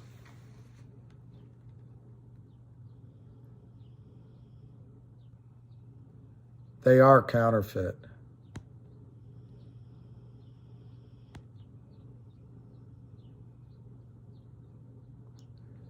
Well, before what scene? Are you going to pull those pistols? Are you pilgrims going to just stand there? Are you going to pull those pistols or whistle Dixie?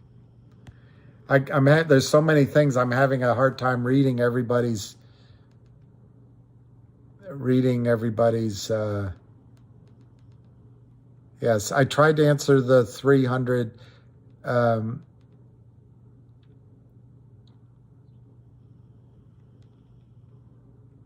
right, grow up. Grow up, William. You'll make a fine adult.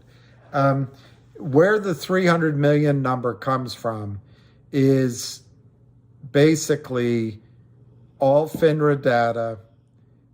It's what Ham counted out from that and his other sources. He stopped counting. It may or may not be right. People may, well,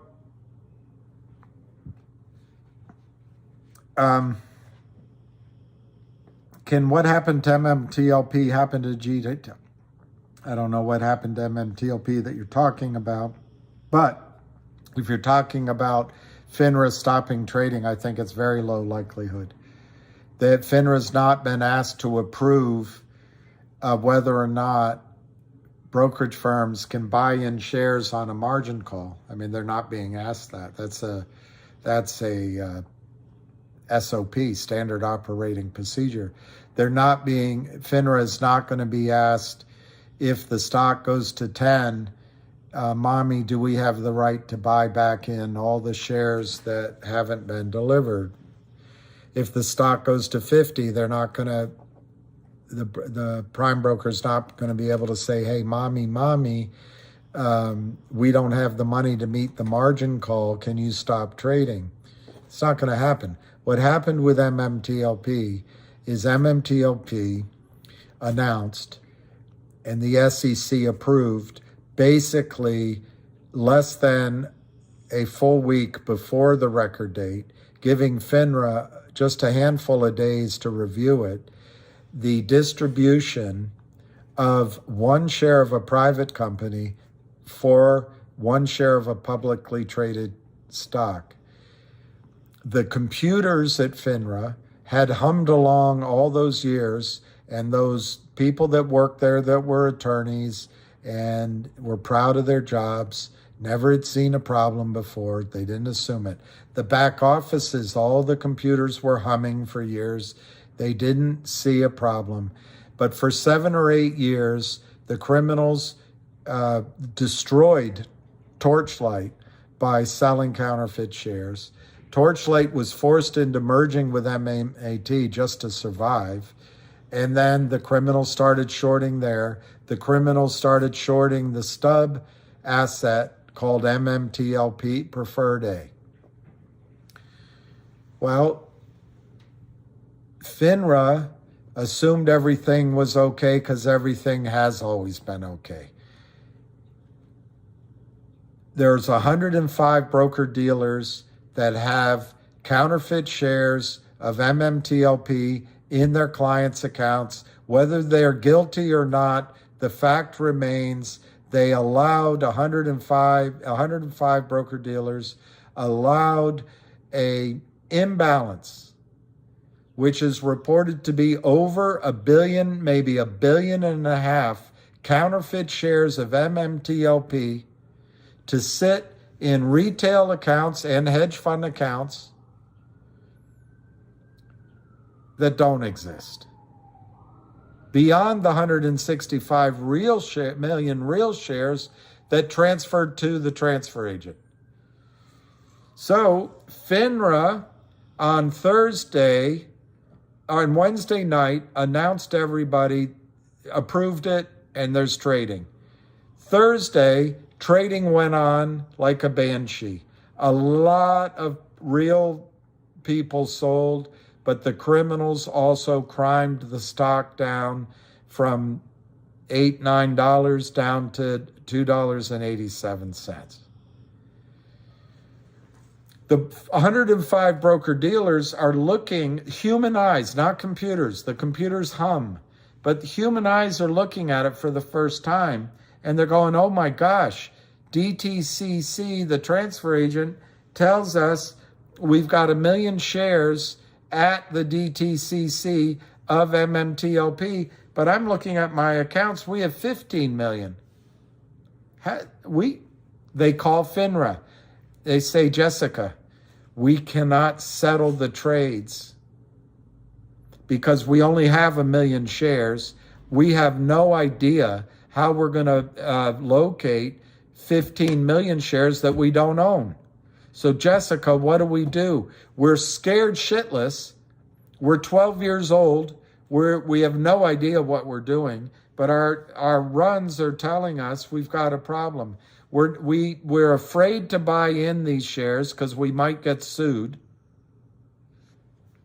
We don't know how to allocate the 1 million shares that are real amongst 15 million shares. Do we just give everybody 1/15 of what they deserve? We're afraid we're going to get sued. Jessica, we're worried that because we didn't go after these failed to delivers, that maybe somehow we did something wrong. And if we don't fix this by buying in all the shares by tomorrow, we might get sued. And Jessica, if we buy in all these 15 million shares tomorrow, we might have massive debit balances, and to our quick calculation, we might be down $150 million. And frankly, we don't have that kind of capital in our account. So Jessica, our shareholders will sue us if we do that. So Jessica, we need more guidance, Jessica. We just don't know how to fix this. All night we've called the prime broker. We've put out emails to the other side of every single trade that told us failed to deliver, but we've called the prime broker and they don't know how they're going to deliver to us. So Jessica, what do? If we take action without further FINRA guidance, we're going to get sued. We need more guidance. Well, Jessica, being an attorney, if it was Jessica, being an attorney who's never had to produce as a broker or a brokerage firm, or she ran, I think she worked in compliance at Legg Mason, a great firm. Jessica comes in on Friday morning and she's got dozens of phone calls from the margin clerks, the regional managers, the CEOs, the compliance officers. Her phone is ringing off the hook from 105 different broker dealers. And there might be some hedge funds calling too. And there might be a phone call in from the SEC. Who knows? And maybe some intrepid brokers, wealth managers called in.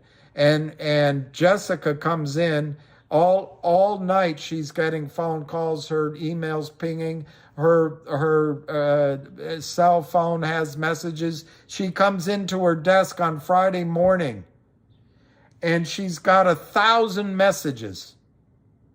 And she's been talking to people all night. Small broker dealers just want to cover in the morning. Big broker dealers say if we do this, we might go out of business. Some broker dealers say, well, we're still waiting to hear back from the prime broker, but we're not going to hear back by Monday. And this is going to go into a private company. Normally, Jessica, we would just stuff our client's account with a further failed to deliver. We'd stuff our client's account with an IOU or a fraudulent counterfeit share because we would trust that in the future sometime the prime broker will deliver. But Jessica, how do we put 15 million shares into 1 million shares by Tuesday? How do we do it? We can call all weekend, but we don't believe we can do it. Well, Jessica, listening to all this, picks up, she's a lawyer. She picks up, she does everything by the book. She picks up the book, looks in the regulation. She finds an obscure regulation, the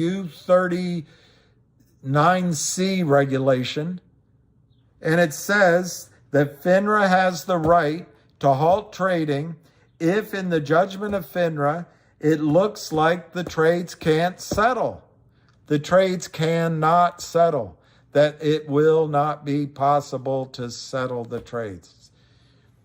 Well, from all the evidence she's getting from 105 broker-dealers, calling in, sending messages, sending emails, maybe even delivering letters, she's getting the indication that 105 broker-dealers cannot settle the trades by Tuesday or Wednesday, when the DTC was going to send out 165 million shares via the transfer agent to the 165 million shares already spoken for in real name, in physical form, already at the transfer agent.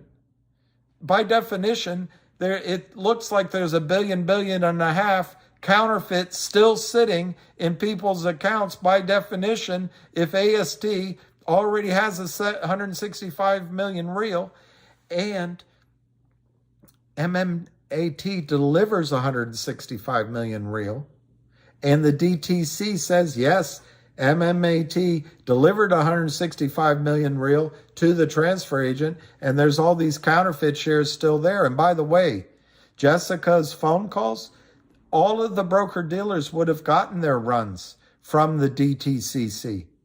They would know where they stood, not because computers were doing it, because human eyeballs were on it. So Jessica comes in Friday morning, and she realizes there's no way to put I don't know the number, to put 1.5 billion counterfeit share, and she wouldn't use that word. She'd use failure to deliver or locate.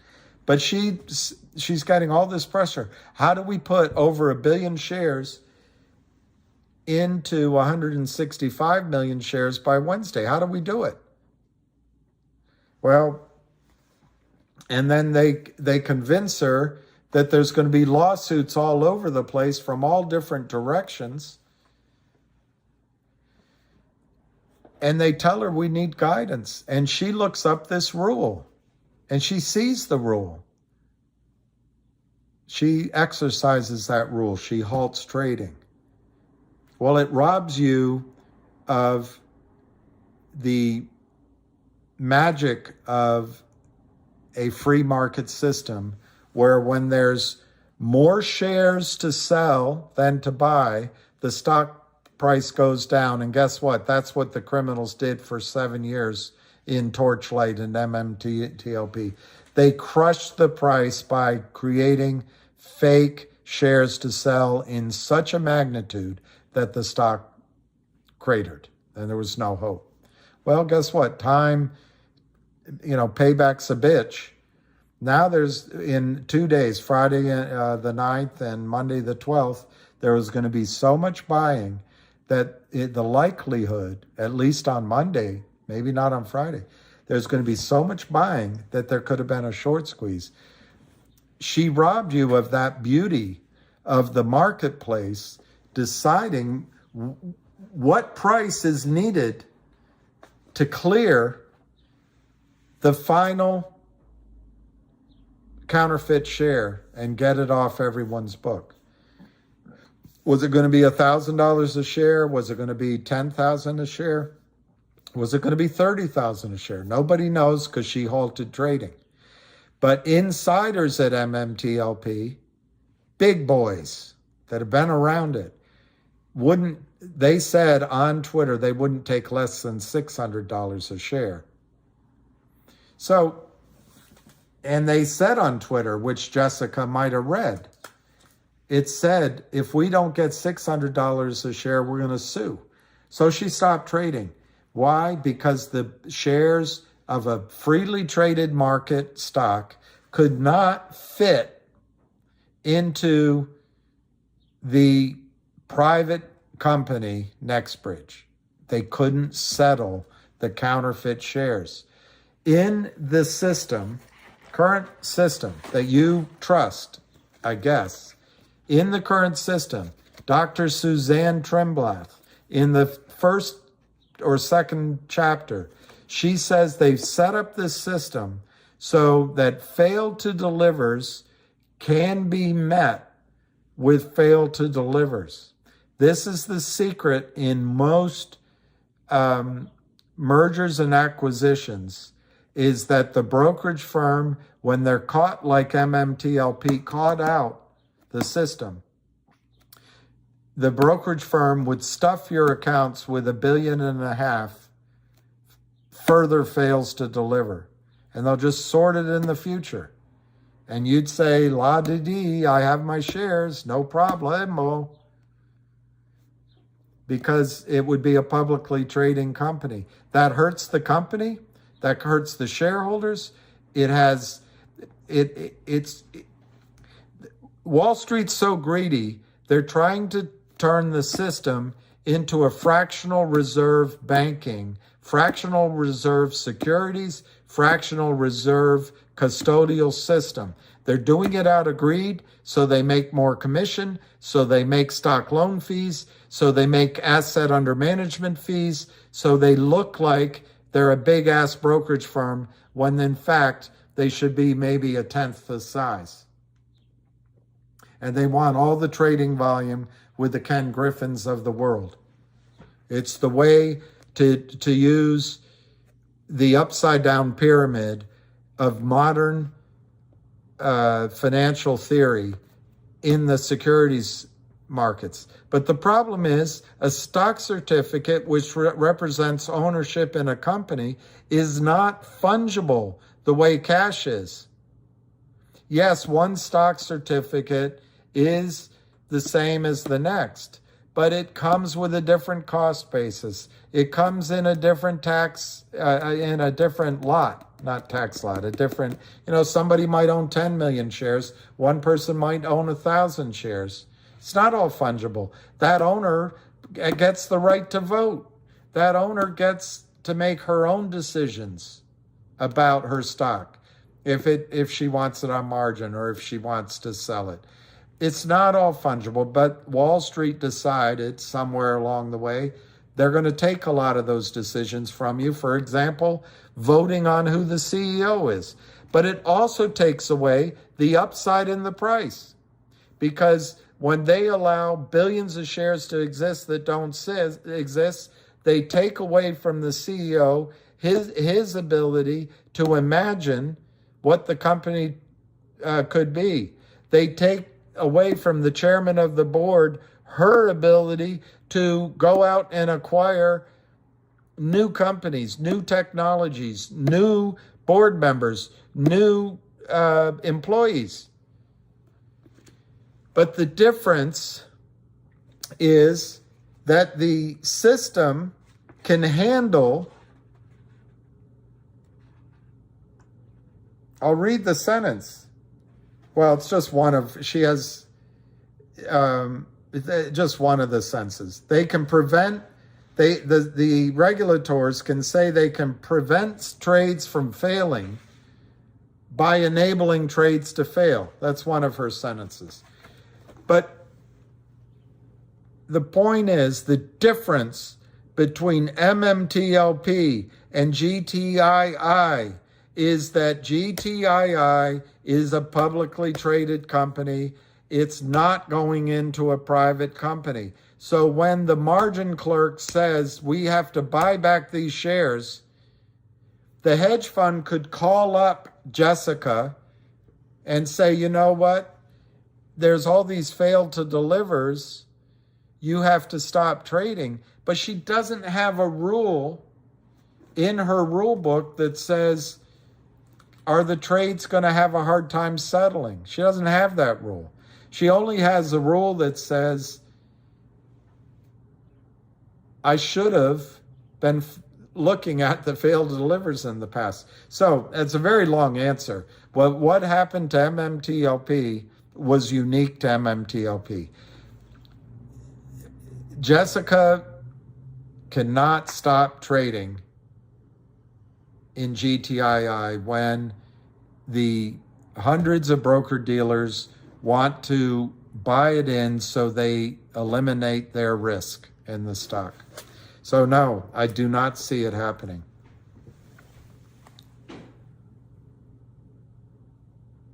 No, you did miss the ham call, Raymunda, but it's at the beginning. I came on at 11:45, and he came on at 12, so you can watch it. Yeah, Justin, they are in bed.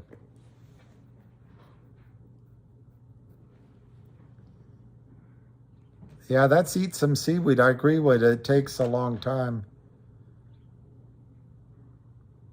Yeah, I need to be in a... Do I know what a blivet is? Is it a long-winded... Is it a blowhard? Pecos Bill? I don't know what a blivet is.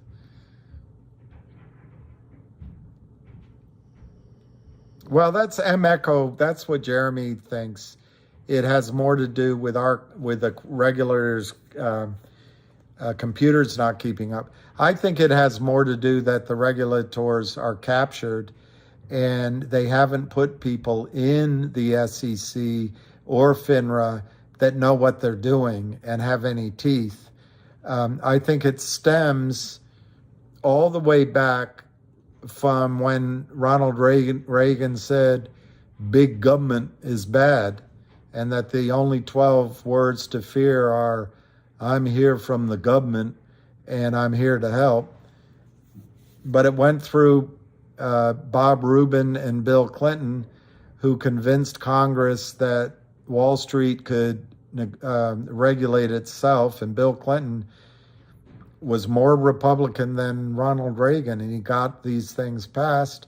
But then it went through the complete shambles of the George Bush administration when he put in Steve Cox and they just ignored everything. And then it went to Obama, who said he was going to do things, but there's no evidence that Obama really did very much at all. No bankers went to jail.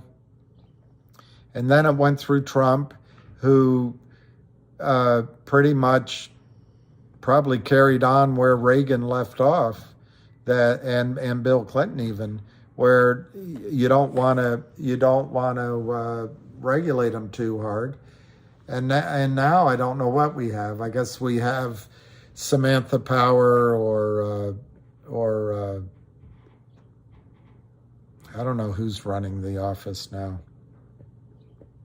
I wanted to be a lumberjack.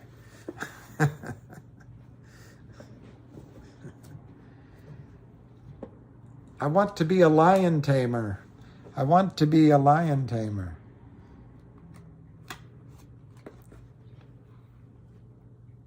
Ryan Bianchi, what ignites the GTII squeeze? I think we're in the middle of it. I think the Kramers and Alpine have a pretty good chance, if they can survive the next 2 weeks to 2 months, that they win, because I don't think you have the patience to go much longer. And so if they can get through whatever your pain threshold is, maybe they'll win. But I think what's unique now versus when the Kramers first started Kramering is the FBI is after the malefactor, the perp, who cost $4 million or less to a retail brokerage firm by decating a trade. That is a felony. That is across straight lines. That is a criminal behavior that you don't have a goober Gary Gensler saying, I don't care, let's just sign off on it, give them a fine. No, that's serious. So I think the fact that the FBI is putting the name out, I'm sure it's on all compliance desks.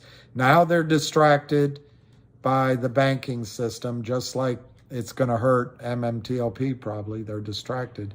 But that's number one. Number two, you've got the DTC and the NSCC in court fighting Alpine's preposterous lawsuit stating that FINRA doesn't have the authority to regulate the criminal activity, in my judgment, of Alpine.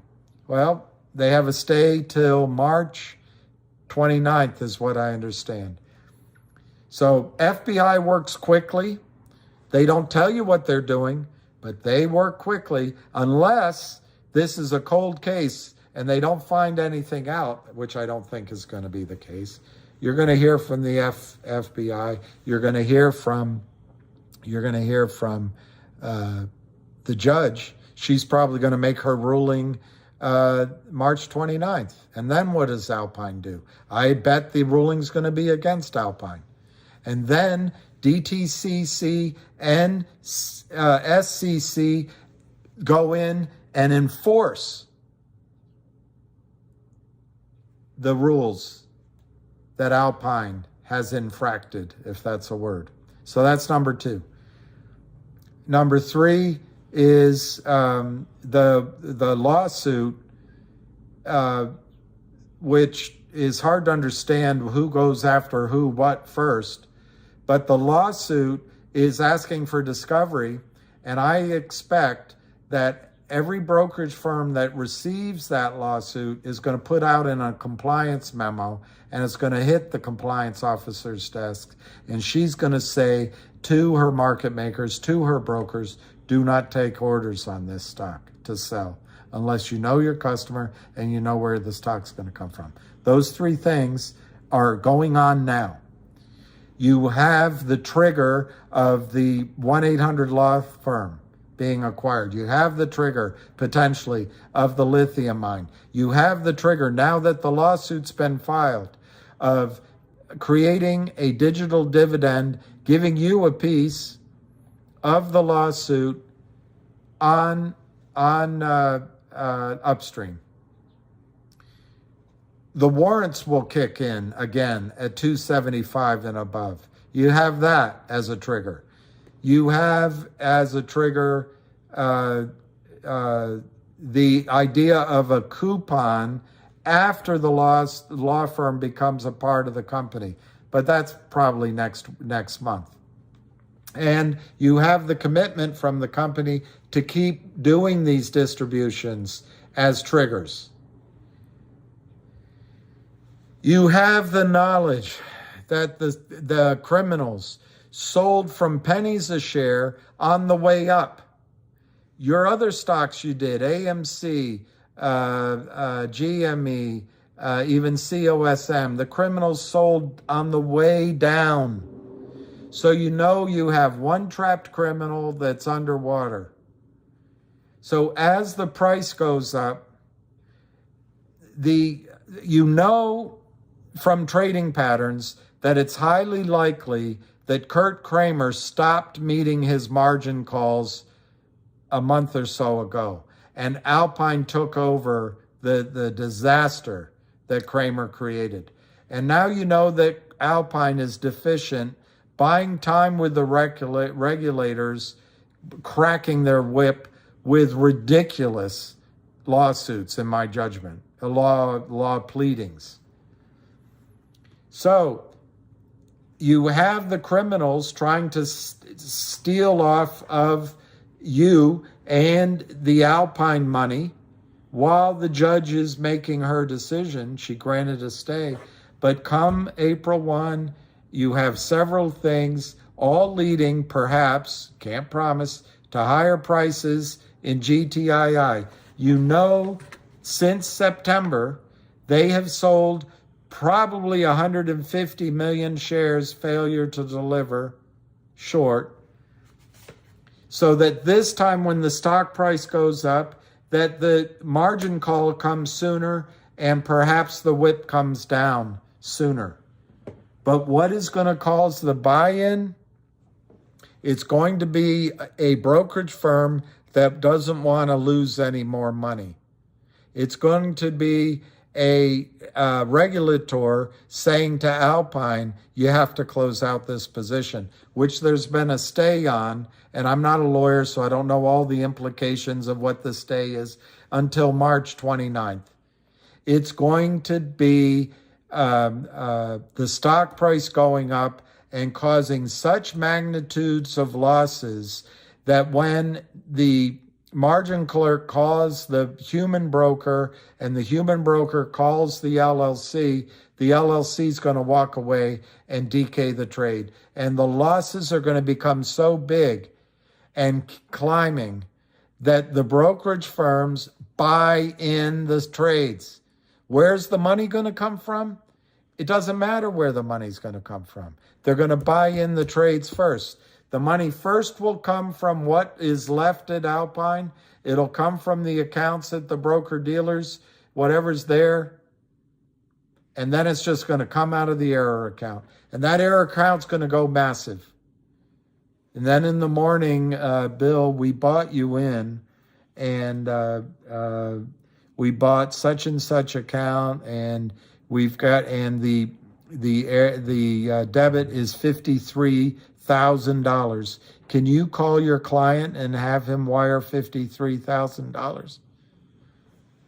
He's not going to wire it. So I call, the client says, what the? I'm not sending anything in. It's your mistake. So I call the compliance officer. The client's not going to send $53,000. Well, we're going to have to put it on in your error. It's your error, Mr. Ferrand, and we're going to put it on your monthly runs. And even more than that, we talked to the office manager. He's unwilling to put it in the office error account, which would have meant that it could have come off your production as a gross number. He's unwilling to do that, even though you were at lunch with him when it happened. So it's going to come off your net. So in order to cover this $53,000 error, Mr. Farron, at your payout, you're going to have to do $250,000 in production. Good luck, but that's how we're going to handle it. Well, that's what's going to happen in the opposite with these guys. They're going to buy it in, they're going to call their brokers, they're going to call the clients, and they're going to say, you owe us this. They're going to call the other side of the trades, and they're going to say, you owe us this. Every single one along the way is going to stick their thumb in their mouth and say, we DK'd the trade. Oh, come on, it was your mistake. We can't afford it. So then it goes up. It's already been bought in. You've already received the money in your account. You've already received the cash. You were taken care of. The problem belongs to the prime broker. It belongs to each of the brokerage firms that have clients. And then they call upward, and they can call their chairman or their CEO and say, you know, we have this massive error. How do you want us to handle it?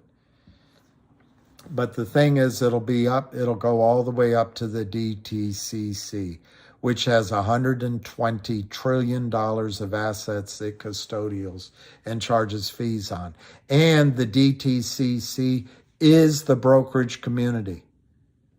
So in the case of GTII, Ham says every $3 is $1 billion. Every $3 up is $1 billion. He says it differently. I can't quite remember it. But every $3 times 300 million is $1 billion. So every I guess every 30, I'm struggling with the arithmetic. Every $30 is $10 billion. Every $300 is $100 billion. It's going to be a massive cost because Kurt Kramer is an idiot and he's a greedy son of a bitch and a fool. He could have solved the problem when GTII bought back their note. Kurt Kramer could have gone in and bought all his stock back at a loss, eaten the loss at Alpine, and then gone on and crimed other companies and made it all back. And he'd still be eating our oysters, and his son would say, no one FUXs with us.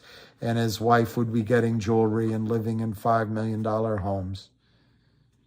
And maybe he's still doing that. But what's going to trigger the buy-in is, in my judgment, price. Price, not lawsuits, not anything but price. And what's going to make price go up? Price is supply and demand. What's going to halt the flow of unlimited supply, of cascading supply of counterfeit shares is the FBI, the Alpine situation, and West Christian lawsuit. Compliance is going to, I think, halt the supply of counterfeit shares. The reluctance to accept further counterfeit shares and put at risk their franchise, now that they know what they've been notified what's going on, they can no longer pretend they don't know about it. So supply is going to go down. Demand is going to go up because people are hearing the story, because 1-8 law firm might happen soon, because the lithium mine might happen soon, because the digital dividends are starting to come in and take hold. So demand might be going up for those reasons. And sharks might be smelling blood in the water, so demand might be increasing. Supply is going down, demand is increasing. Price goes up. That's economics 101. The board members at CVB Bank didn't know that, because they were actors and they worked on the Clinton campaign and they're woke and they studied, social justice issues. And now we're bailing them out. But I'll tell you what, law of economics always work. There's more demand, less supply, prices going up. And then finally, in the back offices, the compliance officers are going to start seeing that there's failed delivers. There's law situation here. The smaller firms are going to say, buy this in. We don't want to be part of this lawsuit. We don't want to be part of this criminal activity. That's where the real demand starts. Real demand. And when Alpine starts buying, when the broker-dealers start buying in what Kurt Kramer crimed, guess what? They're not taking any orders from Kurt Kramer anymore. They're not taking any orders from the criminals anymore. The supply turns to zero briefly, and the demand goes 300 million to buy. Well, then some people are going to sell at 5 and 9 and 10, and supply will start coming in, but that's when the buying is going to start. And the process has already started. This time there's no Lou, there's no Frank Benedetto. I'm not picking on either of them. You can't blame the messenger. But there's no alternative that's going to shake people out, I don't think, this time. Time might. If it goes on for another 90 days, a lot of you might just say, I just want to get out. But what's going to trigger the buy-in is price. That's my answer. Why is Dr. Suzanne not helping us? I don't know. I think she's doing her pretty good job. She started working on this, I think, in the 2000s. And when you read it, you see how much work she put in. And here's a letter, May of 2006. And I think just like with Pat Byrne, they've done massive work, but the system pushes back and nothing happens. And you get Glad Hands Gensler and this Robert Cook at FINRA, and you get the OTC markets with shit-eating grins on their faces that don't do anything. And you get Congress that's distracted by other issues. nothing happens. Nothing happens. And so, and even Gensler's not doing anything about the problem she brings up here. But I think she's done a lot to help us, and I think she will come in and help. A lot of journalists aren't helping us because the problem's too big. Look, everybody wants their daughters to go to the best schools, and they want to have a retirement plan, and they want to have a good job after they retire, and they want to have a good salary. People that fight this are not going to get into the Goldman Sachs gravy train or the Citadel mule train. They're not going to be able, they obviously have a conscience, so they're not going to benefit from shorting stock. I think she's done a darn good job. She's on Twitter. She's still available. I actually think part of the problem isn't her. It's that most brokers, most lawyers, most politicians don't take the time to read her book. Her book isn't Nancy Drew. It's not the Hardy Boys. It's not Page Turner. You gotta study it, and I just think most people don't do it.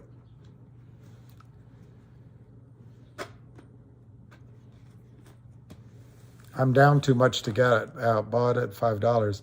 Never, Tyler. That's not always a correct decision. Your loss has already happened. Your loss has already happened. If you take it now, all you're doing is turning a paper loss into a cash loss. But not selling doesn't mean your loss is gone. Not selling doesn't mean the loss couldn't get bigger. On the other hand, by not selling, the loss could get smaller and it could disappear if the stock goes back up. So what you're really deciding right now, Tyler, is almost like a buy decision, because you've already got the loss. You're saying the stock's at $1.85. It's almost like I'm buying it here, and I think it's going to go back up. But anyway, you get my point. I'm not telling you to sell it here, but you always have a choice. As an example, what I could have done, I could have sold mine and bought HNRC at $7, 7 cents, and now it's 20 cents. Tom McCartney, I don't think you should be worried about TDA Bank unless their corruption goes much further. But if they're fined $1 billion,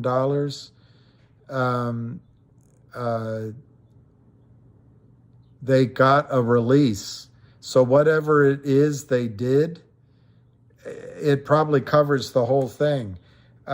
Maybe that's why there's a merger going on.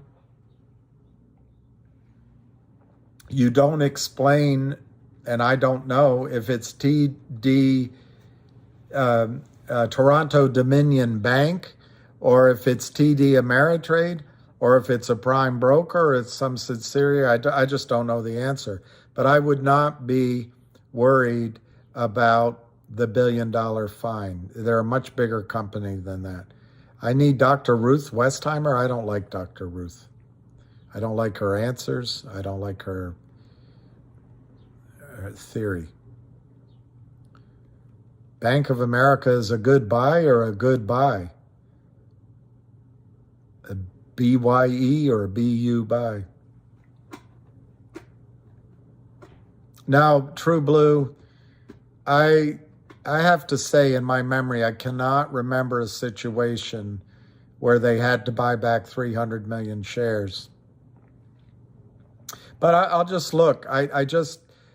Sada Aman, I don't have any news on MMTLP.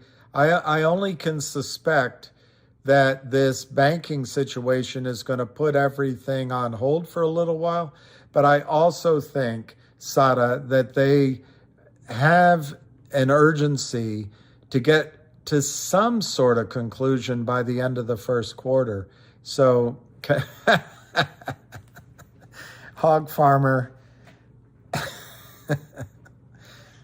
Hog Farmer, I think you should go out and manually shovel all the manure in your hog barn.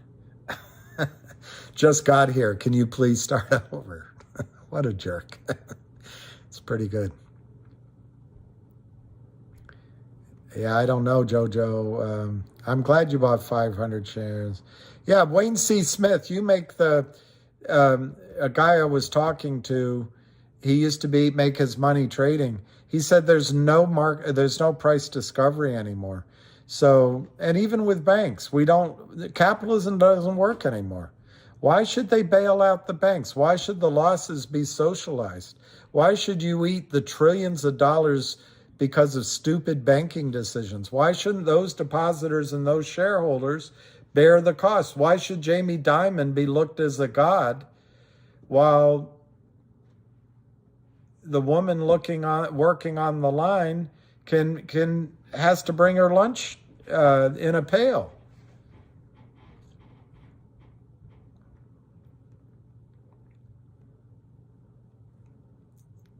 All right, I feel like I've overstayed. I need a bailout. I feel like I've overstayed my welcome.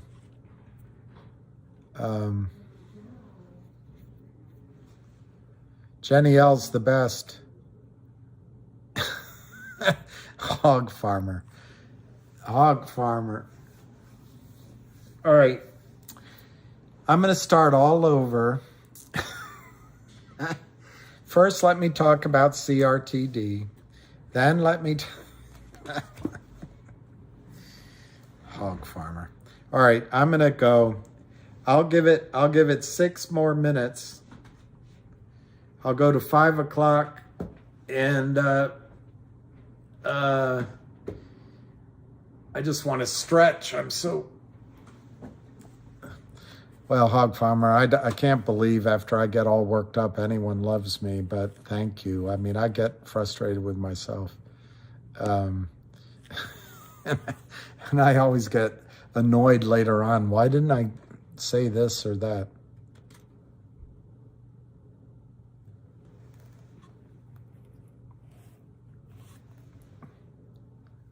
Jenny L. Jenny Rebecca. 4 days old, how do you see the world? I don't know if I'm going to come back later, unless I come back as an ogre.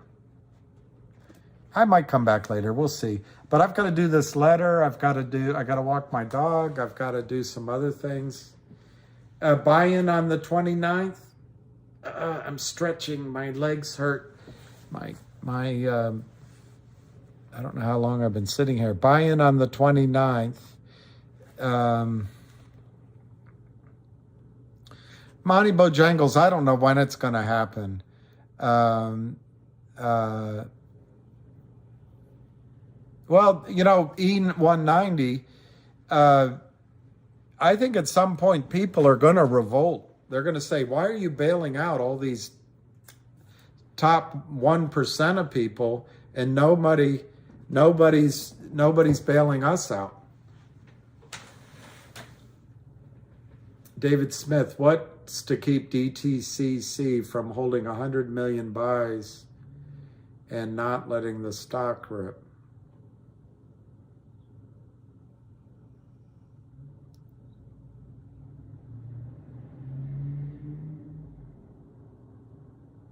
It's not the DTCC that's going to do the buy-ins.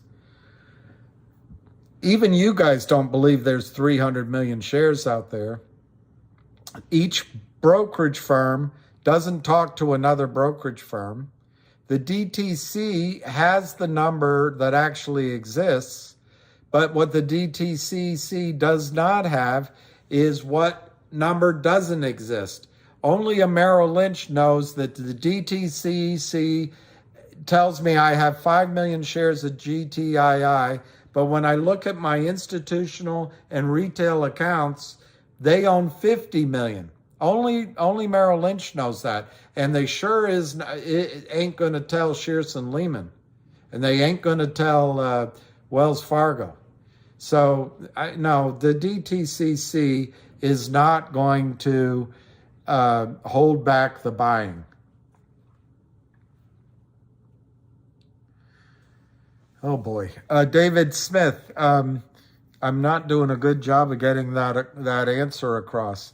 If it's only Alpine, let's just say it's only Alpine is the only brokerage house in the whole world, and they have to buy back 300 million shares, and they only have $400 million held in reserve in their clients' accounts. And let's say the buy-in costs $10.4 billion.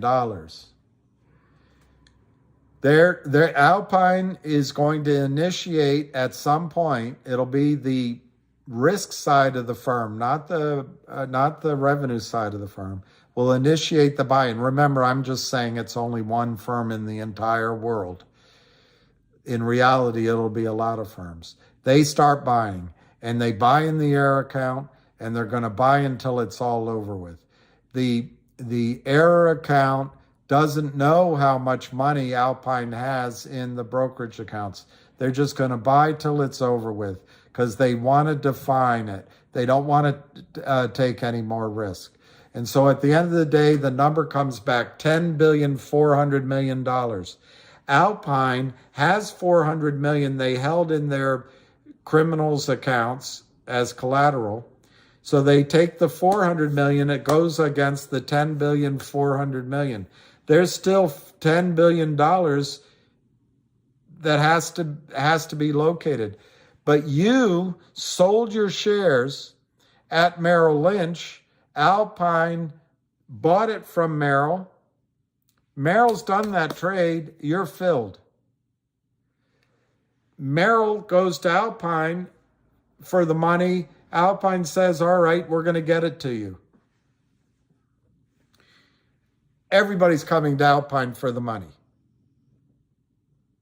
Alpine says, well, we've got to contact our clients. It's T+3. Alpine knows there's a huge issue. They go up to the Depository Trust Corporation, which is where all of the securities in the system, almost all, 99% are held. It's either 80 trillion or 120 trillion dollars that worth of assets held by the DTCC. 100 trillion with a T, 100 trillion. This might be a $10 billion problem. Might be a $100 billion problem. They got 100 trillion with a T, So the DTCC is going to make good on those losses that Alpine incurred so that the whole system doesn't collapse. Now, if for some reason the DTCC says, you know what, we put all of our $100 trillion on Red 32 when we went to Vegas and we lost it all, then it goes to the government. It goes to the Fed, just like the government bailed out the banks. It'll go to the Fed, it'll go to the Treasury, but it's not going to go that far. And the buy-in starts without locating the cash to make sure the buy-in doesn't cost money. The buy-in starts because if they don't buy it in, it could get worse and worse and worse and worse. So the money will come first from the client accounts at Alpine, then it will come from the various broker-dealers that might feel they should pony up. Then it will go to the DTCC, which is essentially every brokerage house out there. And there might be lawsuits, there might be recriminations, but it's not going to affect you getting paid cash when you sell your stock. I got to put a big caveat out there. I didn't think the government could shut down the entire country for 2 years. I didn't think that we could go to war without a congressional vote. There's a lot of things that the government can do. I can't say. So they might stop trading. They might come in and there might be something. But no.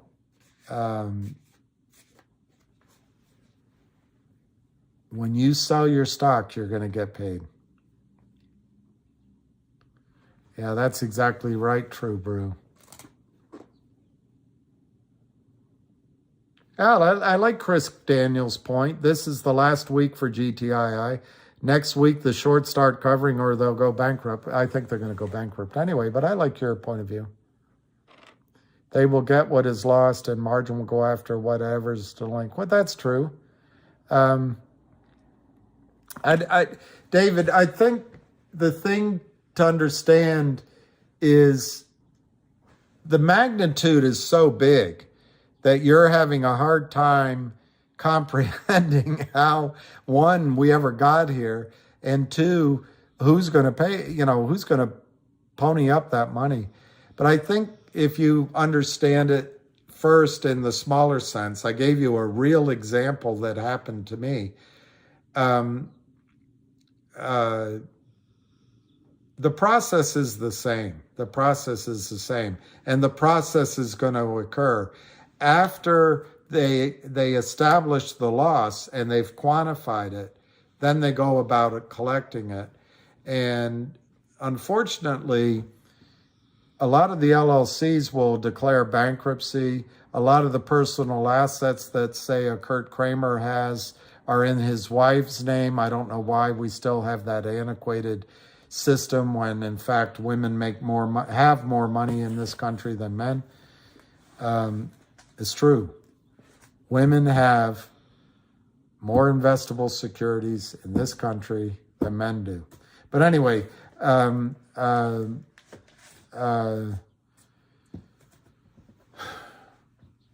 yeah, I think you have to separate in your head that the process is going to happen regardless of the magnitude of the loss. And then when they have the loss, will Joe Biden come in and rescue Alpine Securities? No. But will he come in and rescue Goldman Sachs? Sure. Sure. He'll come in and rescue Goldman Sachs and Morgan Stanley and Jamie Dimon. So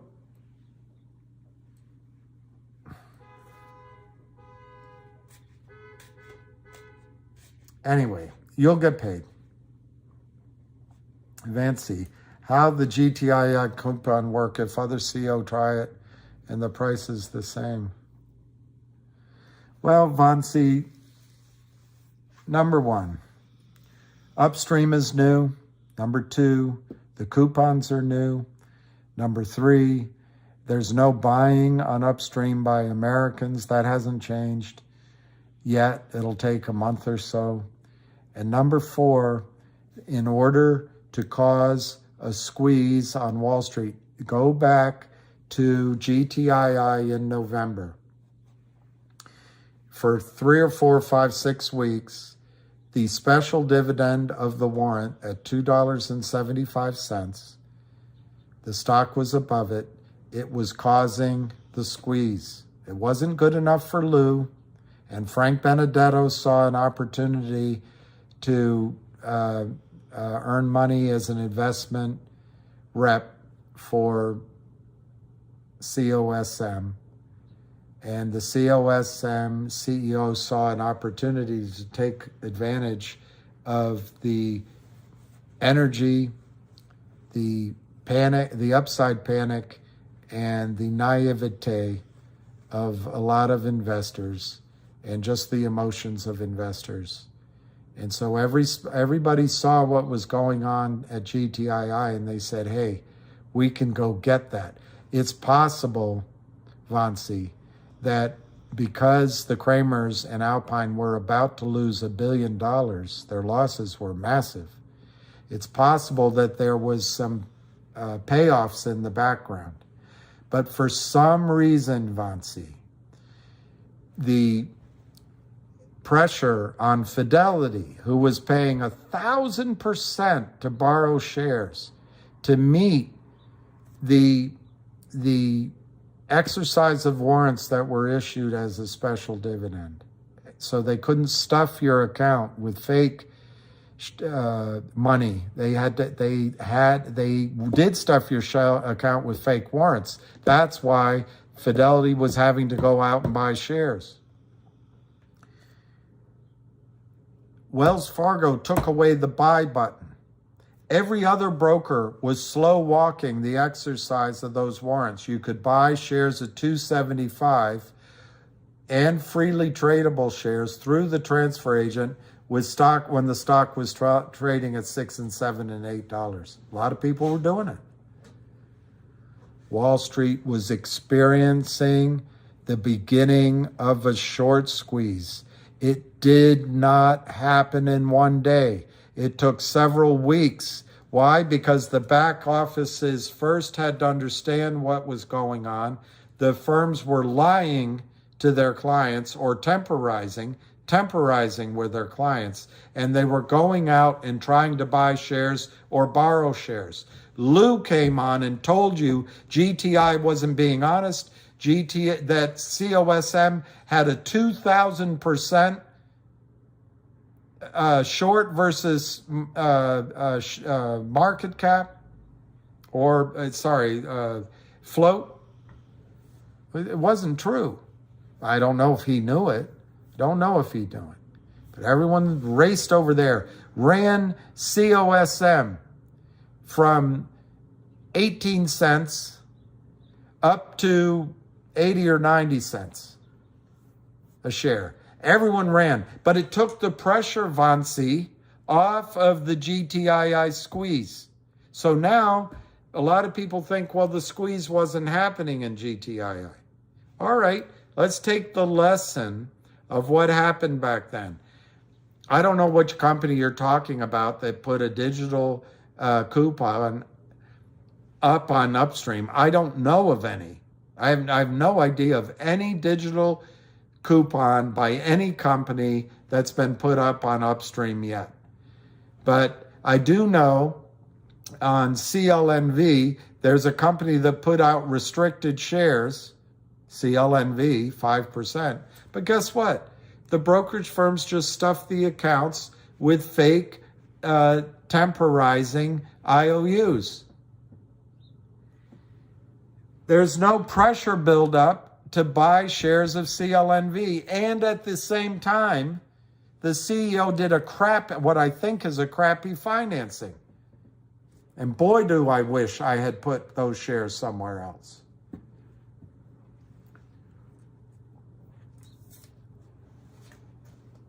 Vansi,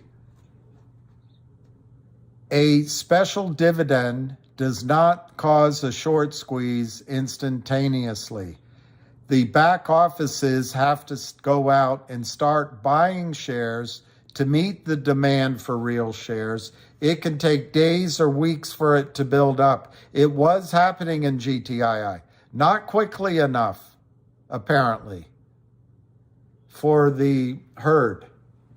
But you don't know what's happening in the back offices. Okay, I don't know which one you're talking about. How will the GTII coupon work? There hasn't been one issued.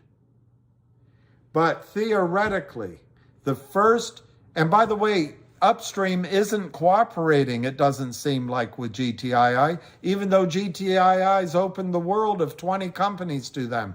I hope they start cooperating.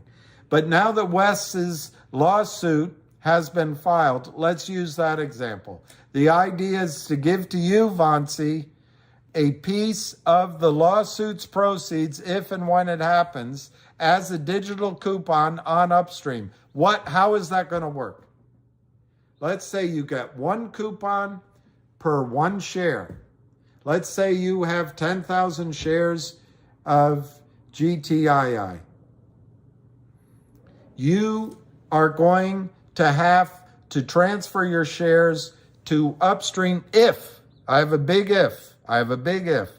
you want to have the certainty without any trouble that you're going to get that. I'm not telling you to transfer. Do not transfer your shares to Upstream. Do not transfer.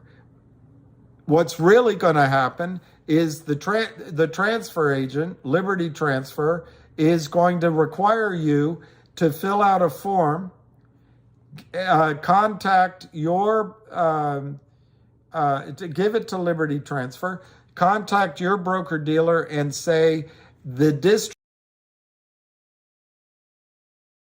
of an dividend of one piece of the lawsuit proceeds, which has been created as a digital coupon.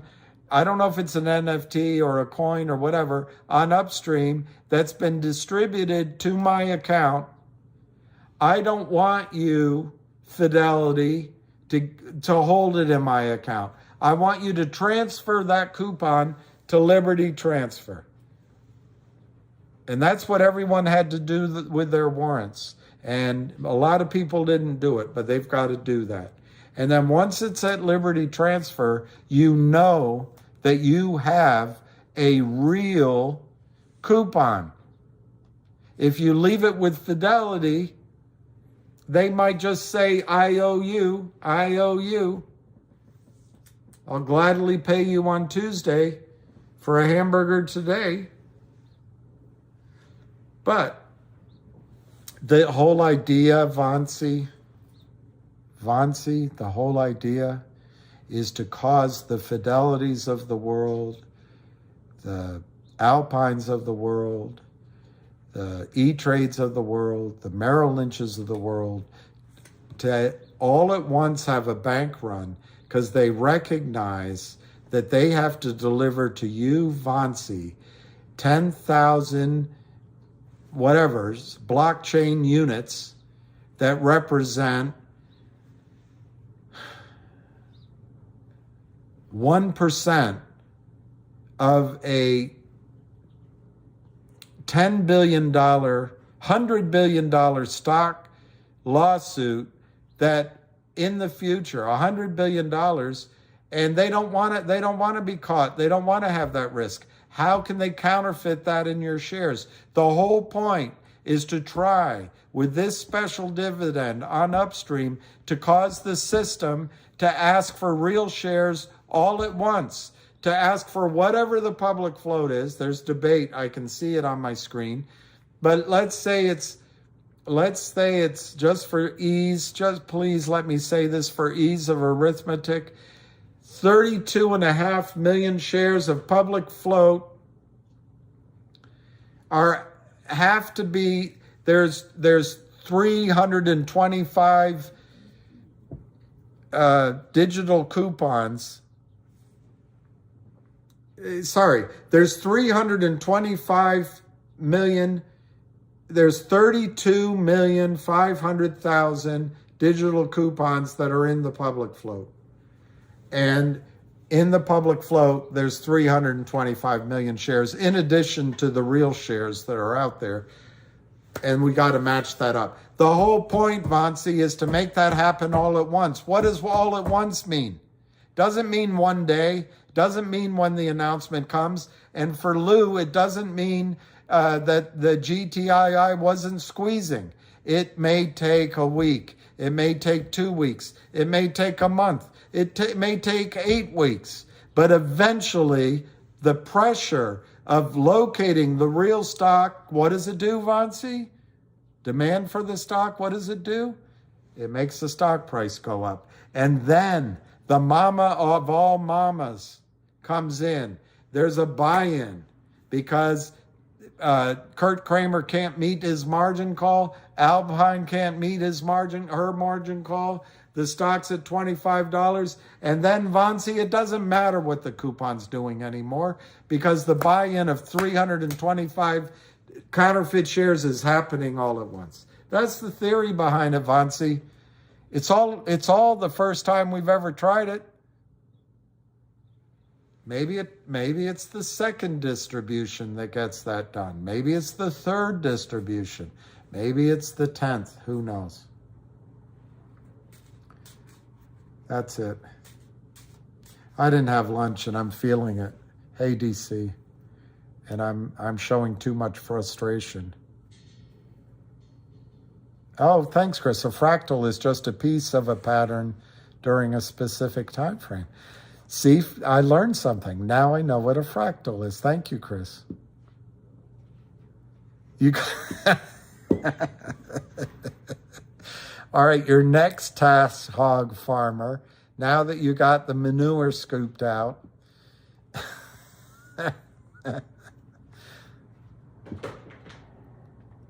I don't know. I give up, Vansi. I'm not going to answer the question. Vansi's question is, how does the GTII coupon work if other CEOs try it and the price is the same? Ham said 998, broker on the hook. I don't see that. Okay, I'll leave it at that. I don't want to answer the question.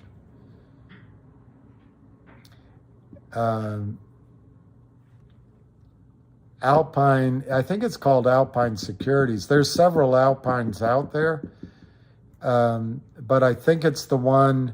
I think you'll locate it if you put Alpine Securities SEC in Google, and the first thing or second thing that comes up, you'll see it'll be announced, and it'll describe who the plaintiff is Alpine, and it'll describe in that filing the full name of Alpine. I have no idea, Tom McCartney, where they're getting the money. My guess is they have a lot of lawyers, a lot of investigators, a lot of criminals helping them all around the world. There's a lot of LLCs offshore, and I would guess that they're using computerized sales, maybe some human, but it's based on approvals they got because lawyers provided information to market makers and broker dealers. But I really don't know where they're getting it. I really don't know. You don't need to have, Skydog, you don't need to have an Upstream account. The problem with Upstream, I think, what if the exchange goes bankrupt? Where's your money? I don't know. I don't know if you should do an Upstream account. You don't have to. I think the squeeze when it comes is going to affect everyone, and it doesn't have to be the first time.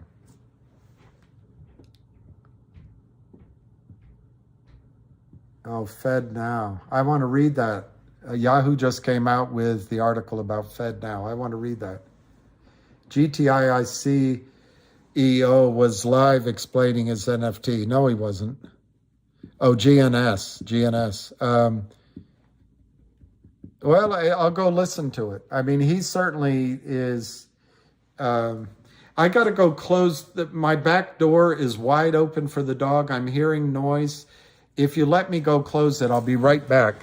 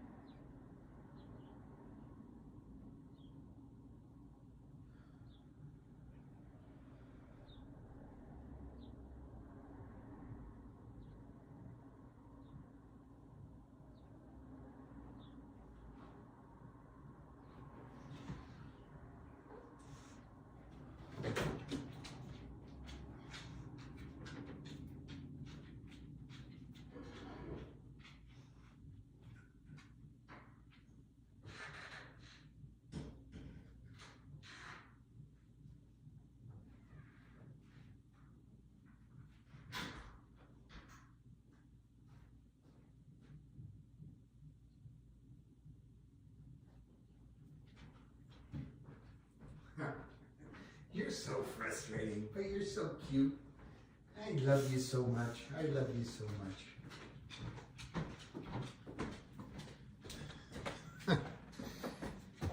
He doesn't want me to close that door. Sorry. It feels warm. Now, True Blue, the drinking game you should start, True Blue, is whenever we do a ham call, you should take a drink when he says again. Again. That's when you should do that. Fed now, let me look that up.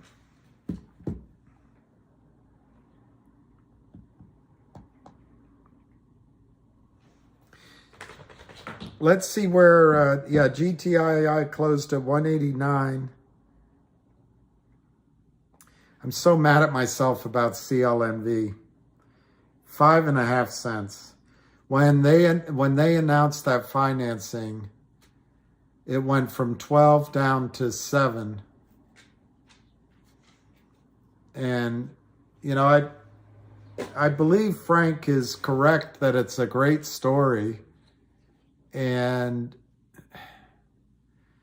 But the criminals, you got to understand what happens. The criminals sell, they don't raise money.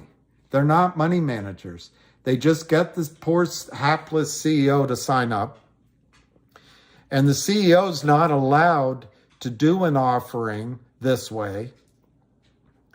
So these intermediaries, these criminals, go out and start selling failed to deliver stock from 12 cents down to 5 cents, which is a huge percentage move. Don't think in pennies. Think in the fact that it's over 100% down. And then they're going to hand the guy money, and the price will be from, it'll be a tranche, and the price will be, in the future, it'll be a percentage of the lowest 5 days of the lowest 5 days of the previous 10 trading days average, or the lowest 1 day, when they notify. So they get to choose when they notify they're going to deliver more money, and it's a 40% discount from that price. And CEOs sign this shit. I don't know what they're thinking. But anyway, I wish I had sold CLNV and bought other things.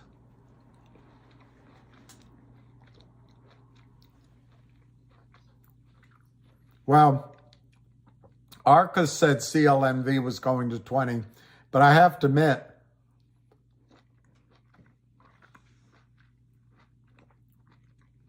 and I don't want you to blame him, but the person I was really listening to was Avid. Avid was saying, don't sell it inexpensively. It's going to go 15, 20, 25, 30, 35, 60. And he was kind of wrong.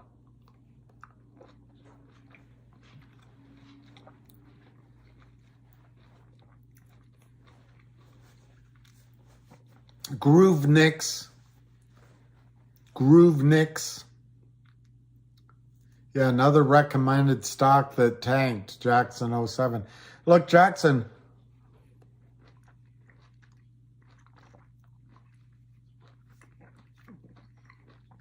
every stock you buy, Jackson, has a chance of tanking. Whether it's the $350 shares of Silicon Valley Bank that collapsed in 48 hours, or it's, shares in other banks, or it's shares in, I'm trying to think of some of the high-tech companies that collapse. Every stock you buy can collapse.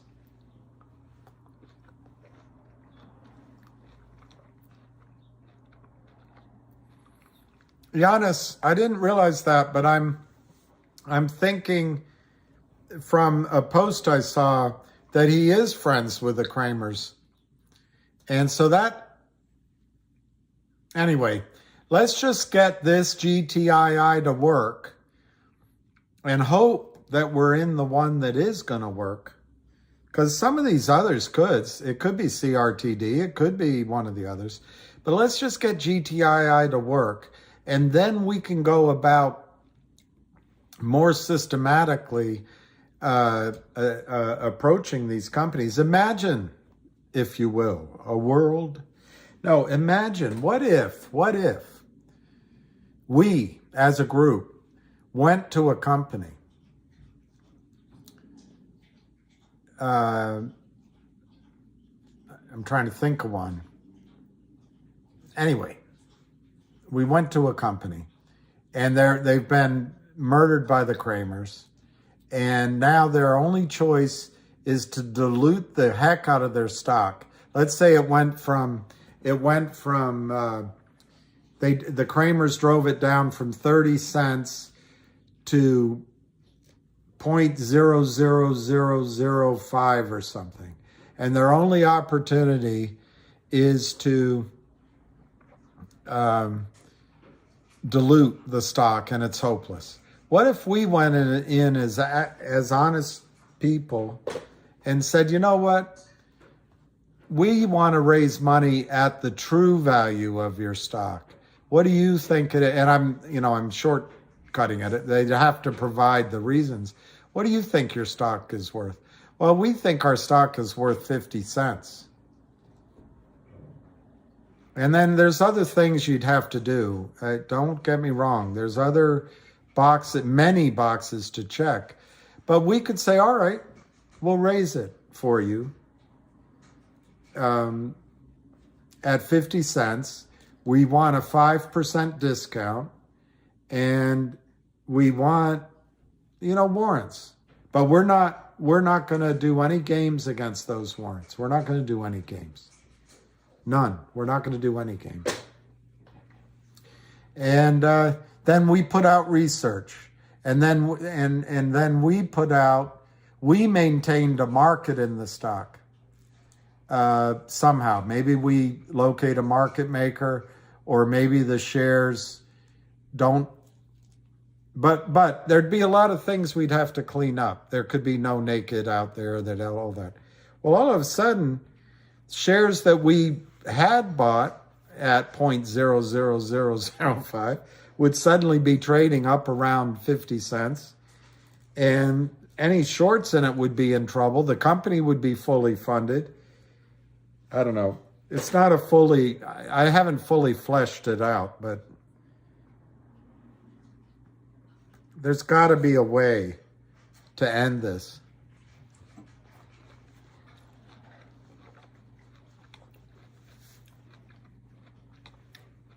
Oh, does it, the Brazil show?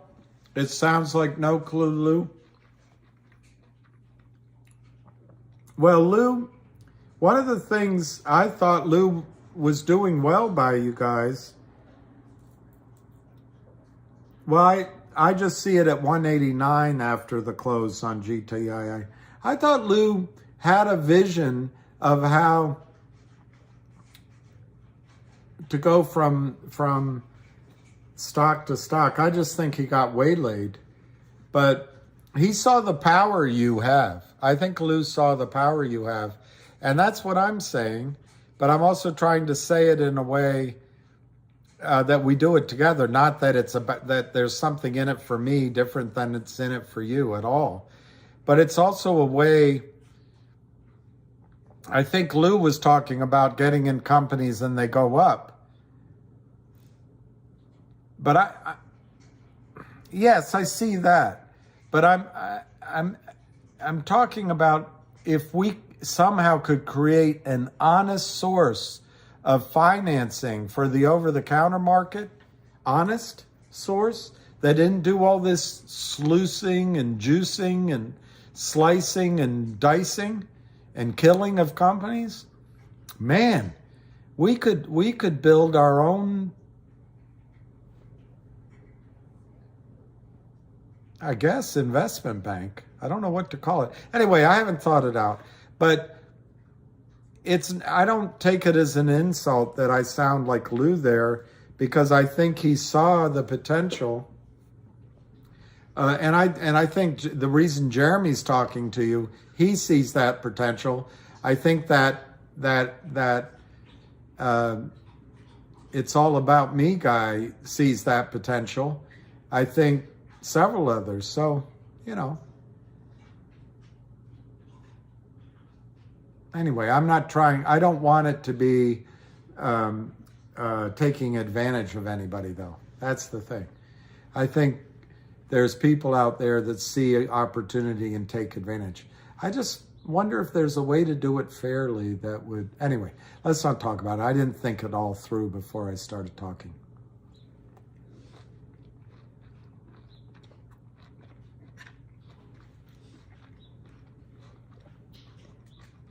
Carolina,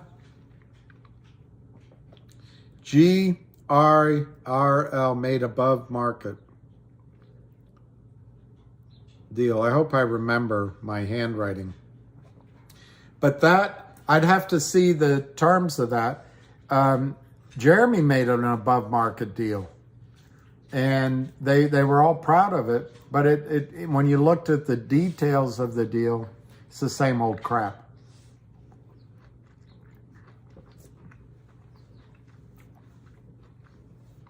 No, I know Brazil. Okay. It's hard to know in this conversation. I didn't take it as an insult. And I agree with you that it did sound, but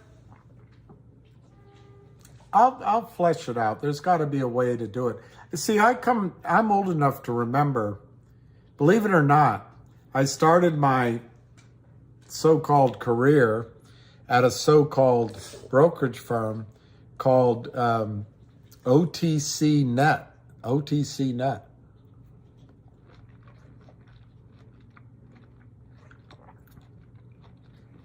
I was so gullible. But I went in, I was young, they were hiring, and there were no jobs. There were no jobs anywhere. And you guys, I don't know if you've experienced that, but the entire economy was not hiring. So I was painting houses with a friend. I took a job in receiving at Clyde's, and I also bussed tables at Clyde's. And this was all to pay the rent. And then I studied for my Series 7, and I joined this company, OTC Net, and they were in this penthouse of a beautiful building. And it was, I enjoyed the discussions, prospectuses, deal flow. And I even went out, I went out door to door to meet people about these ideas. And, but then I noticed, and then there were brokers doing a lot of business. Del Unser, was that his name, our manager? Something like that. He was just loving the business he was doing, but what I found out was if you got a client to buy any of the shares, if they wanted to sell, they couldn't sell unless you found someone to buy it from them. And that, even though I was young, that sounded highly suspicious to me. And so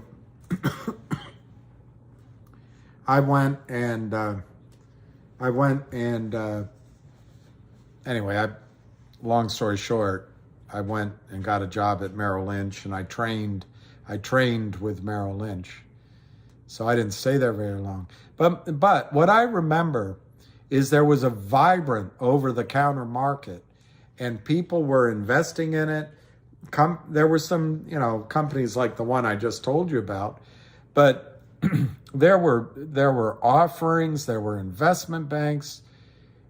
That's all gone now, and there's got to be a way to bring some of that back.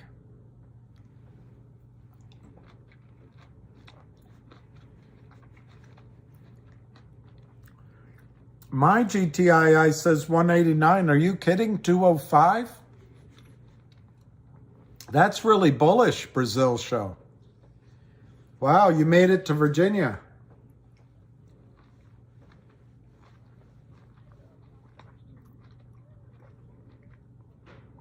Welcome to Virginia.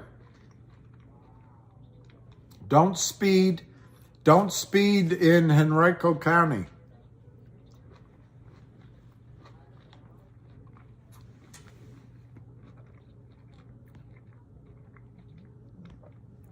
I'll look up grill, Carolina.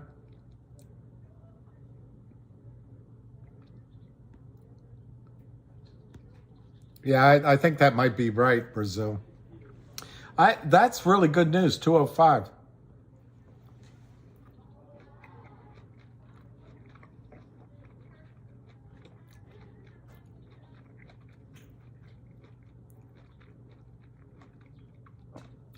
All right, I'll look that up, Caroline Kaniak. I love that after hour trade. I don't see it. Let me look. Maybe it's on OTC markets.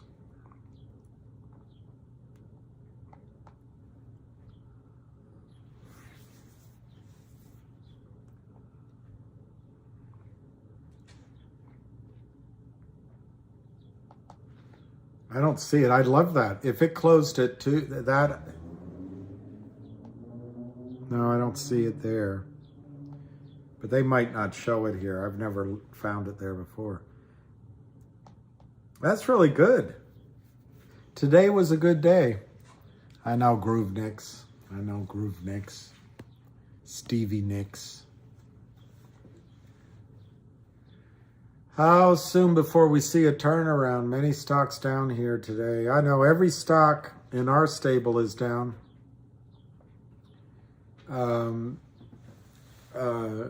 Dave, I think it was Dave Allenese that made that prediction. Okay, so Dave predicts it'll be $2 tomorrow.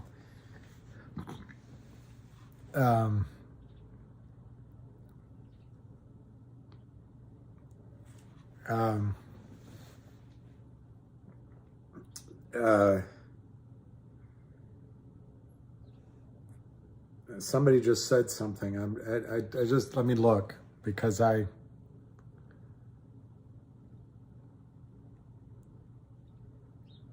somebody just said something that I wanted to respond to. Ooh, that smell. Can't you smell that smell? The smell. Oh, somebody said all these stocks are going down. Yeah. One stock is going up. Unfortunately, I didn't buy as much as I wanted to, and I could have swapped out. But HNRC closed at 20 cents, and that was down at 7 just 2 weeks ago. And some of you heard me talk about that one. 20 cents is great. And then so let me go back to that. HNRC is up 60% today. 60%. It opened at 12 cents and it closed at 20 cents. So it's up 60% on 1.24 million shares. So something's going on, and my guess is they're going to do that dividend. Let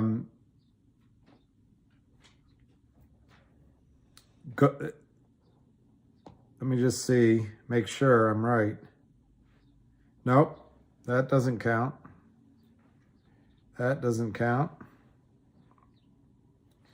Let me just check one more. That one doesn't count. All right.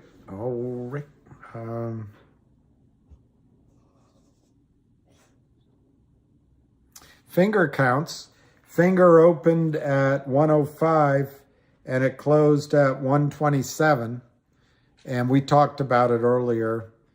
And it was all because of me talking about it that it went up.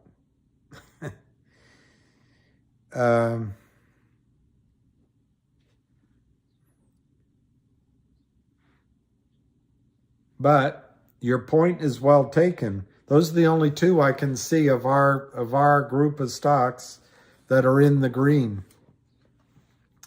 When do I think it's going to turn? I think it's different on each one. Although the ones that have a short squeeze, once one goes, I bet the rest goes. I don't know for sure when it's going to turn. But I think GTII could turn.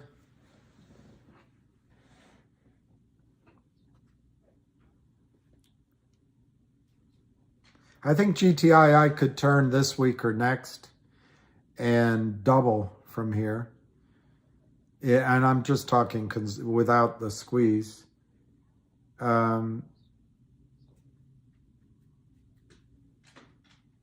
What's the other one that you're worried? Maybe CRTD closed at 15. That one was actually up 32% today. So CRTD was up 32% today on quite a bit of volume. So there's some green, but I don't know. Yeah, I think GTII, the way GTII is trading is perfect. It's perfect. And it's up, and now it's down to 185. I'm not disturbed by 185. We would all like it to keep going. But as I always term it, it's the pause for the cause. And as it pulls back, churns through some sellers, you know, it'll probably bounce a bit at 2 again.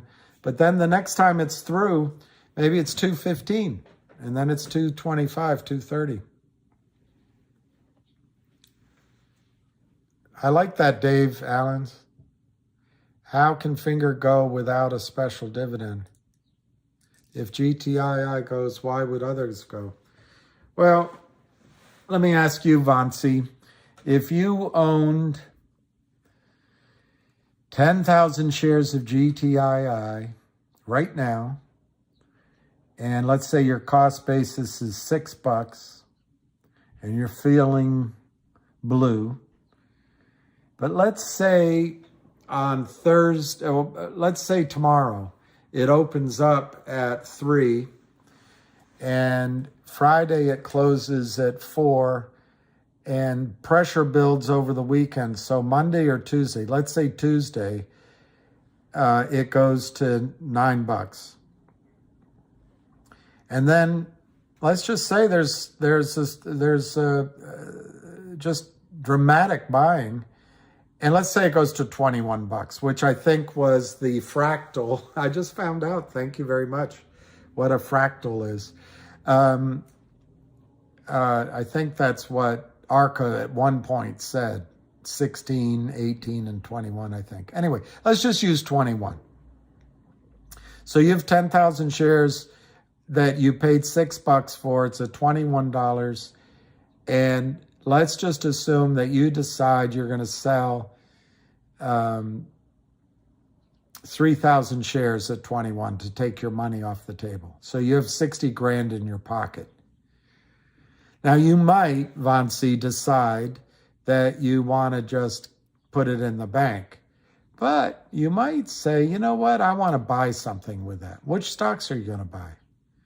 I have a feeling if you're inclined to reinvest that money in a different stock, you're going to look at Finger. You're going to look at CRTD. You're going to look, although I'm not recommend, I'm indifferent to it. You're going to look to Cosmos Health, or you're going to look to CLNV. At this point, I'm indifferent. On the other hand, I like the story, but I'm indifferent. I wish I'd gotten out. You might invest in HNRC, or you might, you know, so.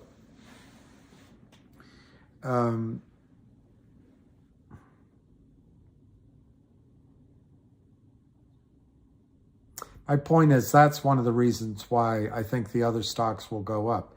And then if there's enough buying, they could cross the line that causes buy-in pressure from the back offices. That's one reason.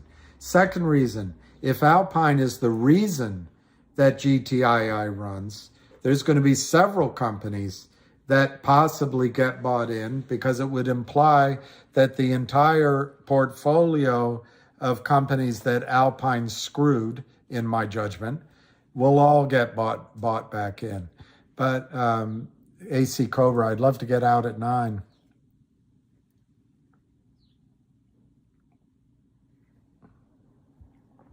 True Blue, I can't repeat that, but I hope it's because you're with the one you love.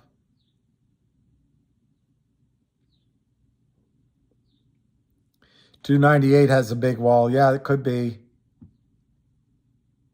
Pink waving.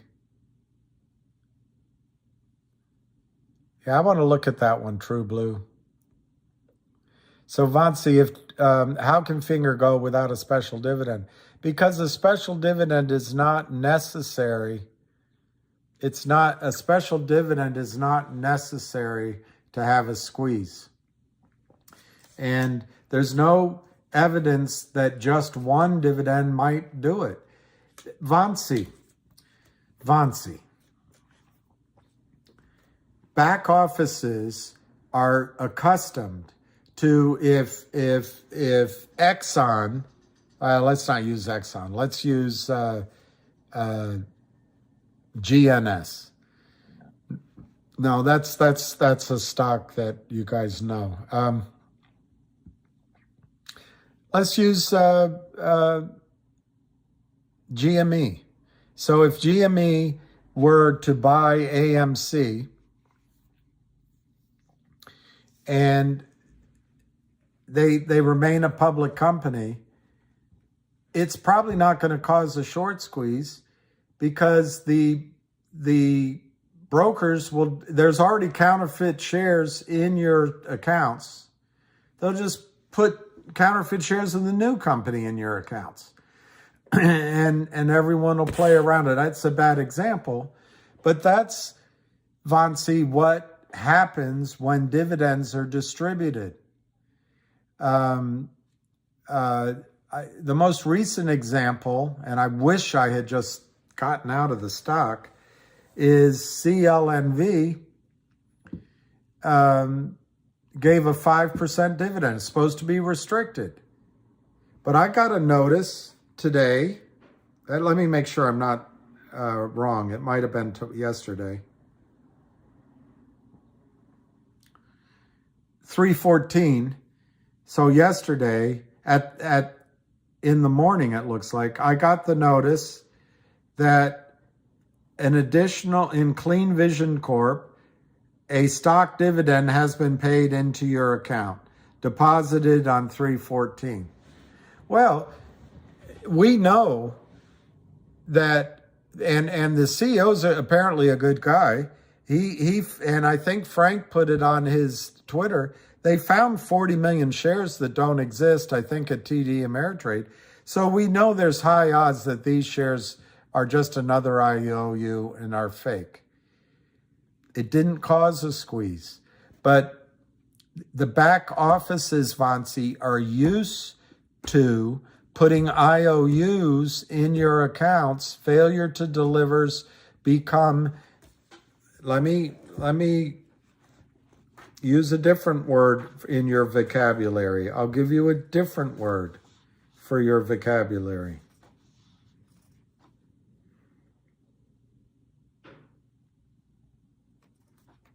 If I can find it. I yellow lined these things.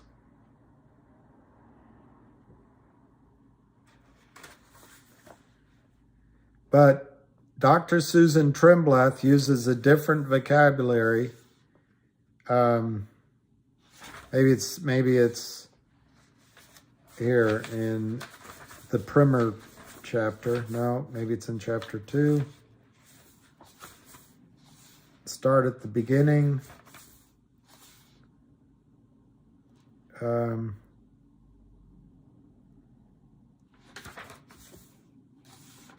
Here's when she talks about continuous net settlement. Continuous net settlement, where trades are matched and cleared for different settlement during the day, and the final settlement occurs at the end of the day.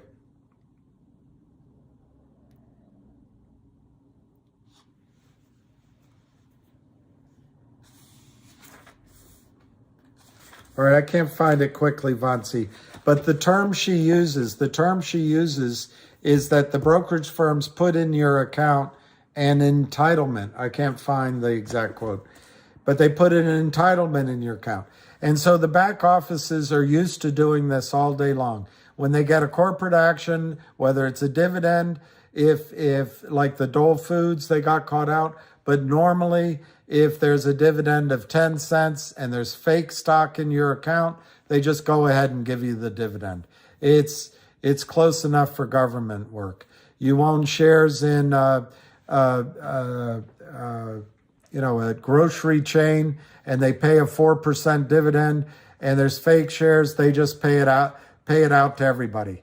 And they eat the loss. I don't know, and they figure they probably keep a note of it. So when they get their failed to deliver back, maybe they charge the other side of that failed to deliver that cost.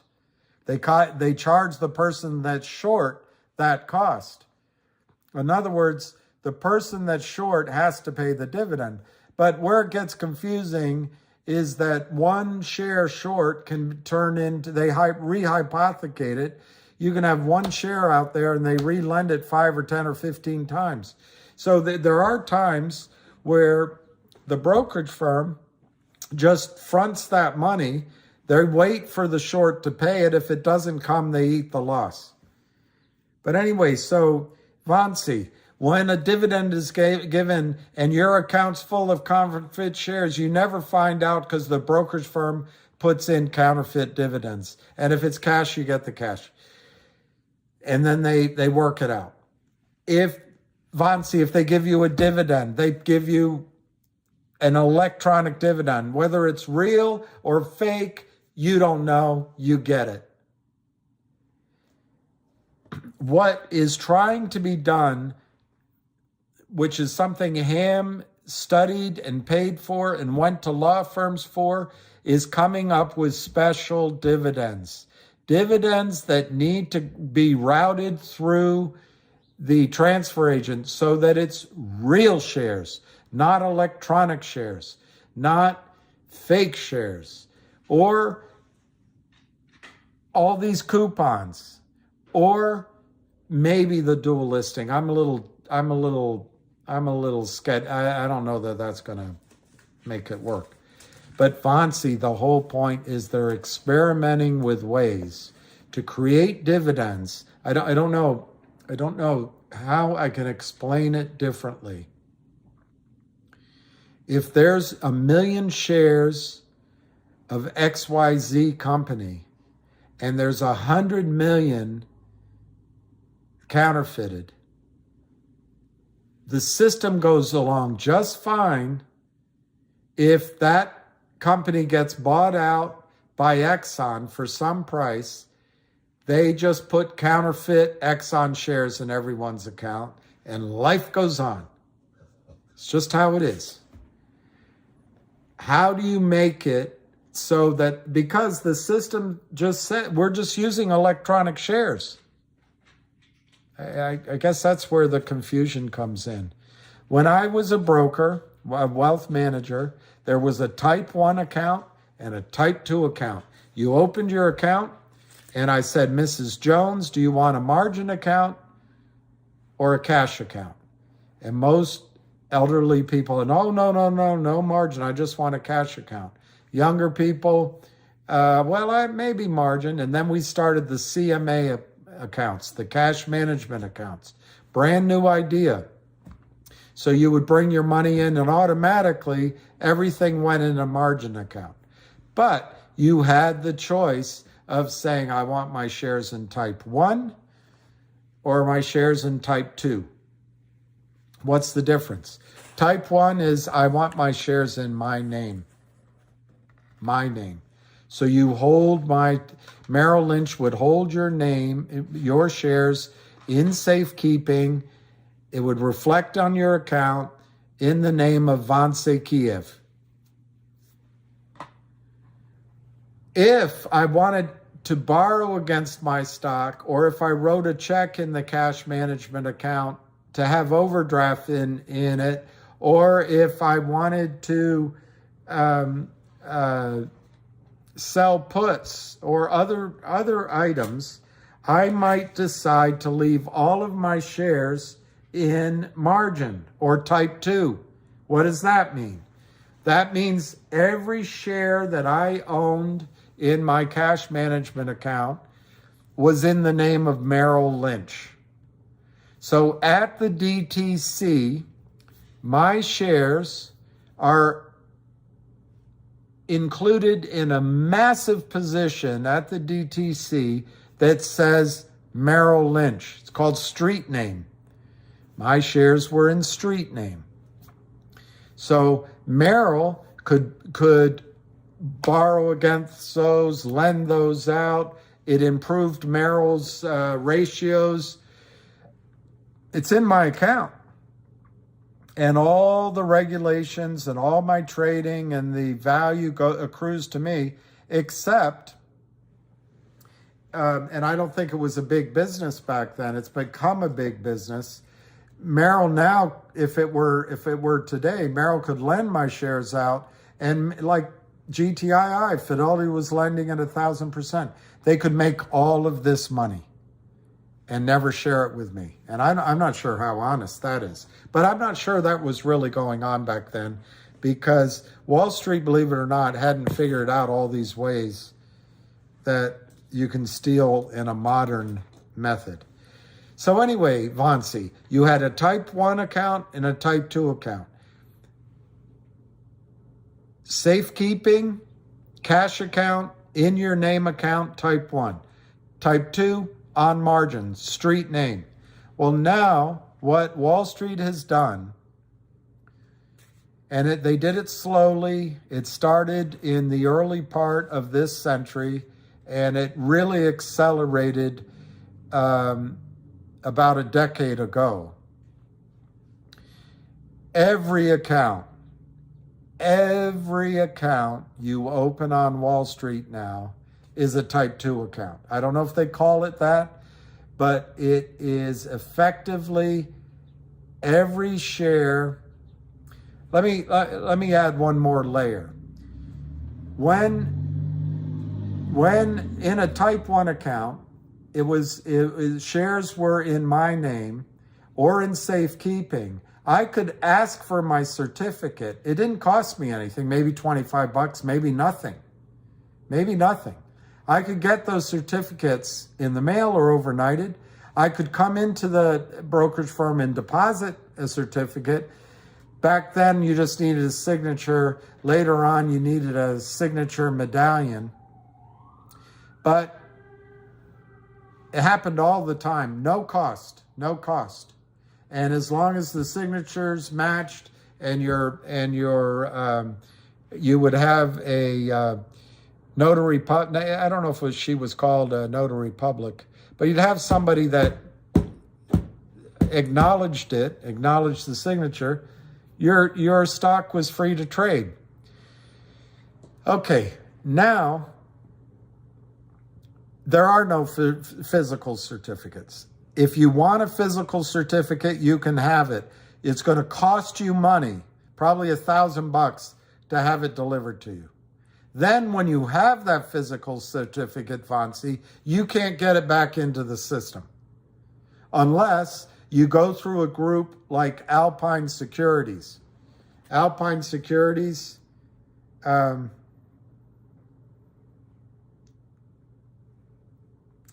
even with them, I'm not sure they would do it.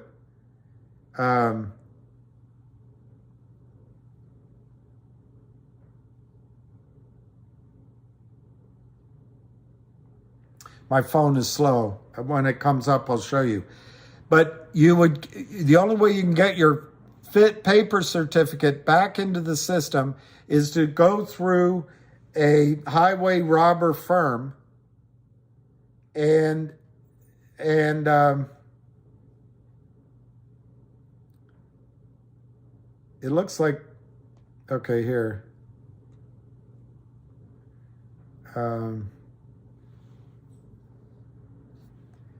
Okay, here, it's working. It was frozen for a second.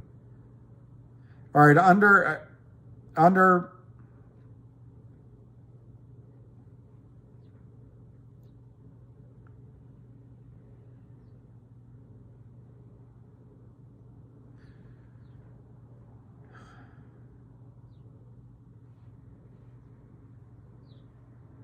they've changed it.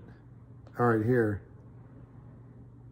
All right, in Alpine Securities, for example, Alpine Securities, if you bring in a certificate, your deposit charge is $1,000 per deposit of non-DTC eligible securities. What's DTC eligible right now is electronic shares. So if you bring in paper shares to Alpine, they charge you $1,000 per deposit, Vansi. Additional charges. The customer has to pay all transfer, delivery, or other fees that are required to settle trades. Extended waiting period. They won't distribute any money to you if you sell it for 30 days. If there's a buy-in risk, you eat it. Then their commission 4.5% of principal, $150 minimum. This is just one of these guys. And they're non-DTC. Okay, hang on, one more thing. Alpine fees. All right, there used to be, just yesterday, there was an Alpine fee schedule, and they're revising it. It's gone. But anyway, Vansi, now if you have a paper certificate, there's a company that I talked to in California, I don't remember the name. He wanted me to send him $2,500 or $3,500 for one certificate. I had to pay, I think it was $3,500. I had to pay him for his research to make sure it was legitimate. It was going to take 30 to 60 days. If I had to sell it, I had to open the account with him. If I wanted to sell it, there was either a 5 or 10% commission. And I had to take his price. He would quote the market.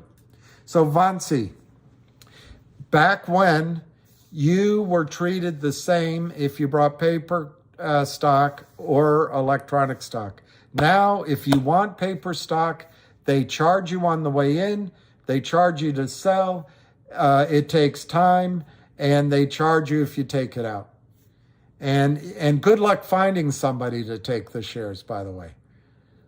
When I called the OTC markets, they said there's only one place that does it, which I called. So Vansi, the Wall Street has created a system where every share is electronic. So let's assume, Vansi, you live in a world where there's one share for every one share, a normal world. In my day, they were paper shares. So in the system, it was either in your name or it was in the name of Merrill Lynch. And if you had to move them around, you had to have those shares overnighted. You got them delivered to you. You sent a bike up to New York. You had it biked across town. There were paper, whether it was street name or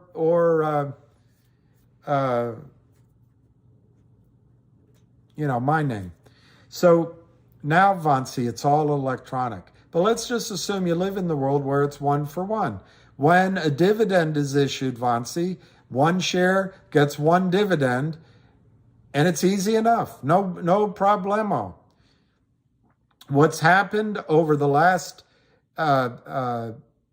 basically 2 decades, but really accelerated over the last decade, Vonsi, is that there isn't one share for one share. There isn't one real share, one real electronic share for every real share that's been created.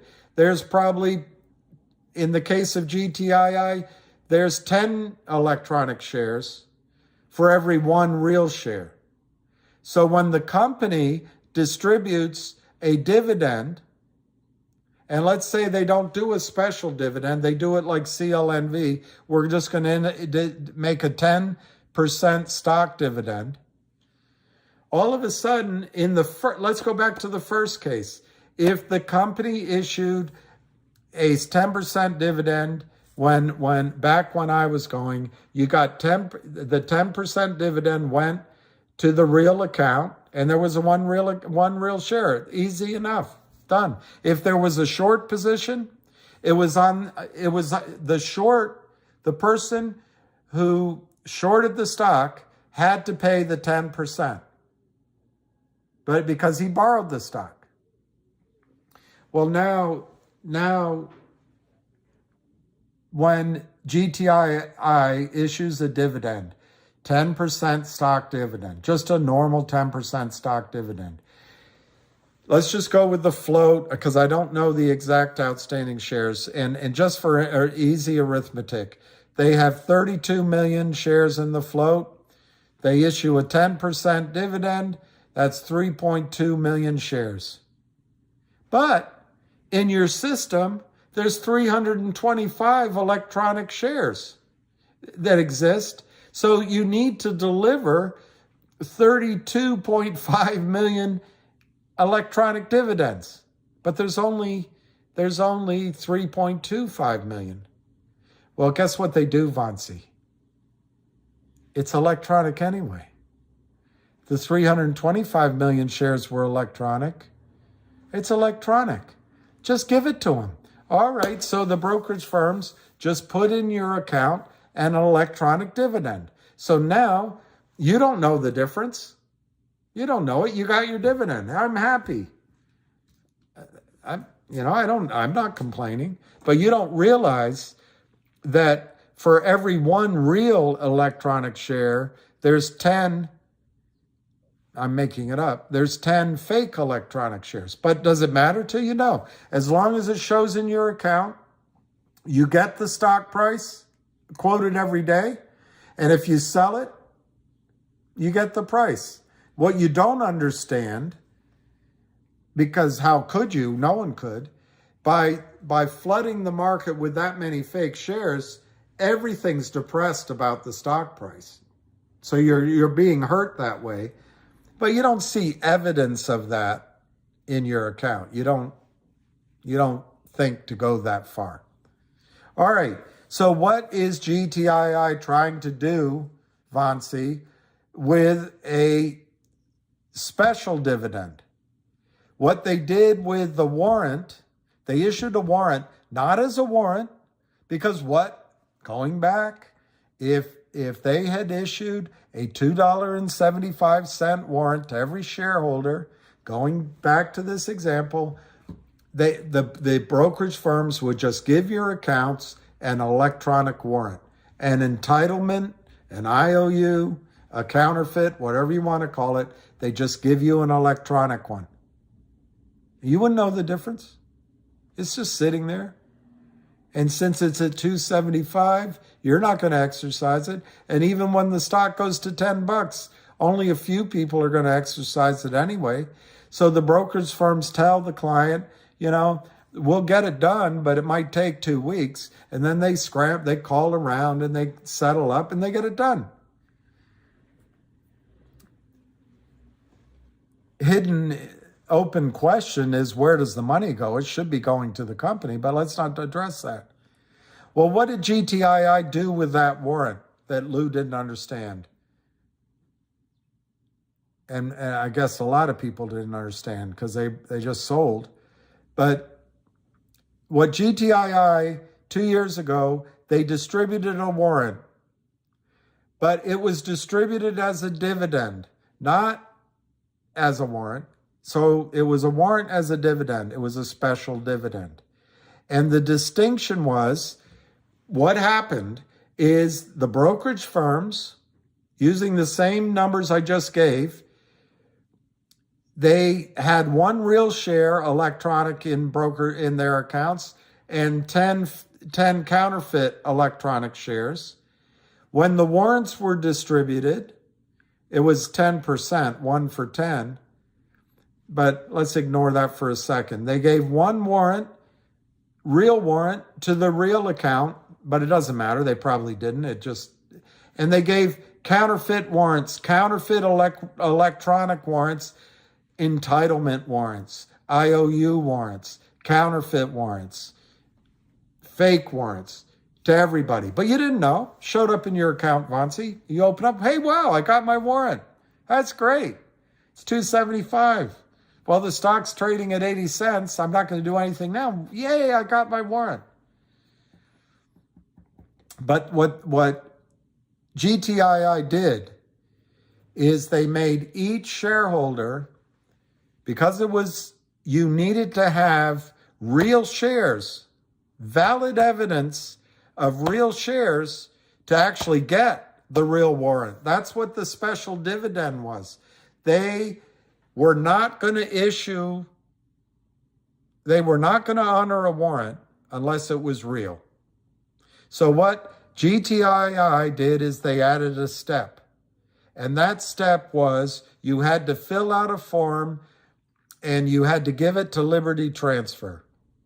I own 1,000 warrants, and you had to then call your broker and have your broker deliver the warrant for 1,000 shares to Liberty Transfer. It was a pain in the ass. I had to call 3 or 4 or 5 times. I had to pull the, do you know who you're talking to routine, or the, can I speak to your manager routine? That's not a good enough answer routine. All that crap. But in my case, E-Trade did send to the transfer agent a real warrant. So I never exercised it, but sitting at the transfer agent for me is an account. I have an account at Liberty Transfer that has my warrant, Vonsi. What happened in October, November, when the stock price went up, a lot of accounts hadn't transferred over. So when they called Fidelity and said, I want to extra my warrant, the first time they did it, Fidelity said, sure. Why, Vonsi? Why? Because every account had an electronic entitlement, an electronic fake, an electronic phantom warrant.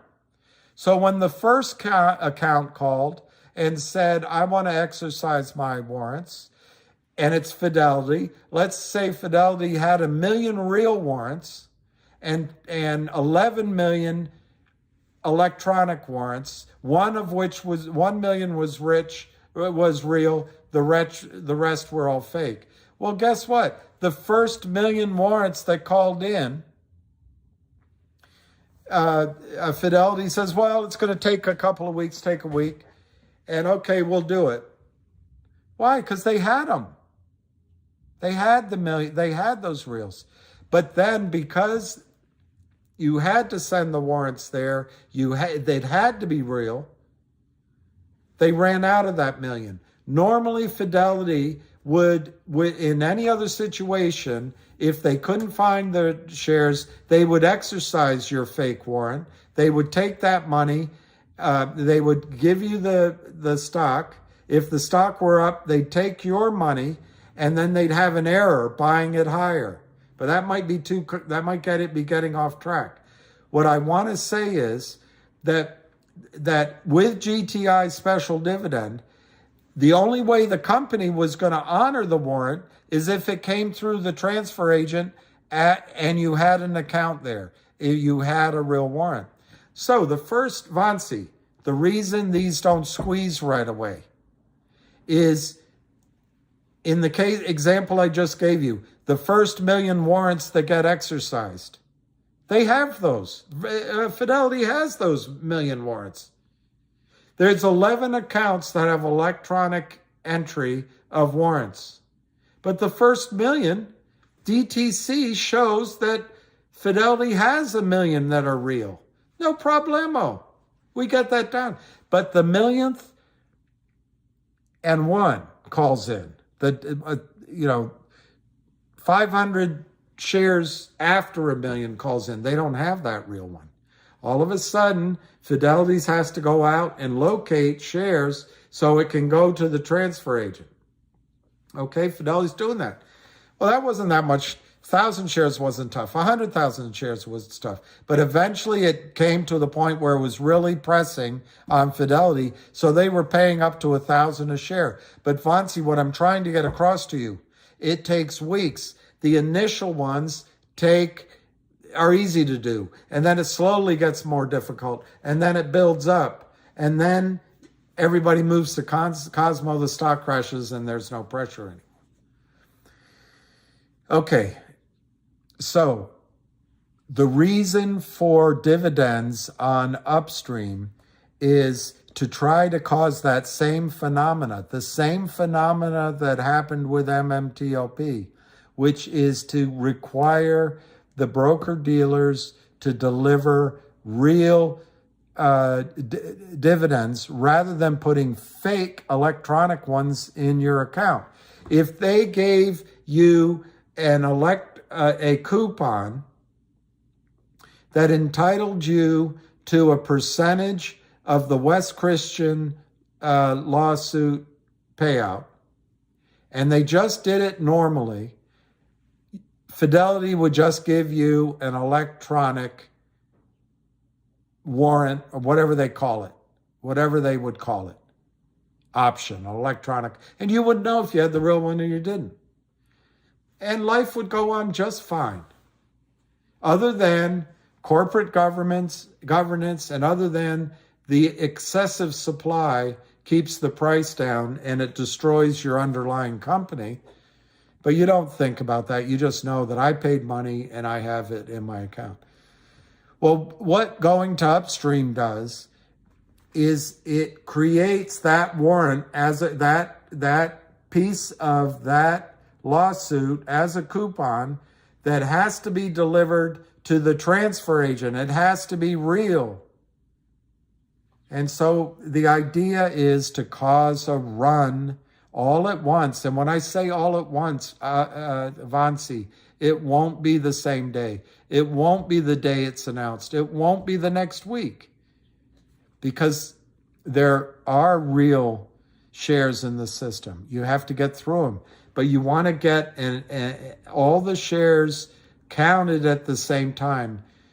What does at the same time mean? I don't know. 2 weeks, 3 weeks, a month, and then you get the squeeze. I don't know. I'm getting lost in my own explanation.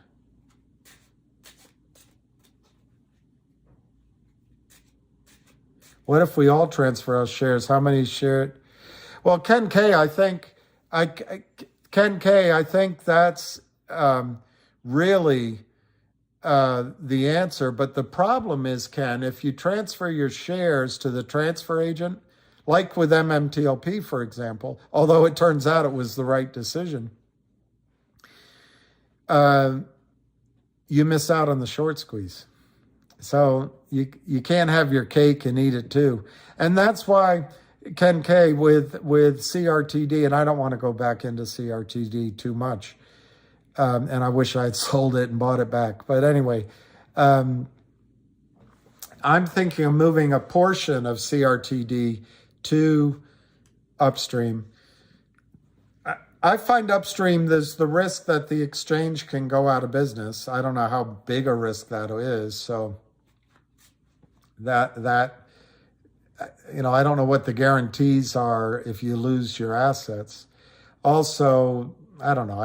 It's new. But anyway, if I put part of it there, I know I'm going to get for sure that distribution for that part. A lot of people did not get their real warrants in GTII. That's what was causing pressure on some of the brokerage firms. But to the extent some brokerage firms were kind of not following the rules, you might not end up with your warrants. But I like that. I like that. We do need to screw them, and that's Jeff G. I think that's right. By the way, I should amend my answer to Vansi in one sense. The first time a special dividend is issued, no one knew, no one in the back office understood it, like Fidelity. This time, if the stock goes back above 275, I think Fidelity's going to understand it. Well, this is the same thing with the blockchain. The first time a dividend is issued by CRTD or by, who's first, don't you? You know who's first? GNS. They're first. If one's issued by GNS or if one's issued by GTII, the system might not quite get it. The second time, they're starting to catch on, maybe by the third, fourth, fifth time, just the announcement of it makes the stock go up. So there's a learning curve, Vansi. So eventually, just announcing one of these dividends, if the first two or three work, just announcing one will have the effect of sending the stock price up. Wizard Gray Balls, how long do we have to transfer our shares to upstream? I don't know the answer. It's one of the things I was going to try to do today, and then Ham's call came at noon, so I didn't get a lot of things done today. Too much information, but walking my dog, we didn't get back here till 10:15, and then he wouldn't come up the stairs, and the poor guy, I'm on the phone, and before I came on this call, I couldn't find him. I had left him outside. Ugh. Anyway, that's how my day went. But I don't know the answer to how long it takes to open an account on Upstream. In terms of getting on Upstream before the record date for CRTD's distribution, his press release says the second week of April. So you have this week, next week, the following week, and maybe so you have 3 or 4 weeks to do it.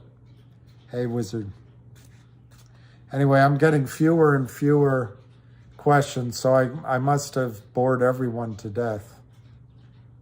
And I should have eaten something. And someday I'll be a good person.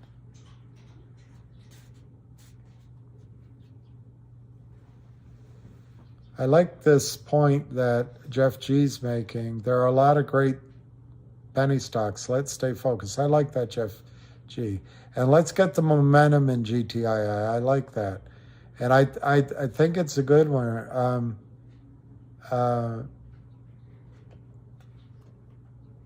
Rudy Myers is great. Well, Marco Draven, I'll answer that, but it's such a risk. Tony was promoting me. I promote him back. I think Tony, is his name Market Moves with Tony, or was it a different one? Anyway, there's a Tony. I think it's the same Tony. I really respect him.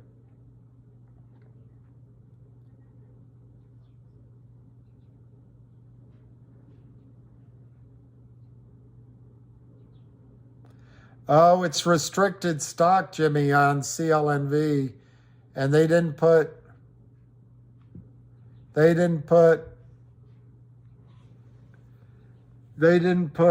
I see. And I missed somebody else up here. Let me just quickly see before I answer your question. I see what you're saying. They didn't put the amount of they didn't put the length of the restriction. I see. Yeah, it's been a bit marathon, and it's also, I don't know. There was a week, 3 or 4 weeks ago, that I felt like I was doing a really shitty job, and I stopped coming on. And I got to tell you, the last 2 or 3 days, I feel that way too. But any update on MMTLP? Well, Wells Fargo looks like it's in trouble. And yes, MMTLP is still 287. I don't have any updates on MMTLP, but I've got one negative that I think, which is with all of these bank crises happening around the country and around the world, which I think is on purpose, by the way. I think it's possible that if there's a wonderful reporter, Kim Iverson. I listened to her. I really respect her. She's changed a bit, but let me see if I can find her. I've been following for a while. She just looks a little bit different. If I can find it here. Well, she also has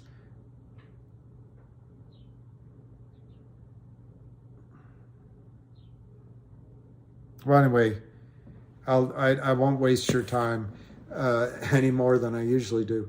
But she believes that this bank crisis was created as an attack on cryptocurrency.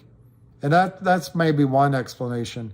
I think by going after the smaller banks, it's a way of consolidating assets into the bigger banks who are in trouble, I think.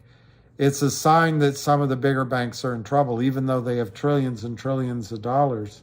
For example, HSBC bought all of Silicon Valley Bank's assets in the UK for £1 or $1. Amazing, amazing. Anyway, my one bit of bad point of view on MMTLP is that I think this is going to distract the SEC, FINRA, Congress, journalists away from MMTLP while they deal with it. And that's a negative. The positive is, I think the fact that the first quarter is ending is really significant, both for the broker-dealers, the 105 broker-dealers that want results, and for the regulators. So I expect you're going to hear something or see something in the next 2 weeks. Both of those are my point of view. Both of those are point of view. What happened to Wells Fargo? Hey, I'm Echo. I don't know. I feel like my voice is wacko. Wells Fargo has a lot of restricted trading. GTII CL. Yeah, they're in trouble. I don't think they're going to have a bank run, and I don't think Charles Schwab is. But I think shorts and maybe whoever's working with the shorts are just trying to see, by causing concerns in a bunch of these, see which ones fall. I don't think either one of those are going to fall, though. I'm not even sure it's going to continue right now, because what the government offered to banks, their entire idiotic portfolio, the government just said, we'll guarantee it. It's going to cost you trillions of dollars. This guy spends like a drunken soldier. I hope our dollars are still valuable. Yeah, absolutely. Chud, the Fed bails out, the Fed bailed out the world in 2008. But here, Chud McGruff, does the Fed giving billion dollars swap to the Swiss National Bank today? Basically, U.S. taxpayers are bailing out Credit Suisse, yes. But it's also, why would the Fed do it? Ignoring who's bailing out, the reason the Fed would do it is, and this is what I originally thought about Silicon Valley Bank, why is the government overreacting with these guarantees?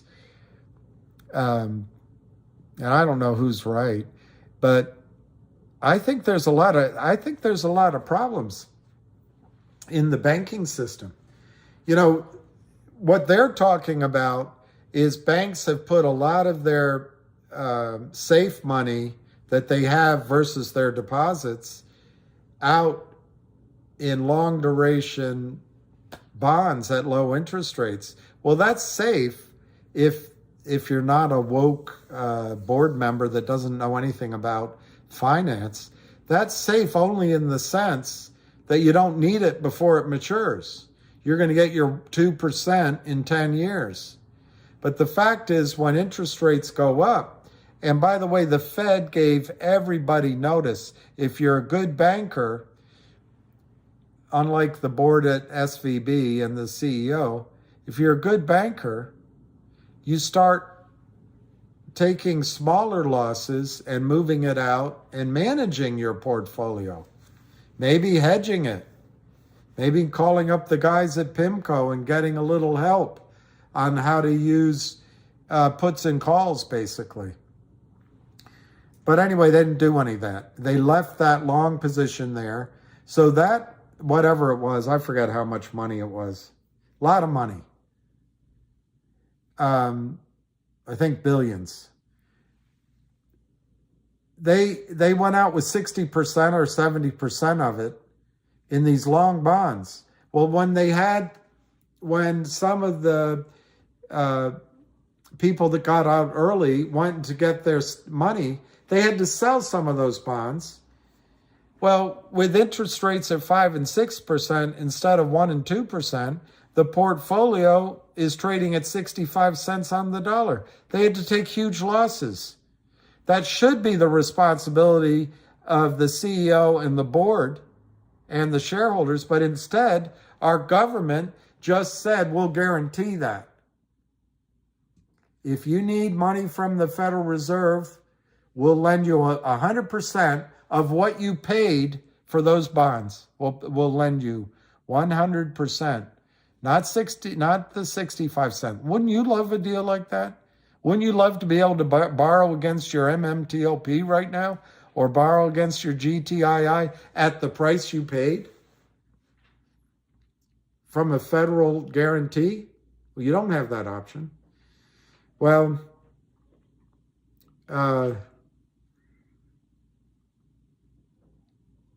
I think the reason the Fed, I was answering Chud's question, I think the reason the Fed is and the government is doing these things is, I think a lot of banks, a lot of institutions are seeing gaping holes in their so-called safe money, because they might have all done this absolutely asinine stupidity of buying long-term bonds, trying to get 1 or 2% when short-term rates were only 1/4 or 0.5%.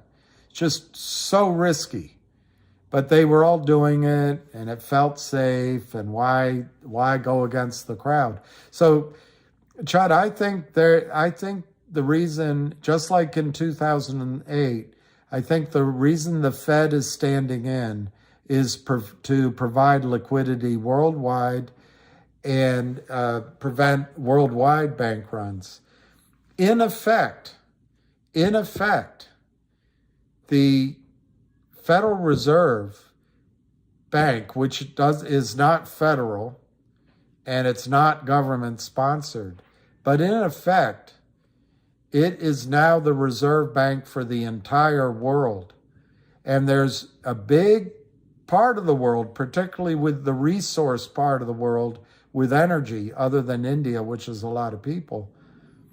And China, I guess, is a lot of people. The BRICS want to break away from the dollar. But still, for the time being, there's one place in the world that can provide liquidity that can stop bank runs worldwide. So maybe that's also why it was done. Eventually, it might be the IMF, but I don't think they could move quickly enough. The one thing about the Federal Reserve is it's there to protect Goldman Sachs, Morgan Stanley, JP Morgan. The Federal Reserve is for the bankers. And the entire world has been overcome by banking. I don't know what banking does to the world. I don't know what it benefits. But the fact is, the Federal Reserve can act very quickly. So anyway, I think, Chud, my answer is one, I think the problem might be deeper than we see. But two, I think the Federal Reserve is the lender of last resort beyond the United States border because there is no one else to do it, quickly anyway. I had 3 small oranges. Where did Aaron lie? I think he lay. Busted flat in Baton Rouge.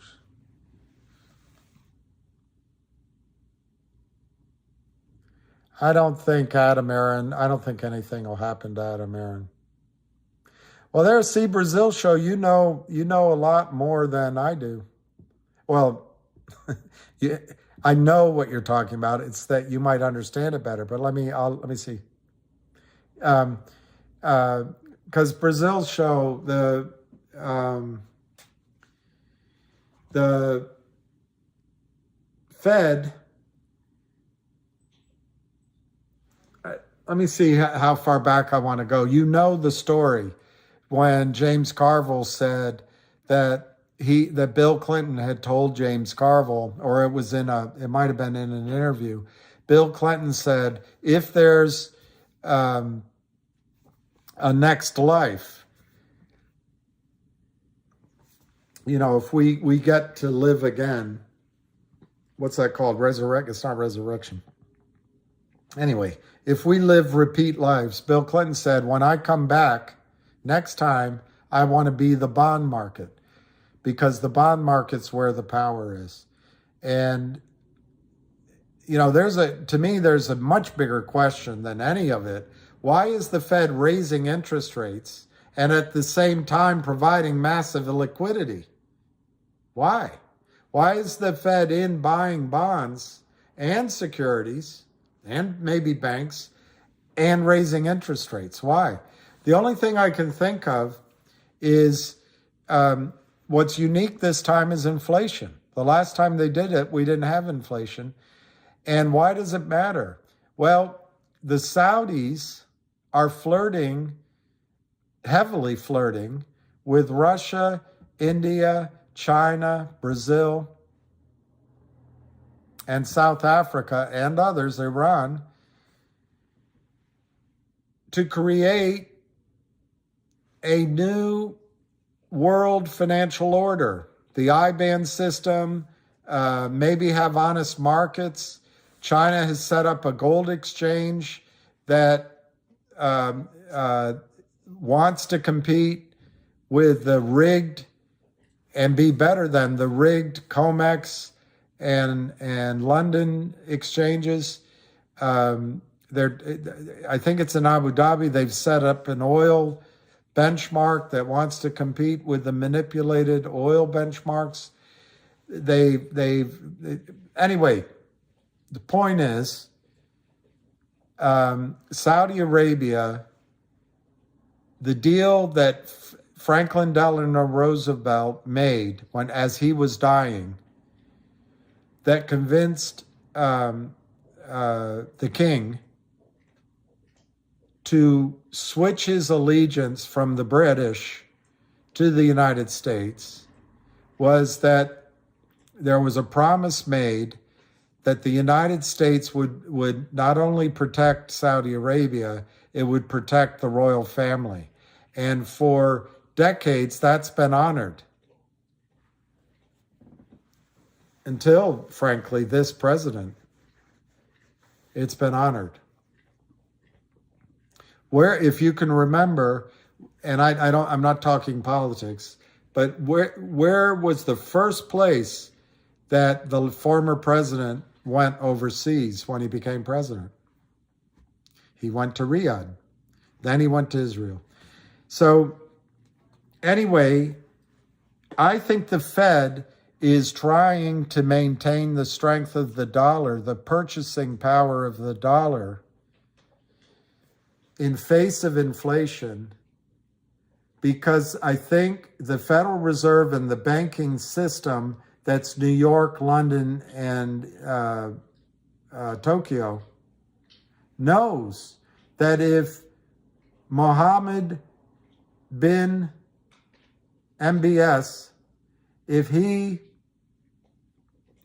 when he's king, decides to take oil off of the dollar, Nixon took the dollar off the gold system in August of 1971. He said you could no longer exchange dollars for gold. As my economics professor said, he said nix on that. Simultaneously, Doc Kissinger flew to the Middle East, and he got the agreement that created the petrodollar. And the Saudis made money in oil. They sold oil in dollars. They reinvested dollars in the United States. It kept the whole dollar-based financial system going. I think the Fed right now is trying to maintain a relatively strong dollar, represented by getting inflation under control, to delay the day that Saudi Arabia announces that they're going to sell oil in something else other than dollars. And that's the dilemma. I don't understand the push-pull, brake, speed.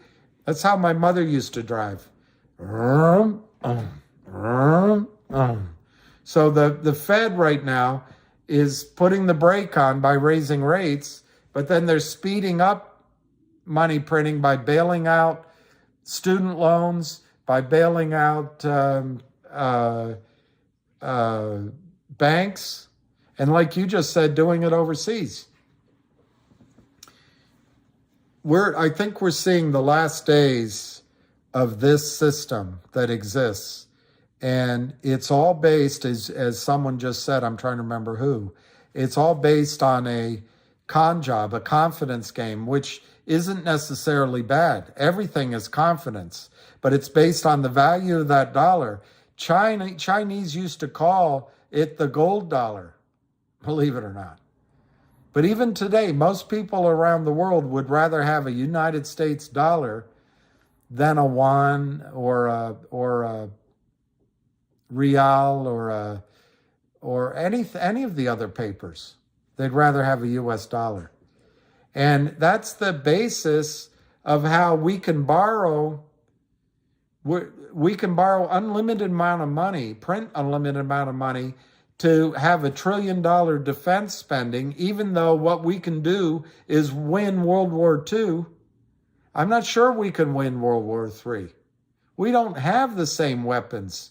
While we were squandering our resources, our main competitors were developing some serious high technology. But we might, my friends tell me we have some. Who knows? But it's our military and the fact that dollars are priced in oil allows this to continue. And going back to Chud's question, I think if we did not provide the money to the Swiss, that's a vacuum and someone would step in. Just like this current president is showing complete leadership vacuum in the Middle East. So who shows up? The Chinese. Do you really? Is that what we want? I guess it's what we have. Guess it's what we have. Anything's better than odium. There you go, Brazil show. I like the Brazil show. He killed Gaddafi. They killed Gaddafi when he's trying to unite Africa on a new currency based on gold. Absolutely. Absolutely. And, you know, that guy did some things that helped us out. I don't remember them all as I'm telling you, but he wasn't perfect. But I'll tell you one thing. For those people who think Black Lives Matter, which I do, after the Gaddafi was overturned, that's one of the last remaining slave markets in the world. Slavery. In modern world. Slavery. Women, children, slavery. I don't know.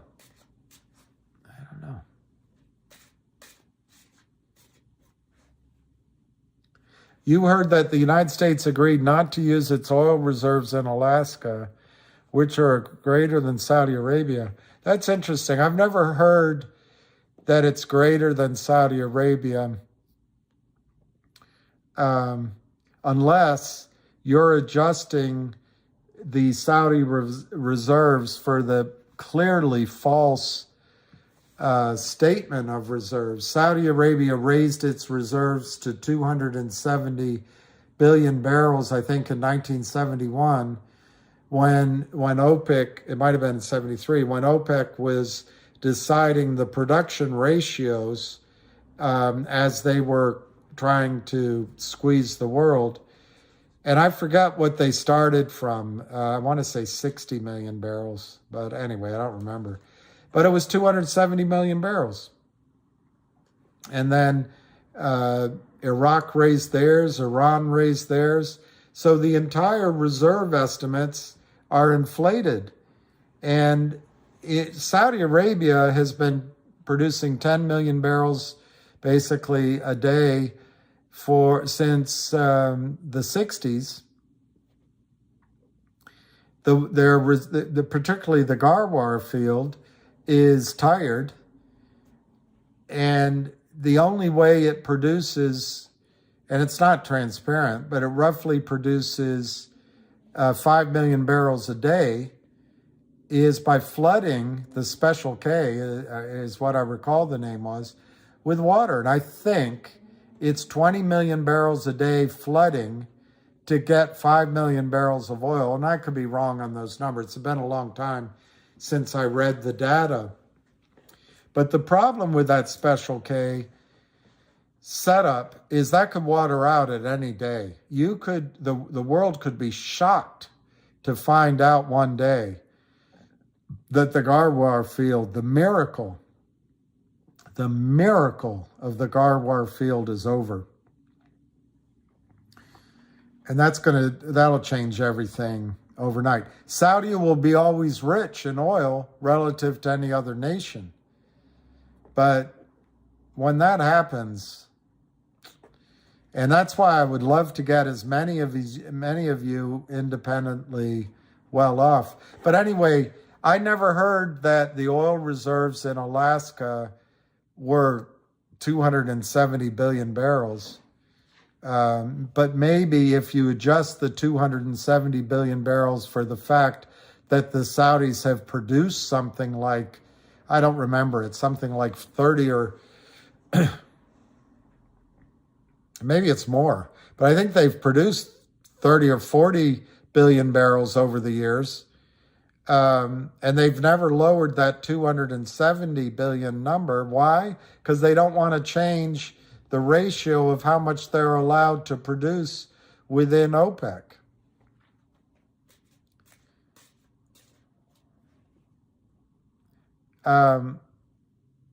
Let me see what Brazil show's saying. I like this guy. He knows a lot.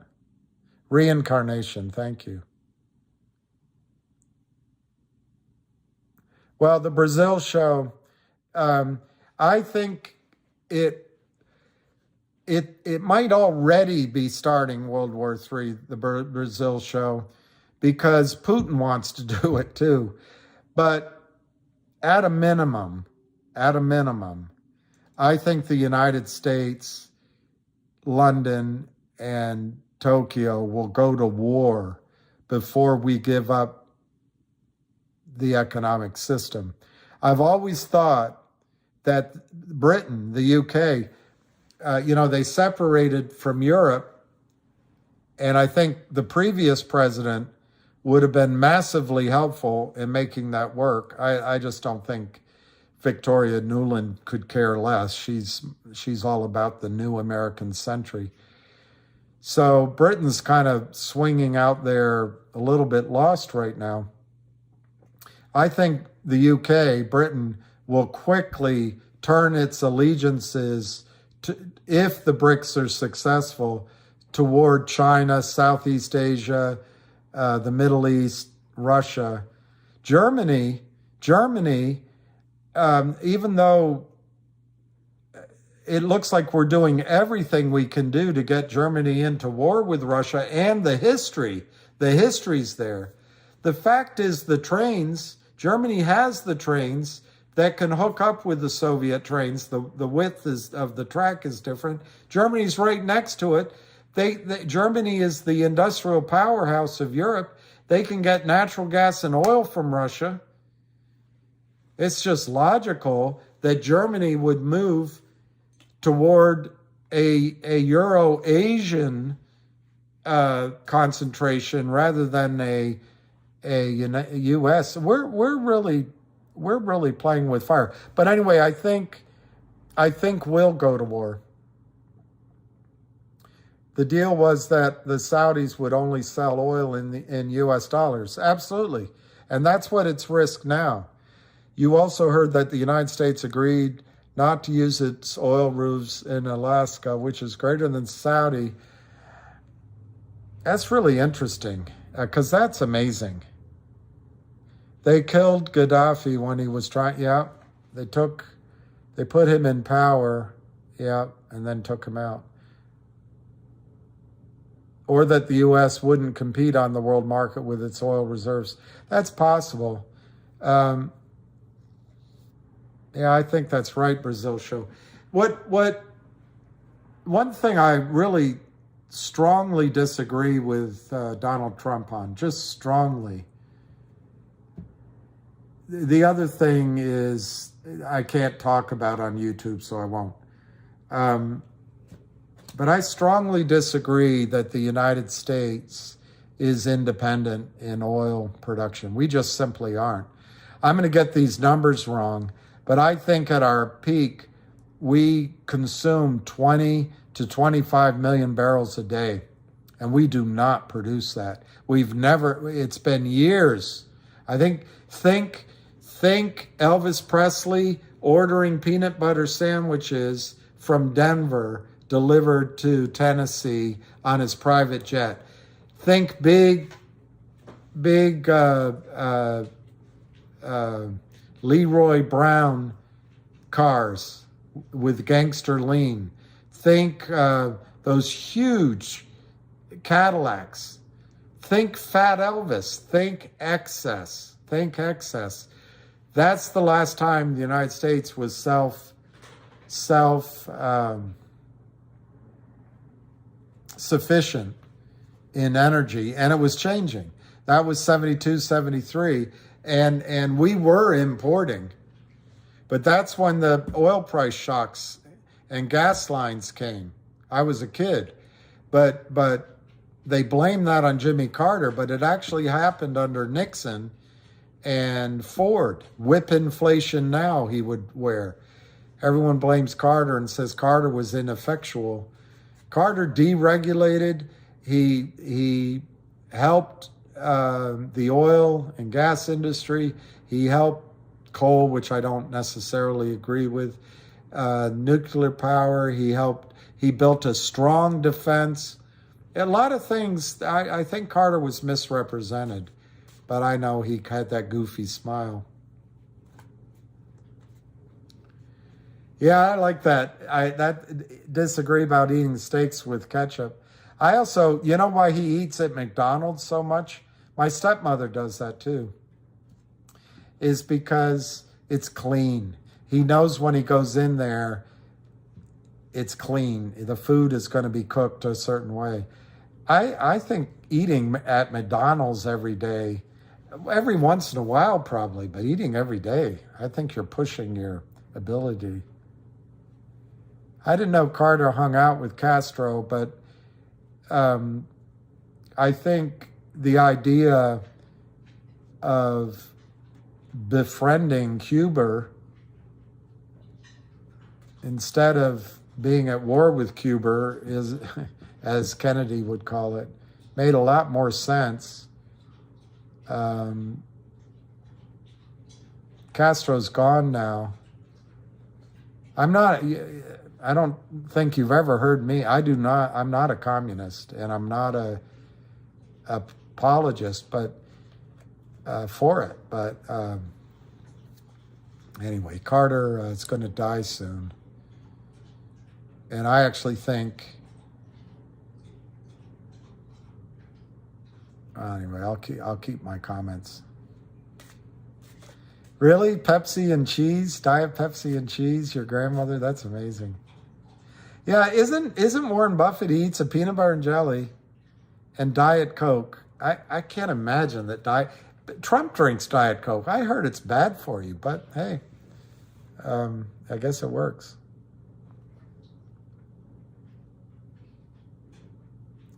Well, Brazil show, I've heard that the oil in Prudhoe Bay has declined to such a point that the pipeline is freezing, that it's running the risk of freezing. And I don't know the answer. You know, we're going to have a huge battle with Russia mainly, but with China, with I think Norway, with Denmark, with Canada. I think I got them all. I don't think Finland's up there. Maybe Sweden. But we're going to have a huge battle over the Arctic for oil. I don't think we're ready for it. But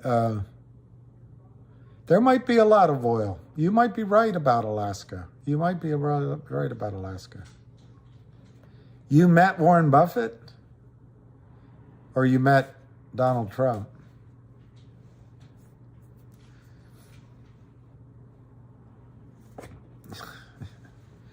Maybe I'll have P&B. What caused CRTD to spike up?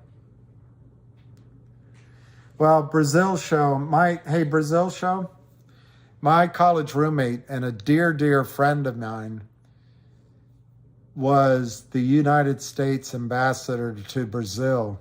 You might know the name, I'll say it. His name, he's Ambassador Tom Shannon. And I don't know if you would know that name, but he was the United States ambassador to Brazil. He invited me to Brazil, but I was younger and I was all caught up in doing the week-to-week things and I didn't go. And I regret it. I would have loved to have gone to Brazil, particularly while he was ambassador, and feel safer. But China is everywhere. I had a girlfriend. Really, I did. And I used to, she was all for the war in Iraq and all that. I was against it. And I was unfair to her. I should have listened to her more. But I predicted that if George W. Bush were elected, we'd be at war here, here, and here. And sure enough, it happened. She thought I was crazy. Oh, you're crazy. And I also made a prediction. I didn't write it down, so you can think I'm lying. But I told her that while we, and my words were, while we go in and bomb deserts and assault mountains, you know, attack the Middle East and go to war in Afghanistan, China is going to go around the world locking up economic deals, spending their money to lock in resource. Oh, she said, oh, you're crazy. She said, you don't know what you're talking about. And I said, China doesn't care about human rights. They don't care about, you know, wokeism. They don't care about journalism. They don't care. They just are there to do the deal. But Brazil show, I from a lot of people I talk to, and I don't know, you'd know more, I don't think the Chinese are well liked as business partners. I personally like the Chinese very much, and I like doing business with them. So I don't know where that comes from, but I'm not sure that America was well liked in South America or in Africa. I've been on the board. They said I aged out along with one other guy on the board of this museum, of OAS, Organization of American States. And it always perplexed me that America didn't put up its money. I don't know. We treat South America almost as an afterthought. And I think China's pretty smart to go in and make economic deals. The U.S. could have locked in Africa decades ago. I think inherent racism of the U.S. stopped it. I think racism has a lot to do with it. But I also just think we have been trapped in the Victoria Nuland, Robert Kagan, Donald Rumsfeld view of the world, that it's the United States versus the Soviet Union and everything else is a playground. And once the Soviet Union went down, we won. Well, we could have been friends with Russia, and we could have been friends with China, and we could have built a different world. But then instead, this right-wing idiocy of Victoria Nuland, and she's living proof that women, just because they're women, are not more peaceful than men. We're all just human beings.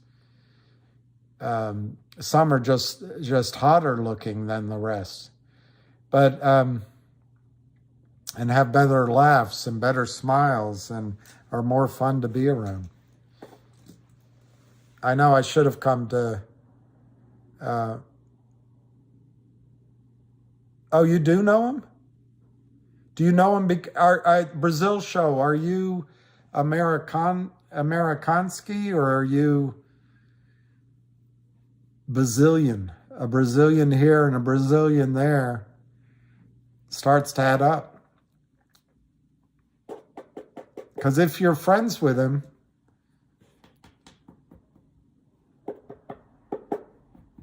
he might...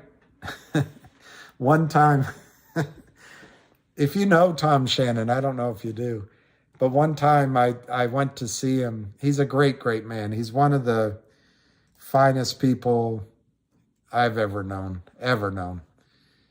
And he's got a good heart, very good heart. He was in Brazil as ambassador, and Pope, I think it was John Paul, it might be this Pope, or I think it might be this Pope. This Pope went to Brazil and they had a big outdoor ceremony, a mass, and Tom's Catholic, so Tom went as a U.S. ambassador, and he never forgets at all that the Pope asked him to pray for the Pope. I mean, Tom's a good guy. Very good guy. Yo, you're originally from L.A. Oh, you don't know him. Okay, well, he's a good man. I'll someday, maybe if this all works, I'd love with everybody, even the ones that occasionally I piss off, I'd love to just, if this all worked, I'd love to travel the world going to the Grand Slam tennis events and meeting you guys, and just enjoying, because one thing all of us have in common is we are interested in this, obviously. I think we're all interested in sort of trading and money, deals, whatever. But I also have a strong sense that everyone has a higher motive of fixing this system. It's so funny how I'm turning out like my dad, but I'm not as concerned. I like rich people. I like work. They're fun to hang out with, and I love managing their money, and I would never abuse their money at all. But I really would like to help everybody, everybody. I would love that in Rio de Janeiro. I would love that. That would be awesome. I just got to find me someone to travel with. That would be great, the Brazil show. I really would. I mean it. I would love it. And I'm thinking Brazil show of, I don't know why you moved to Brazil, and you probably speak Portuguese, but I don't speak Portuguese or Spanish. But I'm thinking of moving to Argentina or I forget which one, if it's Uruguay or Paraguay. One of them has a city that's kind of up in the hills that's a little bit European. I can't remember which one. But I'm nervous that I don't speak the languages, and I'm Maximino Gringo. Wow, you're fluent? Wow. That's amazing. So I think I'm telling you the truth. That I think it's the fourth most spoken language in the world. Let me look it up.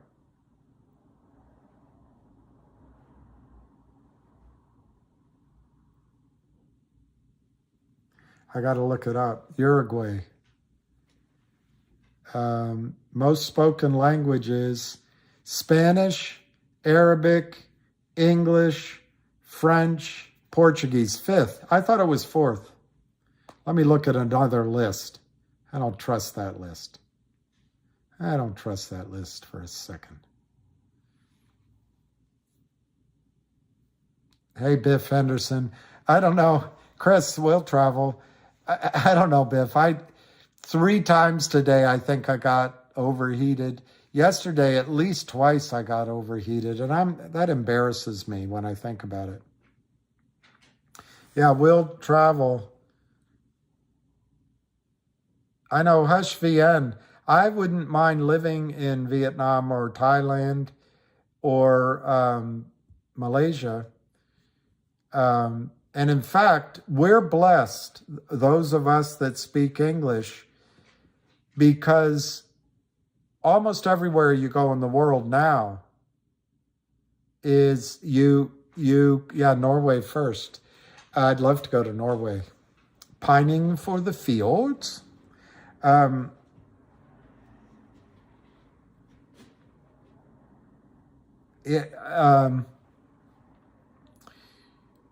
So we can get by with English almost everywhere. But it's a shame. It's a tragedy. You're lucky. I would love to think in another language to hear different, because there's got to be different ways of thinking when you define things differently. It's got to be that case.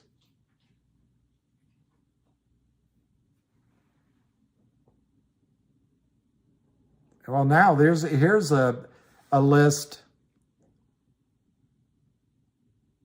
Morty Bojangles, you're in Denmark? I'd love to go there. I was in...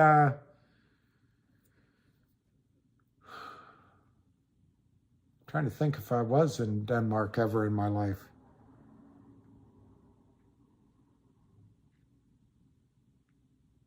Well, here's a list. Here's a list of spoken language that puts Portuguese last. English is number one with 1.12 million.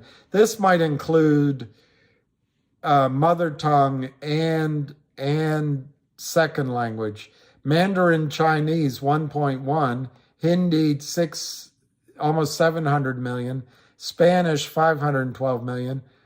French, it's like those French. If you go to Paris, let me give you a warning. Over there, egg is œuf, hat is chapeau. It's like those French have a different word for everything. 284 million. Arabic is 273. Bengali is 265. Russian, 258. Portuguese, 234 million. Wow, that'd be cool. I used to be able to say, hush VN, I used to be able to say, where is the bathroom in Malay? Because my mother could. That one word, that one sentence. I can almost remember it. I'm having a hard time remembering it. I love Paris, but you know what's a better city, believe it or not? Brazil show, you know what's a better city? You'll never believe it. Amazing. Yeah, Malay. Did I serve in the military? No. My dad did. But I was in that generation after the draft was gone and before we got involved in other wars. I did want to, my dad was in the Navy, and I wanted to do Navy ROTC. My mother literally lost her temper, just went in, and so I was like, oh, and the school I went to didn't have NROTC. The only choice was ROTC. Oh my gosh, she really blessed me out. So I didn't sign up, but I did take one or two semesters, and they recruited me hard. And,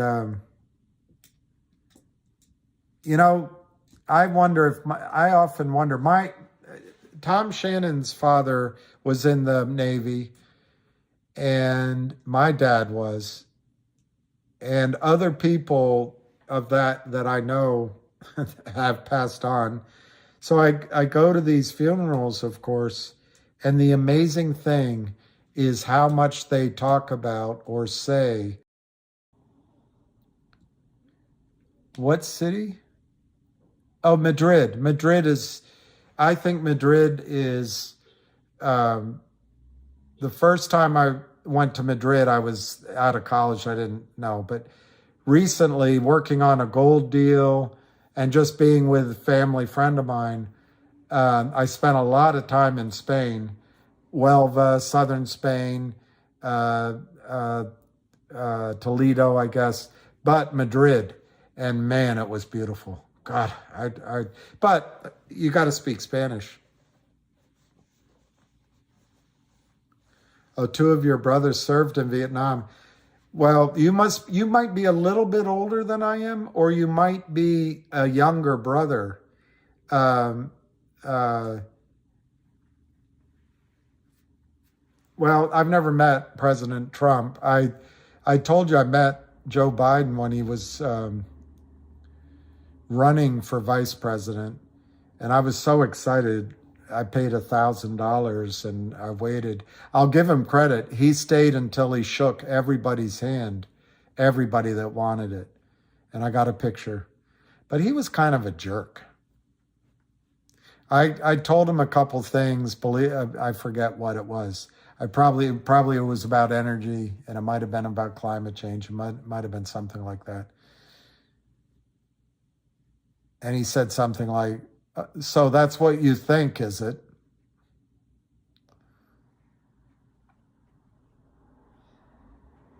Yeah, in retrospect. In retrospect. I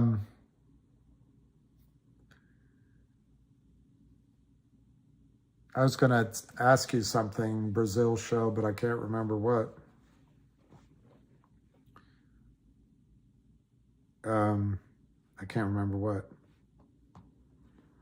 I can't wait till this. I can't wait till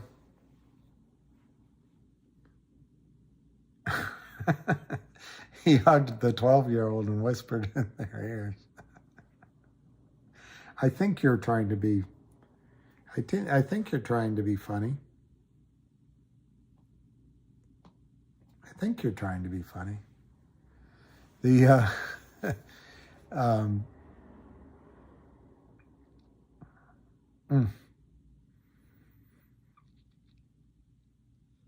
I don't know. You live in Brazil and you live in Vietnam, but I bet, and those must be great places to live. And I've lived abroad. I know how wonderful it is. But coming back to the States, you always feel, home, and you feel like we've been such a great country, but I don't know what's going on. Frank McLean, I was in Saudi 2 years, ate every day with generals with court pennies. Wow. You probably had a lot of fun. If you're like me.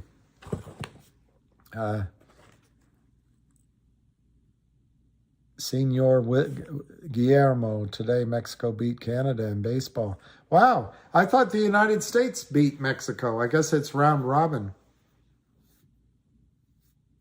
Really, Brazil show? Yeah, I'm really thinking, I'm stating it, I'm not going to get maudlin or anything, but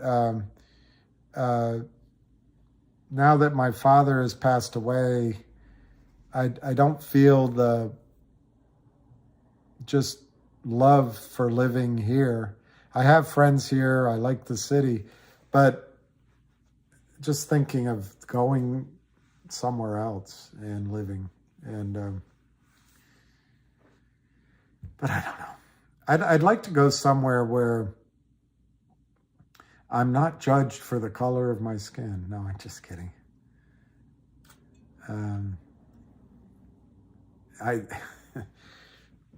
As my dad would say, maybe it's time. Maybe it's time. Oh, there are a lot of expats?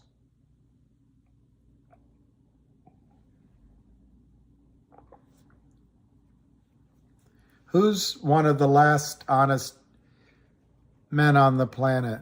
Let me see who Kevin's talking about. Let me see who Kevin is talking about. I'm not sure who he's talking about.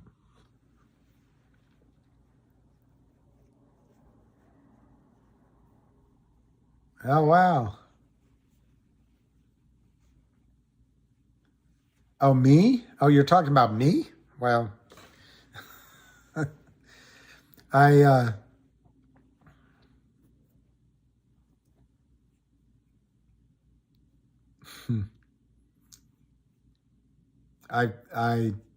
told my father about it. I'm not sure he remembered, but when we lived in Chevy Chase, we were kids, and there's 3 of us, and my dad, my brother and I shared a room, and then my sister had the different room. And my dad, I don't know why, I don't know what reason was it. I guess somebody wanted it. But he made these wax, I don't know what. It was something you could play with. And it was in a glass or in a cup. And he did it, I guess, late at night while we were all asleep. And then he put it under each of our pillows. And I woke up first, like I used to always wake up first. And I was so excited to get it. I forget why this was an important item. I guess you could, you know, it was malleable. But I got up like I'm the eldest, like the jerk I was. And I quickly ran over to Mike's bed and saw his. And I ran into Carol's room, saw hers, because I thought I was the only one, and I saw that they got it too. And then I couldn't help but notice that Carol's and mine were the same size, and Mike got this big one. So being the eldest, I just assumed Dad meant to give me the biggest one, and Mike and Carol got the smaller one, so I swapped it out. And of course, Mike didn't know the difference. He was just excited as he could be to get what he got. Carol was excited. Dad came in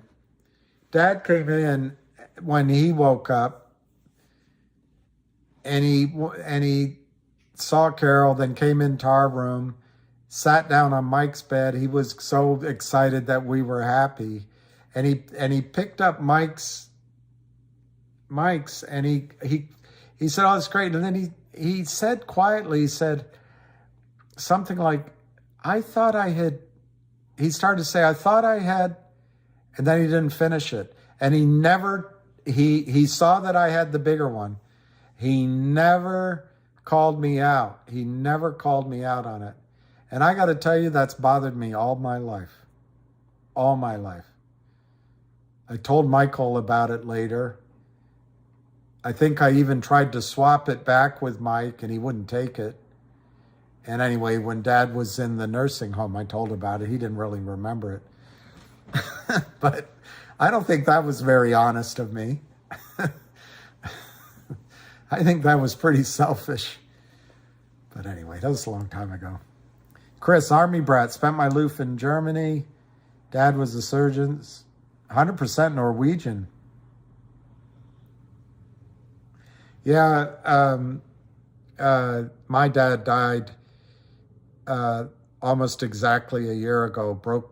It still, but anyway. Well, that's nice, Dips Patel, but I don't know. I gotta learn to keep some of my answers shorter, and I've got to learn not to overreact, and I've got to, I don't know. Anyway, as my sister says, we're all just humans. She says, we're only human. And then I say back to her, I've noticed that about all of you. And she proceeds to get upset with me. Yeah. Well, thank you, Kevin. I thought you were talking about somebody else. I'm seeing through you. How does that song go? The Beatles. Anyway, I wasn't a military. Well, I was kind of a military brat while my dad was in the Navy, but then I was a Foreign Service brat. But then you have to throw in the fact that my parents divorced as well. So thank you, Vanden Plays. That's a good point, Ramiro Garcia.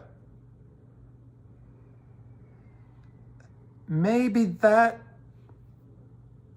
a very good point. Maybe that instilled it. To my knowledge, I've never done anything like that the rest of my life. Ever. Ever.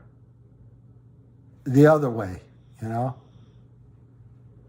So that's a very good point, Ramiro. It's a good point. It's a very good point. I don't know if there's any other news in the world that we should be aware of. I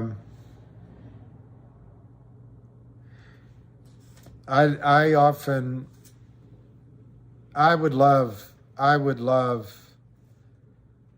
yeah. Ramiro, I think, that's very perceptive, Ramiro. I'm going to think about that.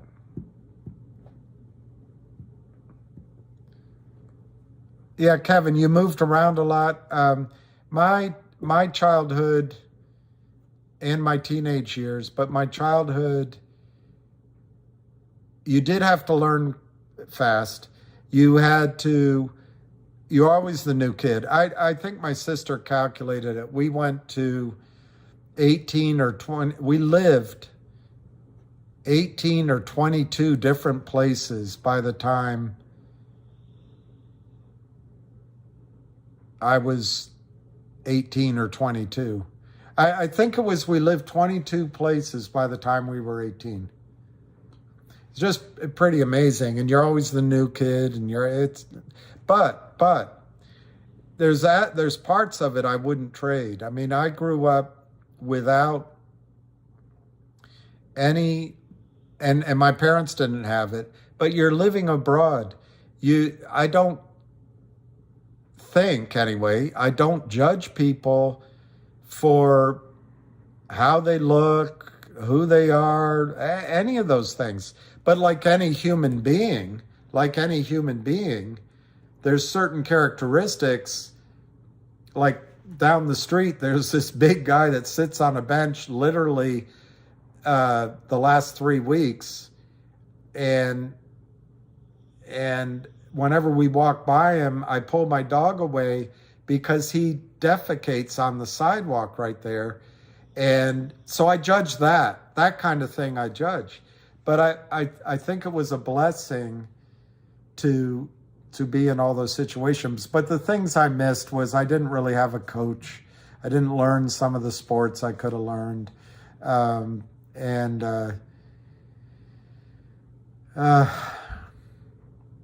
Friends, you make a lot of friends, but I have a good friend in Georgetown, and I always tell him he's amazing. He's had lifelong friends from kindergarten, and he still stays in touch with all of them. And I kind of miss that. But like you just said, Kevin, my childhood was really brief for me as the eldest. In fact, I mostly don't remember it because it was so short. And then I had to grow up really quickly. And anyway, you can't complain about it. Love is love, and then not fade away. Love is love. I was born a poor black child. All right, it's hard. Oh, I want to read that. It's hard being the new kid, only kid. One time I was the only black kid in school in LA in the 60s. Oh my gosh. Oh my gosh, that would have been tough. That would have been tough.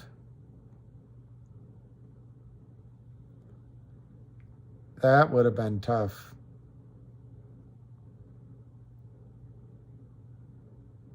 Yeah, they do. They do treat you differently. The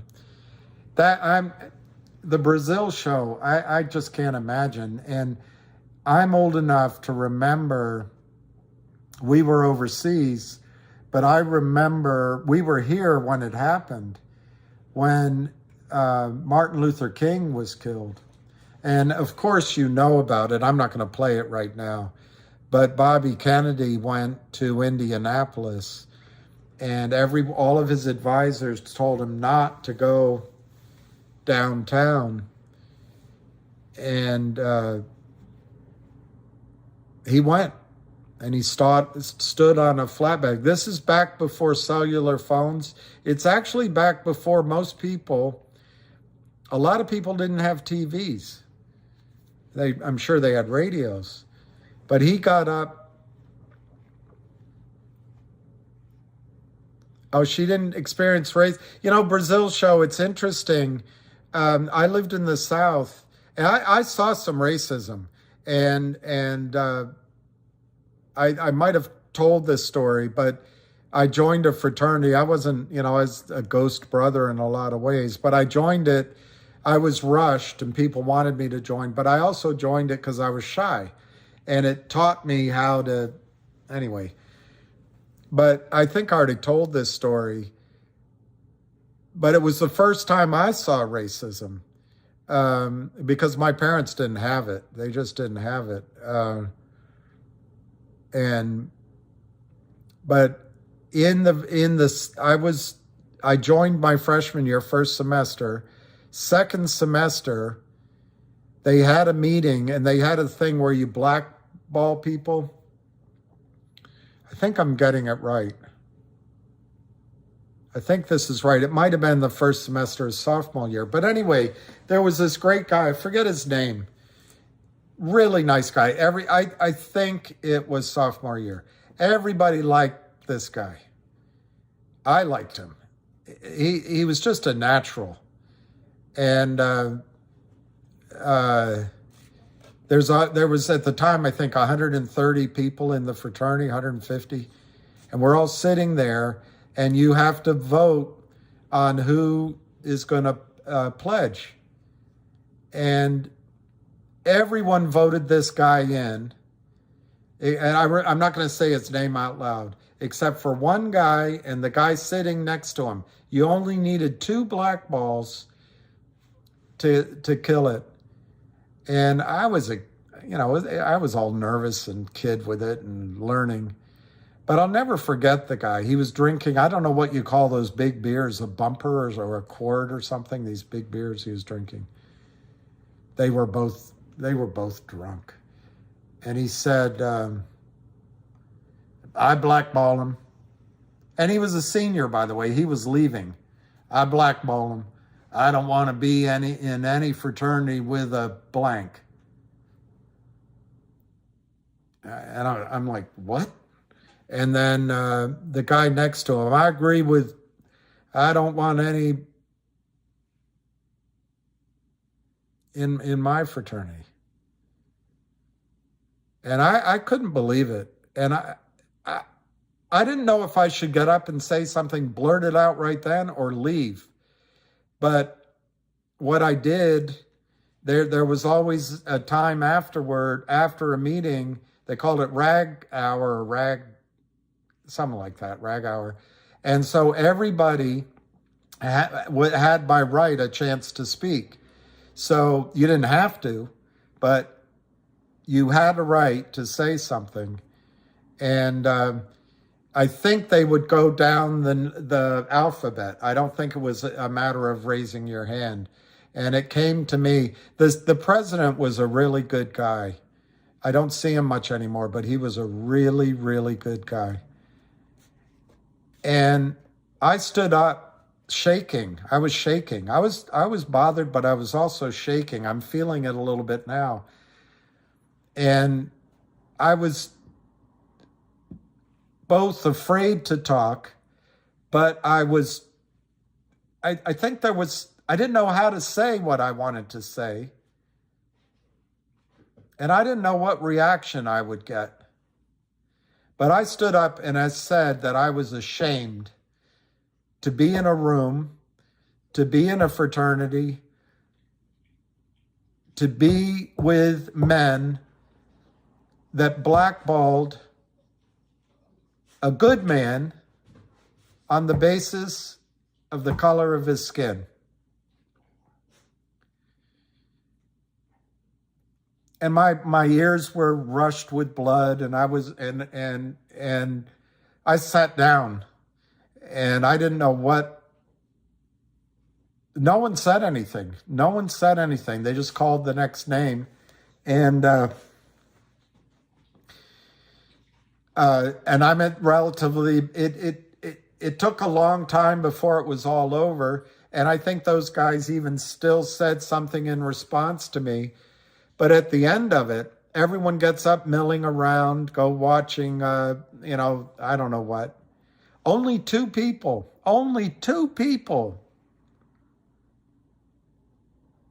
came up to me afterward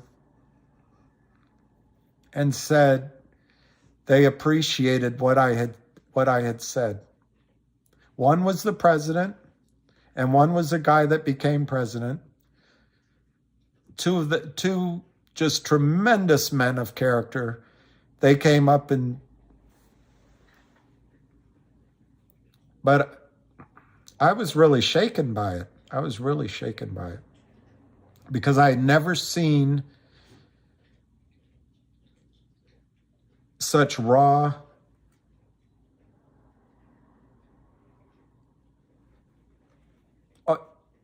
it's raw, but it's also dismissive. It's uncaring, unfeeling hatred in my life. I'd never seen it. Ugh. I can only imagine. I can only imagine. I can't imagine. I mean, it's hard to imagine. But anyway, I don't know why I told that story again. The Brazil show, Mississippi lawmakers seek to return to Jim Crow. Separate.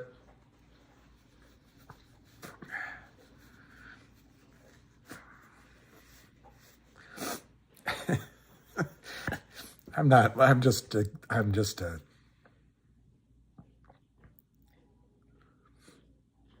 Well, that's it, Brazil. That's a really important point that you make.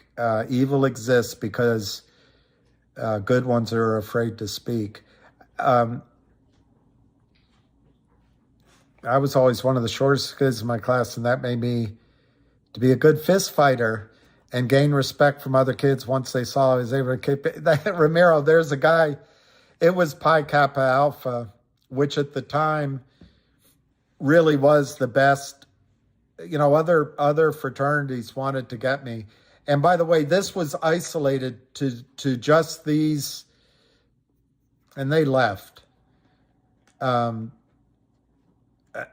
were a lot of good people in that fraternity. Absolutely amazing. We also had Kappa Alpha, which was built on, the Southern rebel, which I had no interest in.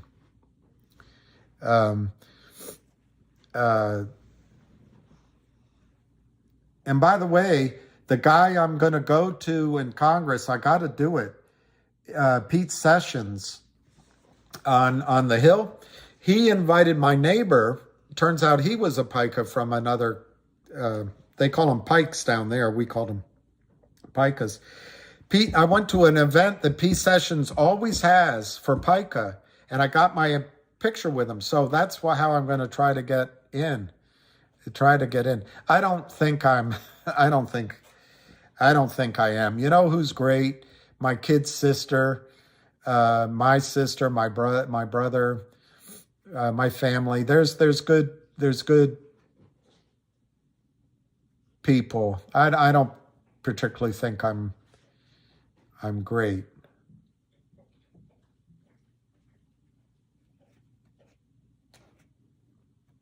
And sometimes there was a time when I went, I was looking for jobs, and I remember, I can't remember all the details of it, but I was in this room and there was a man and a bunch of young people like us, and he was pitching something that sounded so sketchy, and I don't even remember it anymore.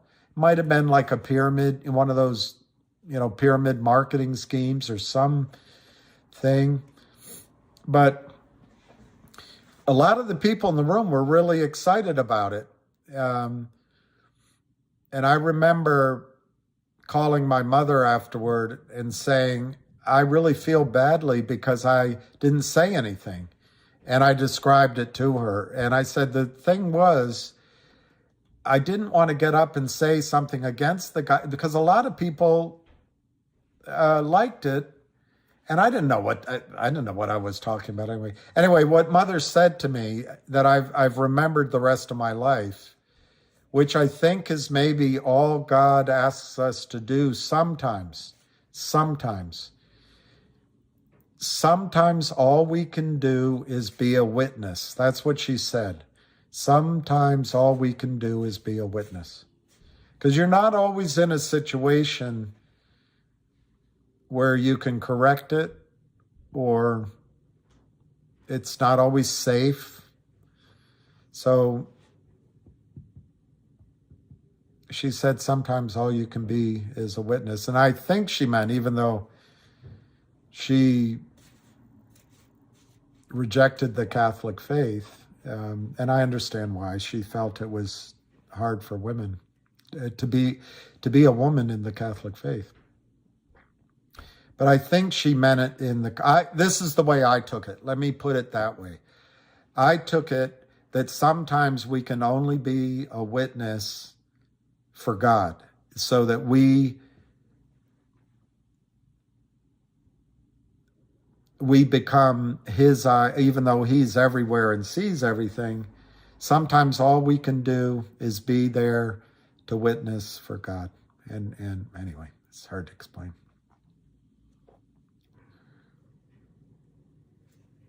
What's the AVCT annihilation? I don't even know what that is. What's the AVCT annihilation? Kevin, I honestly think GTII will never squeeze. The reason why is because they see it coming. The SEC and FINRA will stop it from happening. If it does, we will all know how corrupt. Well, I'll try to answer that. I want to see what. Thank you, Julie Kim.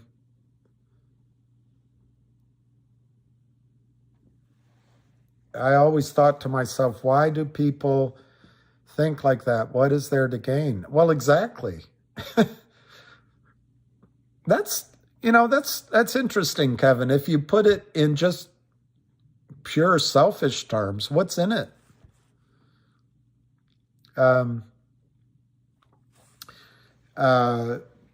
Claire, you're sending me dinner. Religion is so polarizing. My channel got attacked by a certain wing of certain religion because you posted videos of the car. Wow. You know, I love watching videos. I met him 3, maybe 4 times. Saw him several other times because he lived here. And I was invited to his house twice. But Christopher Hitchens. And I enjoy watching him. He's an atheist, and he debates, and he doesn't want any sympathy. But I tell you what, I don't think God could be mad at him. That guy is smart. He brings up questions that are legitimate, and I always figure he's more upset with religion or how men and women behave than actually God. But we'll see. Yeah, Hitchens, I would have loved to spend time with him. His house full of books, whole row of books, the whole wall. And then you go in the living room and then he doesn't hang the paintings, but there's bookshelves in the middle. I said to him, I'm so envious. You have all these books. I said, my girlfriend won't allow me to have these books. He said, get another girlfriend.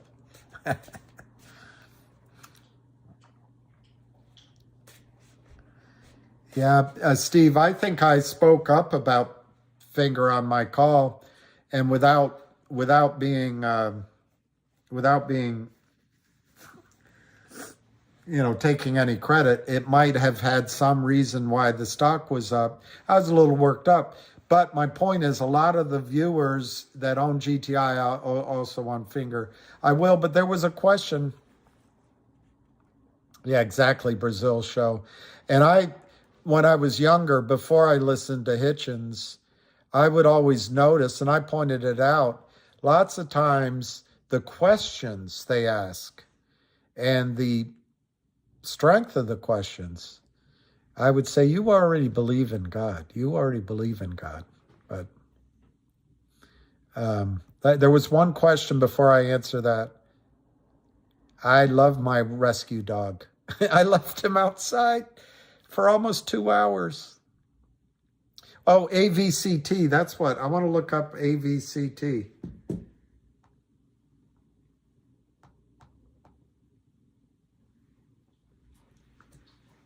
American Virtual Cloud Technologies. Oh my gosh. $1.50.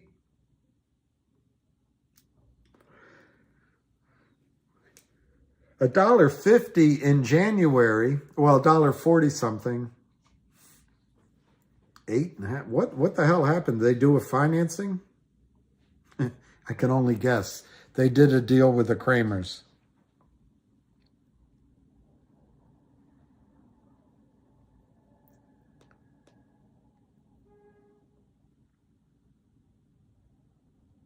AVCT. AVCT. AVCT.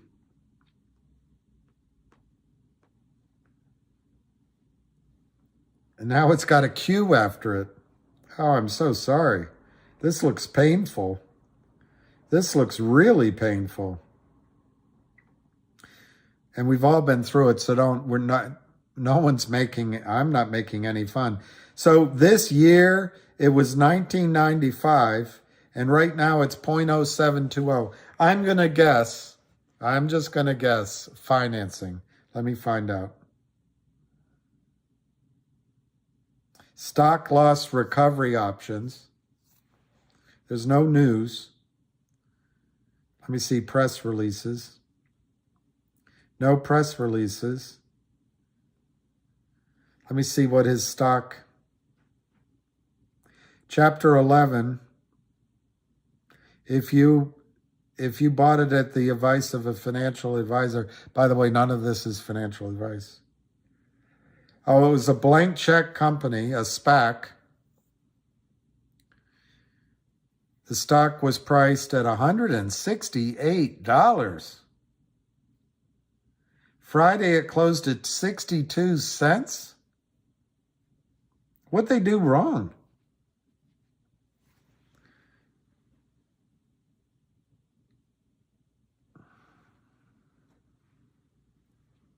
Here, look at this. Many full-service brokerage firms offer strategies to manage risks.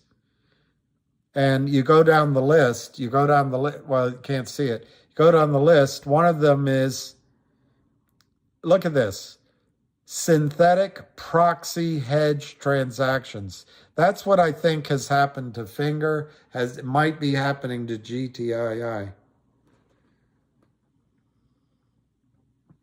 That looks like a really painful experiment. Did I look? Let me see. I want to go back to this guy, whoever this AVCTD was, see if he said anything. I'm going to answer you, Kevin, but I'm not. Good to see you again. I have had to dope the Michael Frederick's AVCT. Unbelievable. I do have a great rescue dog, and I came. He doesn't like to come home anymore. I'll talk about Finger. Watch him.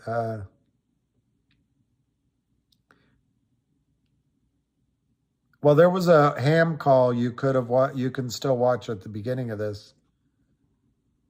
Margin requirements going up. That's great.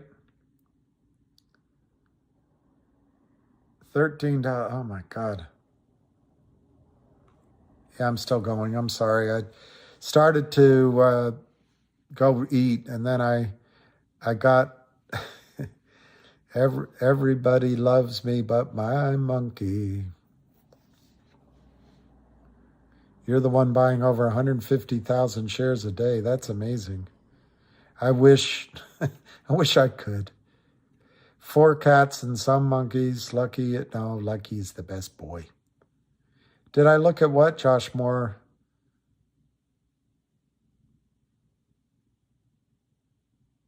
I think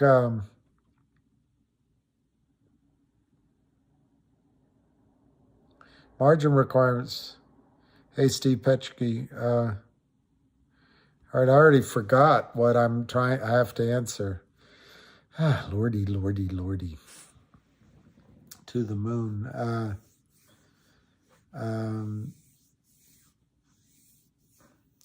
Finger, I think Finger's under attack by the Lynn partners, and I think it's a foolish game, and it's going to end. That's my short summary. Yes, Jenny, Rebecca, I haven't eaten, and all you missed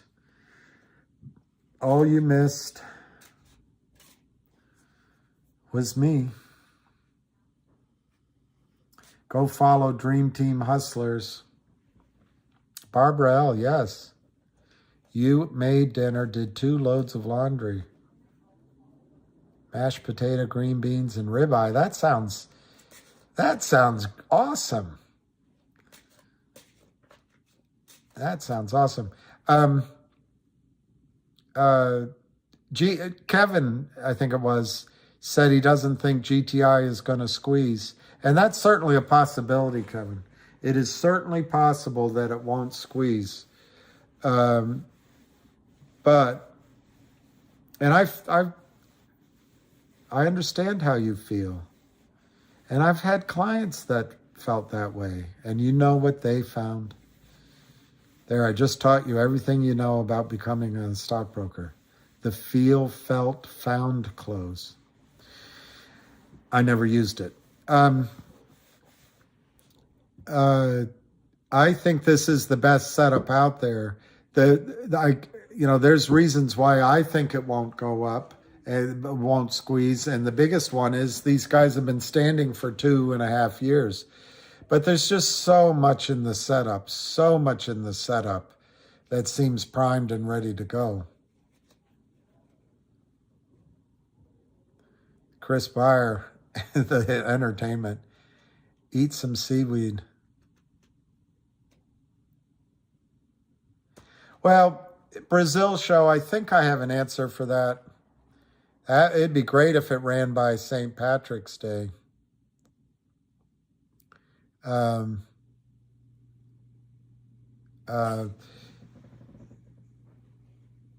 Don't take the Eucharist in hand. Well,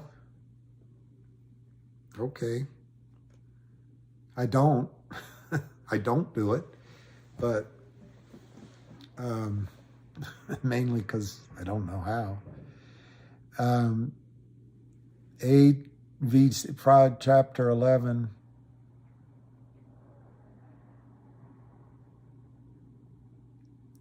Well, so can you get something out of it in bankruptcy? That's a nightmare. Bankruptcy is a nightmare. Someone will come take the asset and leave you the shaft. I got the elevator. She got the elevator. I got the shaft. Well, just quickly to Kevin, I think that the squeeze is going to happen in GTII. If it doesn't, I don't think it's going to happen in any of these stocks.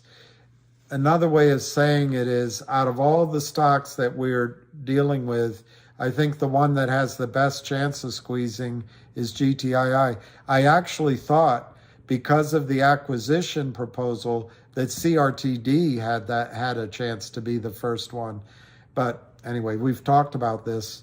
My favorite Irish pub in the DMV, I think, is the one out in Great Falls, and I'm forgetting the name of it right now. But it's so long ago that I went there. But out in Great Falls, I can't remember the name. But in DC, well, there's one in Old Town, but in DC, I would say the Dubliner, which is where Jeremy and all those guys met. I'd say the Dubliner. Irish Times is next door, and there used to be the Four Provinces on Connecticut Avenue, but I swear I think that's closed. So I would go with the Dubliner. I don't know if I'll be there Friday. I mean, I can be, but I don't know.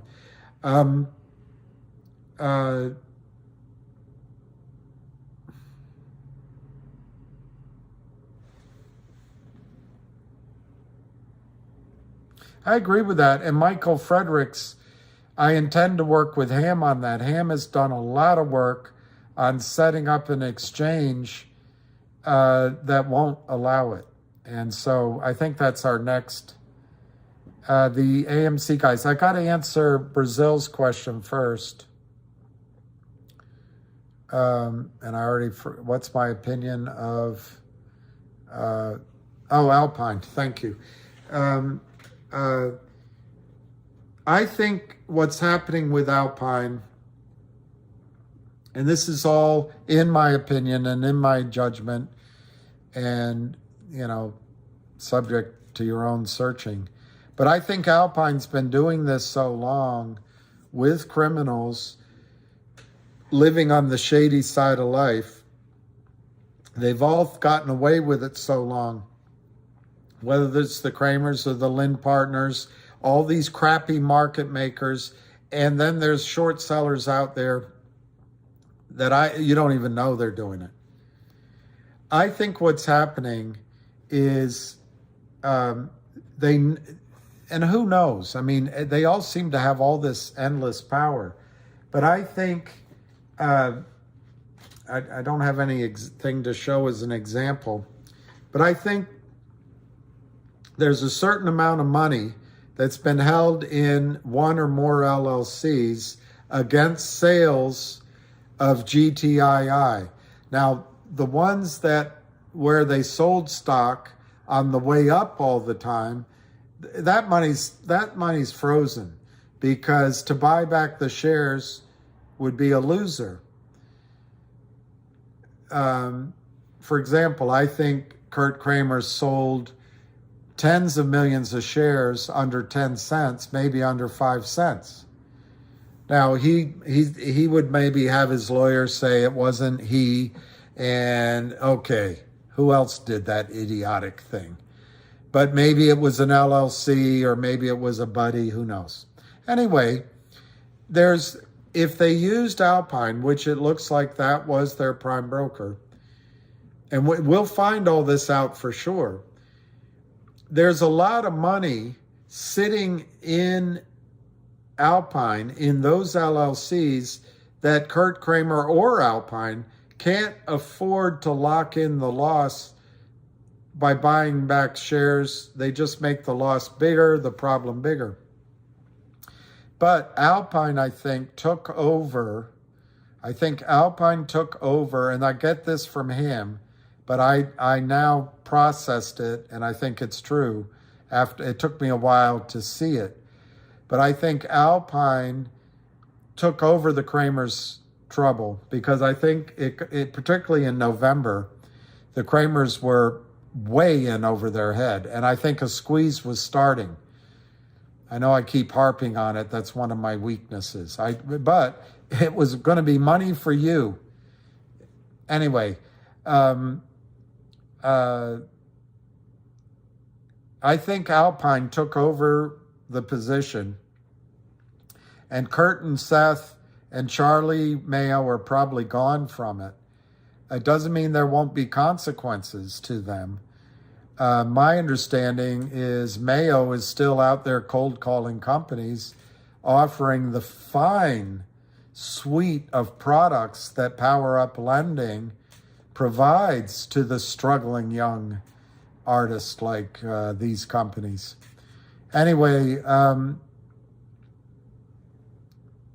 what I think's happening is they said when Alpine took over the position, they brought in a bunch of people they work with to kind of attack it. The only thing I can think of, it's a little like that scene in The Matrix where they're in the submarine and then all these things drop down and attack. It's like Alpine said, bring in all these evil short sellers to hyenas to attack. And they did. And they promised those short sellers to get paid. Well, they used different LLCs. They ran it through Alpine. This is my assumption and my guess. So let's say the first one started selling stock at, right after everyone went to COSM. Let's say they sold stock at $2.50 short. counterfeit. They sold it down to $2 aggressively in one account, one LLC. Well, how do they get paid? They can't take the money out unless they deliver stock. Well, one of the other buddies sets up an LLC. He might have sold some stock higher or not, but he probably did, because they don't have their own money.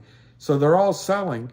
But this one, when it gets down to $2, he buys the stock from LLC 1. So LLC 2 maybe sold stock from 250, 260, or he just started selling. He just started selling at 225. But anyway, he buys it back at $2. They close out that position. So they have, in my example, they have 50 cents of free cash they can take out of that account, because Alpine is either too stupid to see it that it's the same people, or Alpine's complicit with it. And so they're stripping money from the market.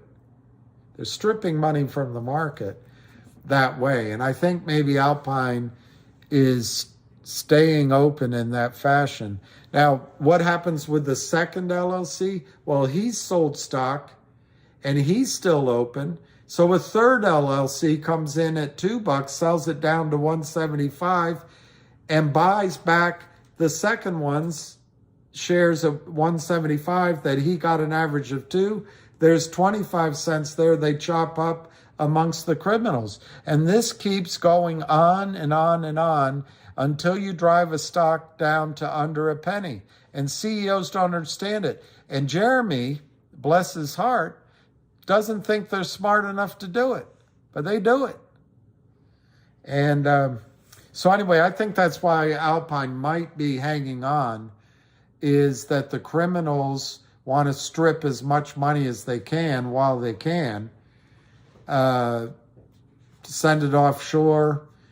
You know, they might go live in Botswana, I don't know, in Venezuela. I think that's one reason. The second reason is a clever lawyer with Alpine, I don't know which lawyer it was, filed in court a intriguing argument that FINRA doesn't have the right. I'm paraphrasing massively, but that FINRA doesn't have the right to regulate Alpine, basically, that FINRA is overstepping its bounds. And that, I think, is along with the fact that they came out and said that Alpine is in trouble, owes $2.3 million, has this big short position in GTII. I think that is the stay, that case, I think it's that case, that the judge gave a stay to Alpine of a month. And I didn't study it. I'm not a lawyer, so I'm using language I don't fully understand. But apparently the deadline is March 29th or March 28th. So I don't think Alpine is going to sustain. Do you think while all these banks, while Credit Suisse is being bailed out, and maybe Alpine organized some sort of synthetic, what do they call it? Synthetic proxy hedge transactions offshore, maybe. We don't know all the things. But how long can Alpine stand in the face of all of this? Just how long? I don't think very long. Well, I think China cares about climate change, but they also care about being a number one economic power, Michael. And I think China, you know this already if you study climate change, but coal is the single worst, if you believe in heat trapping gases. Coal, the carbon that comes off of coal, is the single worst climate change element if you judge it on one aspect. It stays in the atmosphere for 250 years or something like that. A long, long time. It might be longer. My memory is 250 years. It might be 300 years. But it stays in the atmosphere. The heat trapping aspects of burning coal stays there for a long, long time. China's argument is that the UK, Germany, the United States built their industrial might on coal. It's not completely true, but it's largely true. And so why shouldn't China burn coal? And it's frightening how many coal plants they're building. What's also frightening is how many coal plants India is building. And there's a huge coal mine in Indonesia. It's really frightening. If there's one thing we should all agree on, we should leave the remaining coal in the ground. That if we did that one thing. But anyway, the worst, or at least one of the worst gases, is methane, or as others say, is methane, in terms of its power. And what I remember is, I might get these numbers reversed, but I remember is methane or methane is 27 or 28 times more powerful at trapping heat than carbon. But it only lasts for 40 years, so it dissipates. I might have reversed those numbers, but the point is it disappears in a lifetime. Remember the Nord Stream bombing, whoever did it, I don't want to get into politics. They let so much natural gas belch into the sky. I don't know how many cows they could get rid of to get that stopped out. But China's building a lot of coal plants, and it's really frightening. I think the answer for the planet is we have to learn to live with less energy each than... Was it Family Guy? I think it might have been Family Guy. They had a flashback to a time when a guy lives across the street that's a modern American guy, and the person on the other side of the street, I don't know, it was Fred Flintstone or something. And the guy, the North American guy, goes into his house. The lights are on in every room. He's got lights shining everywhere, and then he turns on his stereo and blares. And the stark contrast between how we all live with energy compared to how people lived 150 years ago is astonishing. And I'm trying to remember her name, great historian, not Karen, her name was, anyway, she wrote a book. Let me look it up just because I'd like to know the author's name. And I just thought it might be a different author. It might be.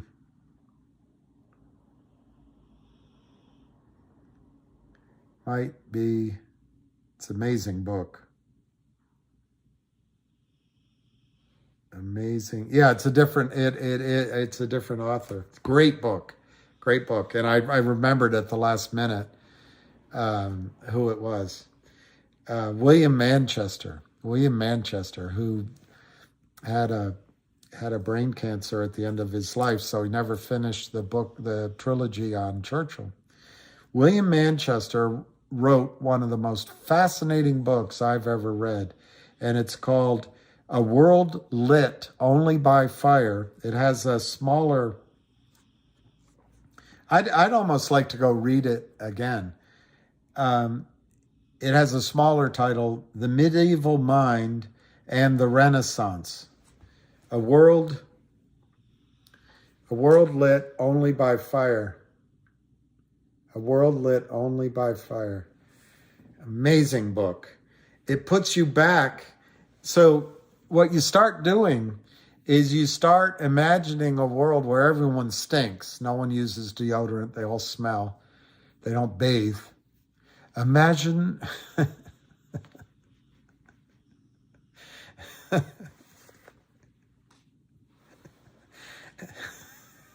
I'm trying to remember the context. Arthur says, Hobson, this is Gloria. And she says, hi. And he says, you have a wonderful economy with words, Gloria. I look forward to your next syllable with eagerness. And then Dudley said something like, isn't she wonderful? And don't you just think this is this? And Hobson says something, imagine, I got to look it up, but he says something, imagine how wonderful a woman who bathed would be. Anyway, in this book, no one bathes. And but it's a world lit only by fire, like this candle. So you think about a world that after the sun goes down, everyone goes to sleep. When the sun goes up, people wake up. The only time you have light is with a candle. And then noises, for example. You just imagine when you go outside, you don't hear any airplanes or helicopters or cars. It's an amazing book. And I forget why I brought it up, A World Lit Only by Fire, but I highly recommend the book. I forgot why. I have to get to Scotland? Ach, no. Hey, Brazil show, thank you. It was good talking to you. And I like all your information. I'd like to get to Scotland, Frank McLean. I've been to Ireland, but I've never been to Scotland, and I'd like to. That's it, Brazil show. That's where I was headed. The planet, we're like a virus on the planet. China wants to have an American century. Unfortunately, yeah, exactly, John Smith Doe. But I think you'll find the Federal Reserve is part. Thanks for the concise answer. I forget what I was answering, Brazil show. I don't remember. Sorry, I went on. I'm sorry about that, Brazil show. Next time I'll answer whatever it was. Hey, KYP. Yeah, I was talking about a little bit about China and coal and being an industrial power. But when you think about it, the United States may have cleverly moved a lot of its industrial needs to China. So the pollution, we buy all their goods. So maybe we moved the pollution over there. But we've got to learn to live differently without destroying everything. I think about the dolphin. I think it's in the Yangtze, the Chinese dolphin, white, I think, and it's a river dolphin. And it's either extinct or it's on the complete, there's like one or two left, all destroyed by pollution and the idea.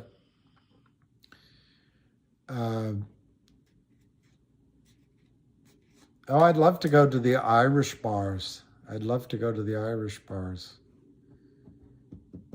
I don't know how much longer I should go tonight because I got to walk my dog.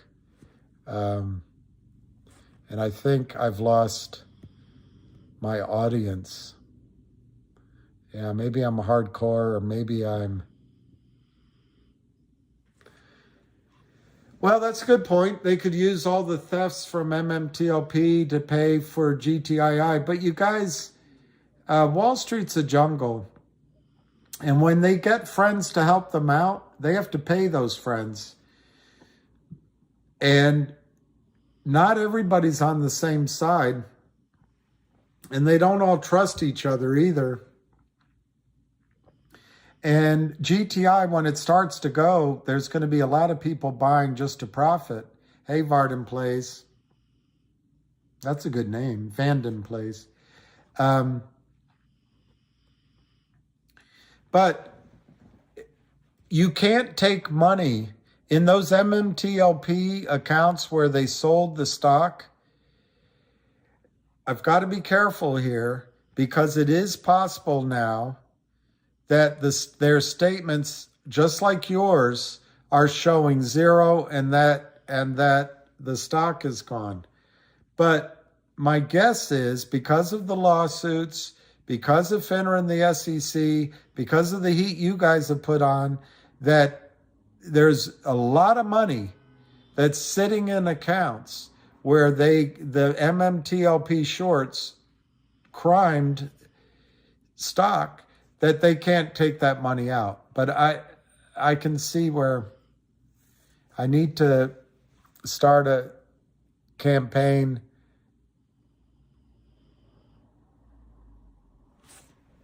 Hey, Mike Russo, haven't commented in a while, but always here watching you. You're the best. Thank you, Mike Russo. We had a guy in school called Russo. That's a good name. I like that name.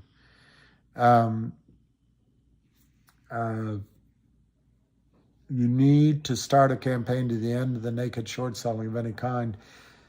Well, so companies and retail, yeah, I'd love to start something honest, Michael. And I think, and I'll try to redouble my efforts, although my system of working, I need to hire a secretary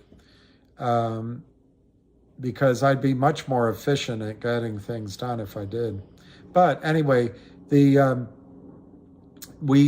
has a strategy. I want to help him to start an exchange to help companies raise money honestly and get away from the short selling, help biotech.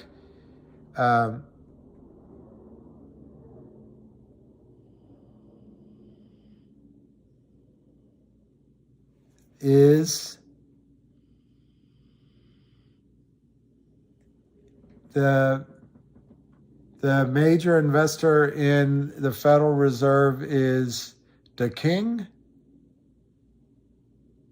The King. I'm sorry, I'm being, is the King, is the Crown, is, I'm being so slow-witted on what you're saying. The majority investor of the Federal Reserves.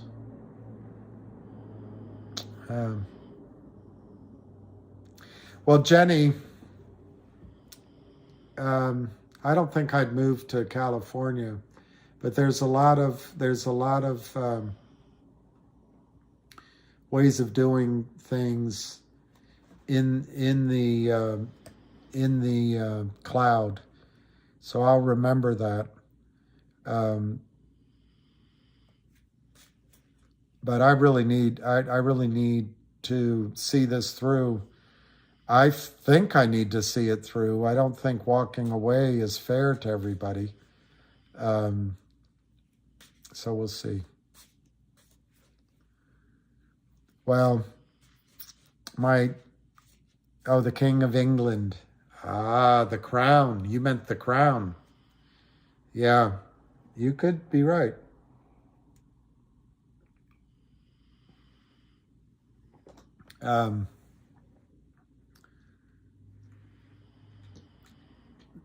I bet some of you wrote that book called Debt, The First 5,000 Years.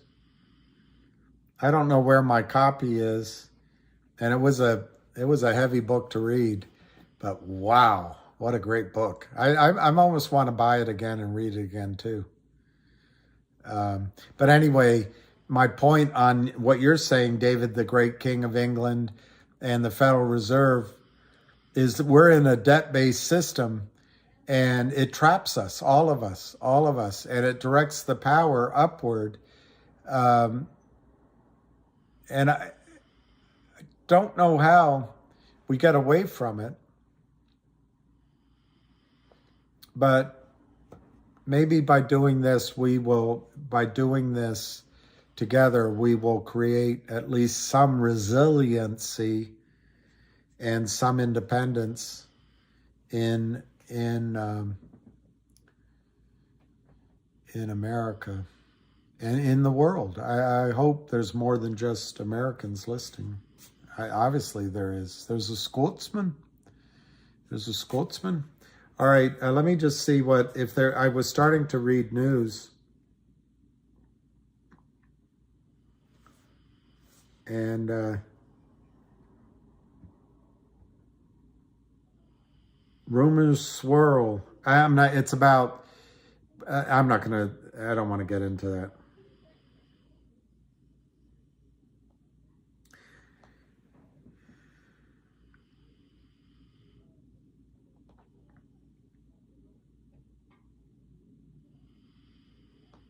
Looks like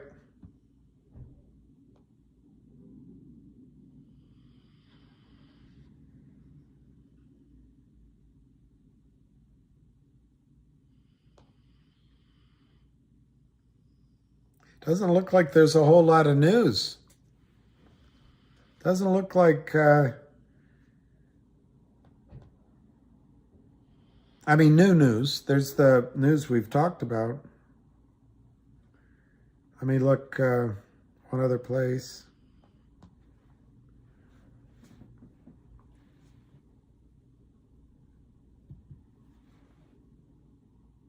I don't know who Zendaya is.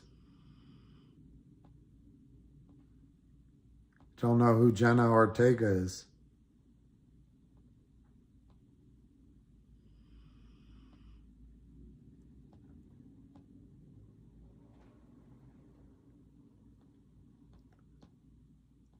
I'm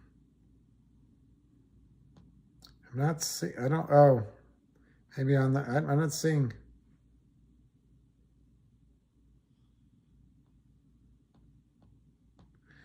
I don't see any news. America's founders screwed up by allowing a form of the Magna Carta, aka policies, codes, corporations, politicians in America. That might be, as you know, I don't know much about your history, but the Magna Carta was that King, it wasn't King David, was it? It was no, it was Cromwell, I can't remember now. Anyway, he signed that under false pretenses. He didn't mean to follow it. He didn't mean to follow it, so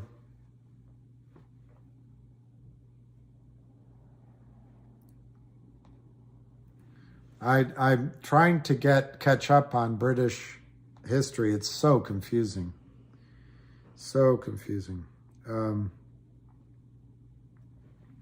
just seeing if there's any news as maybe we can see this out. Talked about how he is an investor also, but he made 40 million because of us. Yeah. Diana Pants. Diana Pants, that's a good name.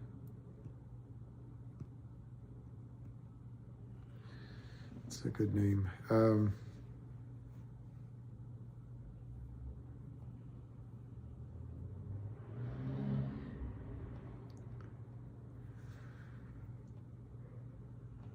I don't see any news to share with you. I don't see any news to share with you. Diana Pants Management also made 60 million. Yeah, I need to go eat. Diana Pants, which person are you talking about? Who's he? Is it 40 million? Who, Diana Pants? I'm missing something, but I'm interested. I'm interested. Count me, call me interested. Yeah, all right, in 3 or 4 minutes I'll quit because I do have to eat and obviously I'm losing my mind. Oh, if it wasn't because of us, his AMC would be, yeah, okay, it's popcorn. Okay, yeah, popcorn. Okay, on June 15th, 12:15, imagine that. So this is 2015, sort of, 800 years ago, in a field at Runningmead, King John affixed his seal to Magna Carta, Confronted by 40 rebellious barons, he consented to their demands in order to avert civil war. Amazing. So fascinating. So fascinating. All right, so it's 2 minutes. 2 minutes, I think I will. Yeah, look, Diana Pants, I think and you know, you can make the argument both ways in some ways. What did Jenny L say? You'll see me tomorrow, Barbara L. Yeah, I'm listening to Jenny L. But anyway, Diana Pants, I think that's exactly right. And, you know, he doesn't have to worry. Anyway, he may have been paid to do it too. He may have been paid to do it. Diana Pants, there's so much money at risk. You can't trust almost anyone you're talking with. It's just frustrating. It's frustrating. All right, so I'm going to give it 2 minutes in case someone says anything. Barbara, I'm listening to Jenny. You have to eat. I'm going to do that. And I hope you send your 2 cents. 2 cents.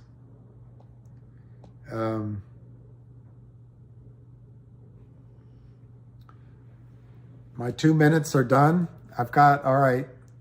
My 2 minutes are done.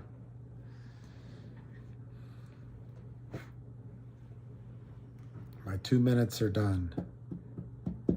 All right, everyone. Thank you. I know it was a long one. You found a wheat penny. Wow. I used to have all those. I don't think I have them anymore, but I'll look for wheat pennies for you. All right, everybody. Thank you very much. I apologize for it going on so long, but I enjoyed it, and it was good to calm down after a couple of my ramblings. So anyway, see you mañana.